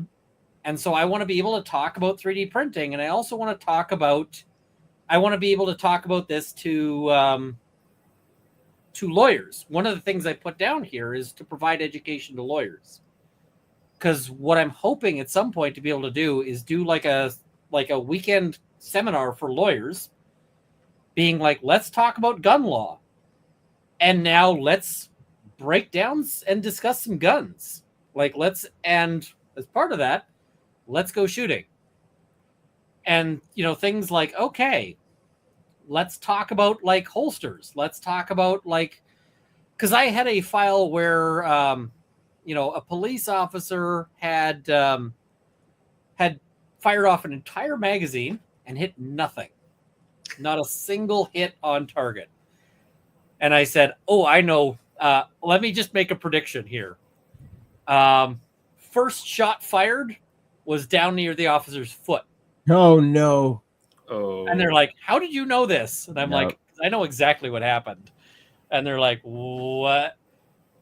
And what they did is they drew the gun, and as soon as they drew the gun, they started shooting. Yep. And they just basically let recoil and their arms swing as they mag dumped. And so they had shots landing towards the person, but they had a shot below the person and a shot above the person, and then a bunch of shots like way up into a building. And yeah, and I was like, this is a panic. This is a panic firing, right? Yep. And explaining to them what panic firing looks like, and explaining to them things like, I had somebody who's like, well, would it be possible for a one-armed person to shoot a shotgun? And I was like, this is kind of a dumb question. And they're like, no, like, seriously. And I'm like, yes, they could. It's not going to be fun, but they could. It's not ideal, but yes, absolutely, they could fire a shotgun.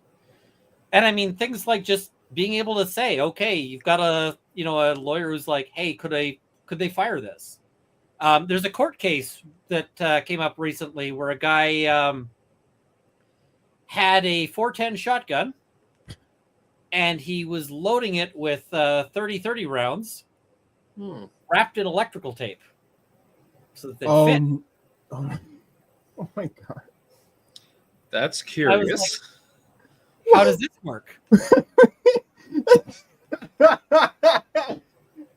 And the answer is actually kind of a weird mix, because it's both better than you think and worse than you think. Because I thought it would basically come down to one of a few possibilities. Possibility one is it does nothing and basically just puffs the bullet out the end, or, into the barrel to rattle around. Possibility number two is I was like, this could blow up the gun. Possibility number three, which is the one I didn't expect, is that it kind of works but is extremely shitty. And then I imagine the electrical tape kind of melts it into the chamber and makes getting it out a pain, or does it not get that high temperature? No, but it does rupture the case at the instant the electrical tape stops. So if you wrap the electrical tape around the end, then it just it's a very unusual sort of thing there, and it's I was like, okay, this surprises the hell out of me, but it was able to put a bullet into a block of wood. Wow. Deeply enough that it was like all the way embedded, and I had to dig it out with a pocket knife. And what do you call it? It went in backwards. Oh, it tumbled. So it was tumbling. So it was tumbling. But I'm like, I would still not want to get shot with this. Well, it's like how if God didn't want us to shoot 50 cal out of a 12 gauge, he wouldn't have made them fit.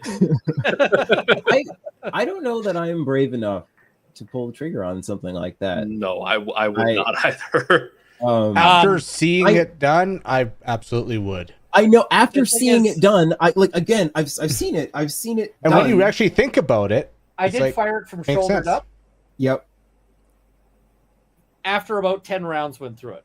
The first were, this is mounted in a bracket, and I got a long rope, and I'm firing it from way back here behind a tree.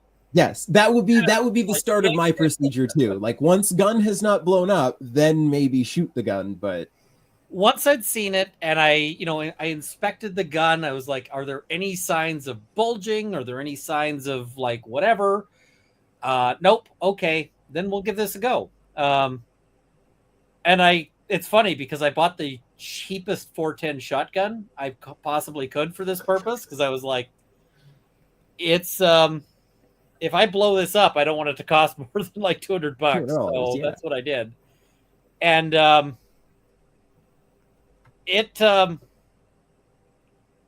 forget what it's called, but this shotgun is like the dumbest design I've ever seen. Is it one of those stupid Turkish Charles Daly things where they pull the trigger guard and it swings like all the way over? Yes. In order to break the action, you pull the trigger guard. And I'm like, oh no. Yep. Somebody is going to, instead of breaking the action, their finger's going to slip and they're going to hit the trigger and they're going to be pointed at like something stupid, like the inside of their car. Yep. And those are the cheapest, shittiest Turkish shotguns on the market. And you know what? I will probably take it backpacking at some point. Well, they fold real nice and tight. We get the 12-inch or 14-inch barrel 410, and it goes all the way around. What I would love to see is just like a really, really simple like 22 WMR and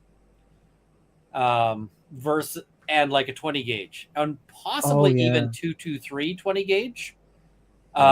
Made to be like a backpacking, gun. Because 223, I would shoot a grouse with if it was accurate enough to pop the grouse in the skull. Right. If you're shooting the grouse in the body, you have wasted a grouse. But I'd also be just fine with shooting a grouse with like the 20 gauge shot shells. I bought a grouse gun that is a 22 20 gauge, and my dad used to hunt with a 22 410, and because he'd go for grouse, but if you see a deer, you can still throw a slug in. Except Alberta says you can't hunt big game with a shotgun of 410 or less. Oh. So I had to hunt around and find a 22 20 gauge so that I could do the same thing. And then it's like, if I see a deer, I can throw the 20 gauge slug in and ruin the deer's day. I'm just like, all right, I was here for grouse, but I'm throwing a tag on this. So, yeah. I mean, why not, right? Out here, I'm so much more mostly just interested in predator protection. I have my little pump action short barrel shotgun that I love with all my heart, and it's my favorite camping gun, my favorite hiking gun.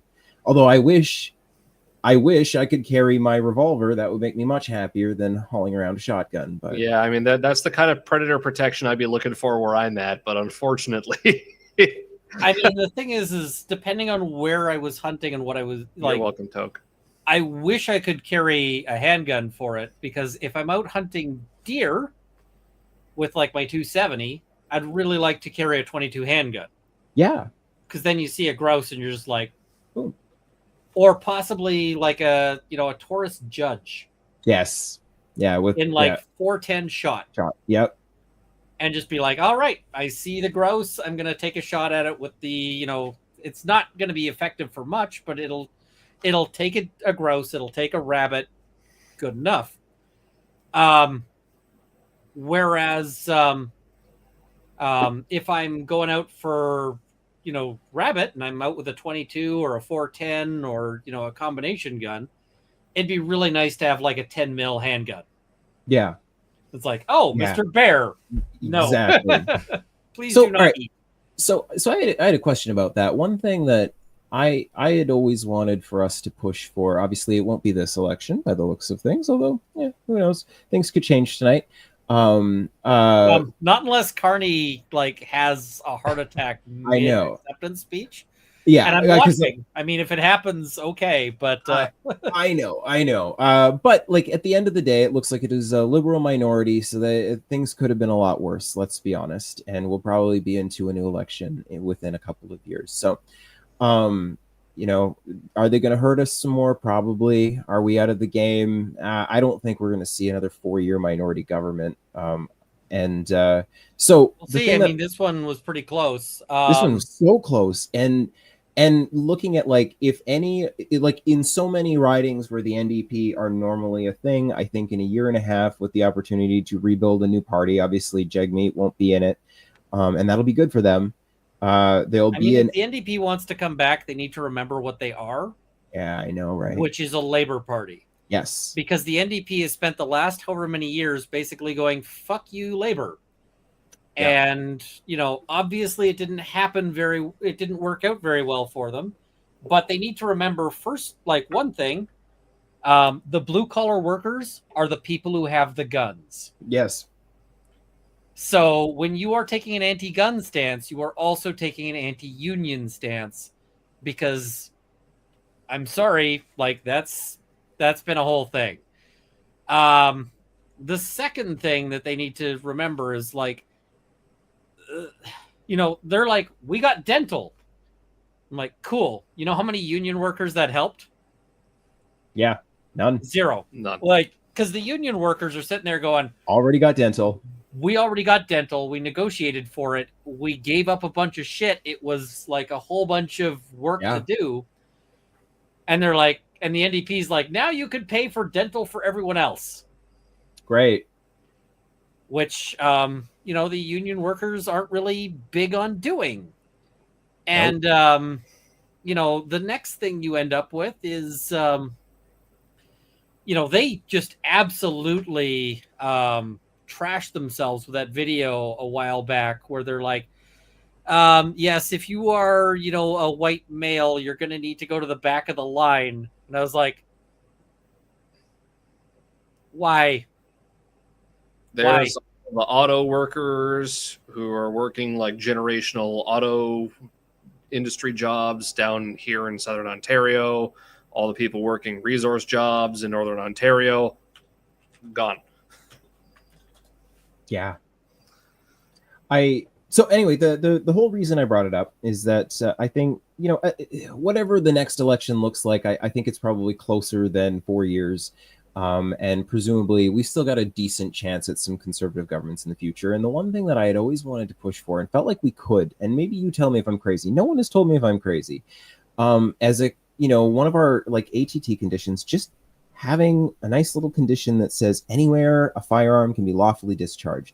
Could that not be the happy middle ground between we still have this stupid, useless piece of red tape, and it lets us use handguns where we can already shoot all of our other guns?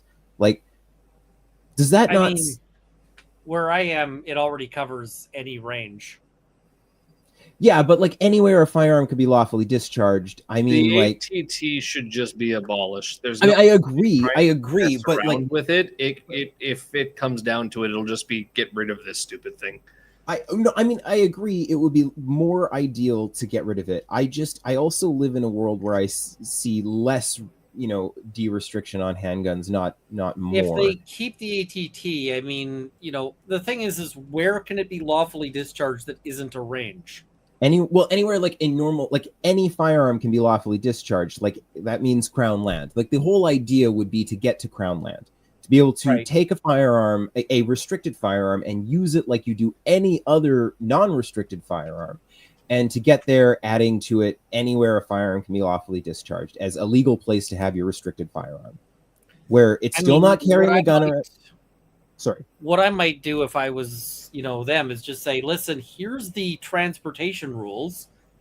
We're keeping the transportation rules, but we're getting rid of the ATT. So, if you're driving it to, and, it's got to be a place you're driving it to shoot it.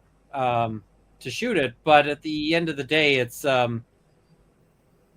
but like if you want to take it to a gunsmith, okay, fine. Just so long as it's whatever. That'd be and I mean, there's gonna be people who are gonna be like, no, the compromise should be that, we can, like wear a handgun, to the daycare. And the thing is there isn't the push for that. No. I think that but I mean,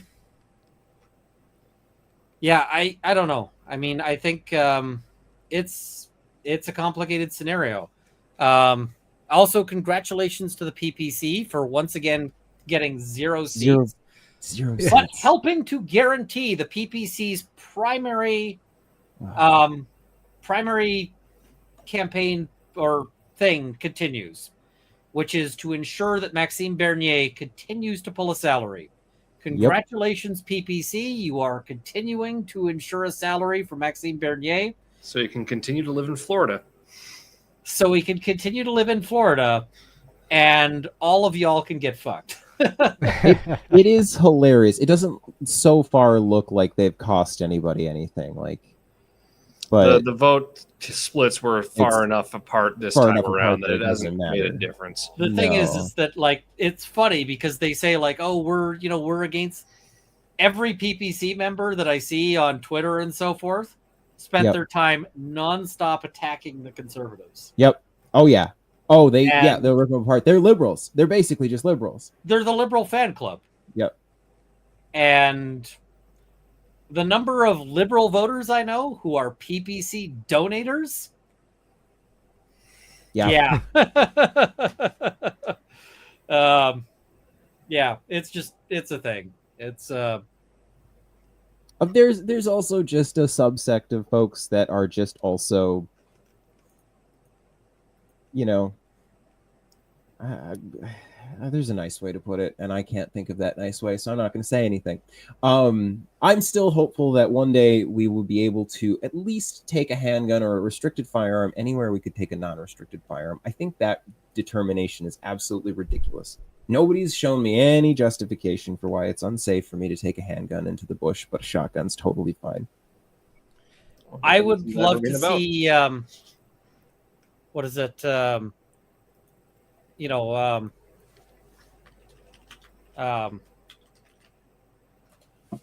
would love to see, just some, change to how they do things, like the rules and so forth.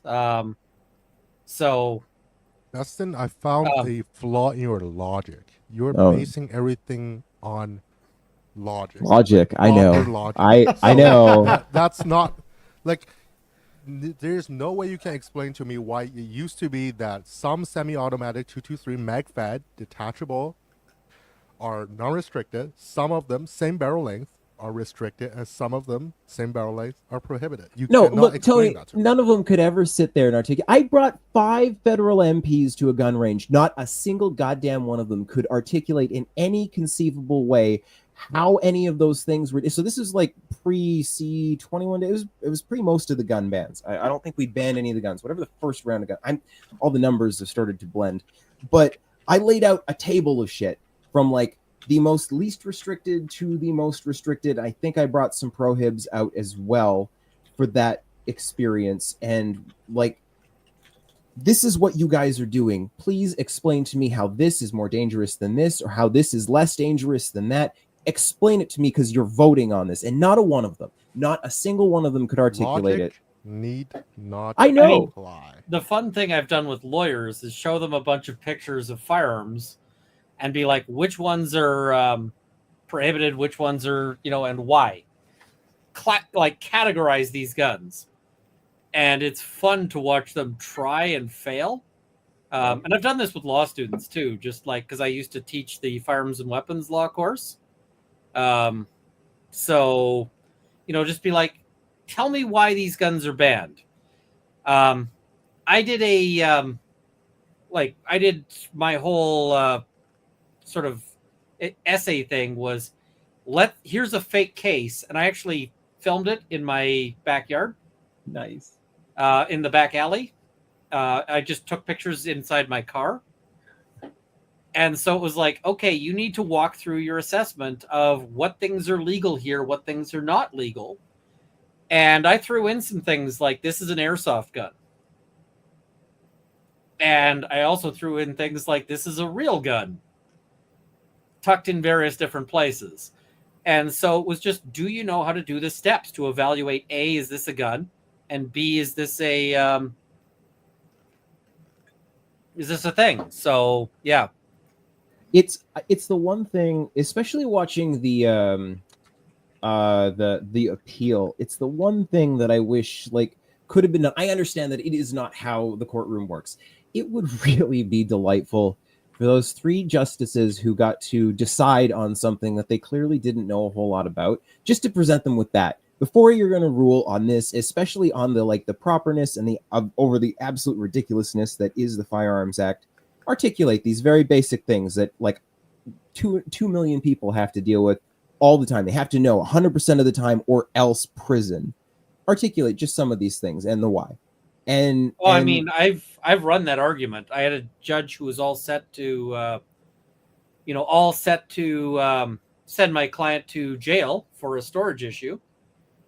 And I just said, okay, let's, as part of my sentencing, I just said, okay, let's consider some examples.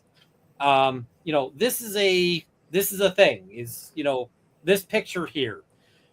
What's wrong with this? Well, this picture is nothing wrong with it. Here's another picture, and this kind of thing. And it's like, okay, is this a safe or is this not a safe? And I just said, this is how, complicated and confusing it is. And you can see how the client could be confused. And ultimately the judge went from, I think he should get jail time, to a conditional discharge that avoided the client having a record. Wow. Which, because the judge was just like, how does the law make so little sense? It's like, yes. I was just dumbfounded. I got to be honest, because I watched all of it. Because I'm in BC. So I got up stupid early o'clock every morning to sit through both court cases. And the nonchalantness of the first justice with her, the comfort level that she had with her just complete lack of understanding at all of what she was ruling on, I knew we had lost before that court case was over. And then the second one, the appeal, it was got some similar vibes where I'm like, okay, yeah, you clearly don't have an understanding or an interest in having an understanding. And that is kind of important in your decision making here. And yeah, and we got the result that we got. And I just wish that, I don't know, man. It was really frustrating sitting there watching all that. I don't know how you are as chipper as you are, having sat through as many courts as you have, and knowing just how horribly things are run back there, or how essential it is to have the right justice who you can make the right argument to make a decision. It's scary. I don't know. I mean, I had a client, former military, and he'd applied for a firearms license after a firearm prohibition had expired. Oh. And they denied him, notwithstanding that he had a really, really good, rehabilitation. And so I'm there and I'm running this trial and I'm starting to explain and the judge says to me, Mr. Runkle, you can skip the explanation. My father was an armorer. And I went, holy shit, we might win this. No kidding. Oh. All right, gentlemen, it's been fun, and thank you for having me. I'm going to head off the night because it's almost 2 a.m. here. Oh, my God. Take care. Fair. I should probably bounce as well because it's almost midnight. Honestly, we should just shut this down. It's been going for 5 hours. Yeah, and these results have right now. Yeah, the results have basically stalled out. Yeah, so it's we don't need to. 165 is where it's probably sitting, which means Liberals plus NDP. Yep. It won't last. So, maybe I should run for the leadership of the NDP. There you go. There you go. We should, I don't know. We should hang out sometime, shoot the shit. I'd love to chat with you more about a couple of things. Talk to Adriel. He'll give you my contact info. I mean, I've got you on the phone too. I can. Awesome. So get in touch. We'll do. So take care. Cheers. All right, everyone. Thanks for tuning in for our election coverage. Not what we were hoping for, but it is what it is. Thanks again, anyways, for joining us for the last almost 5 hours now. So long live stream. I know we got a lot of people from Adriel's channel. If you want to come check us out Wednesday nights at 6 o'clock Mountain Time, we record our normal show, usually about hour and a half, 2 hours. If you want to check that out, come check us out. And with that, we're going to click the button. Good night, y'all.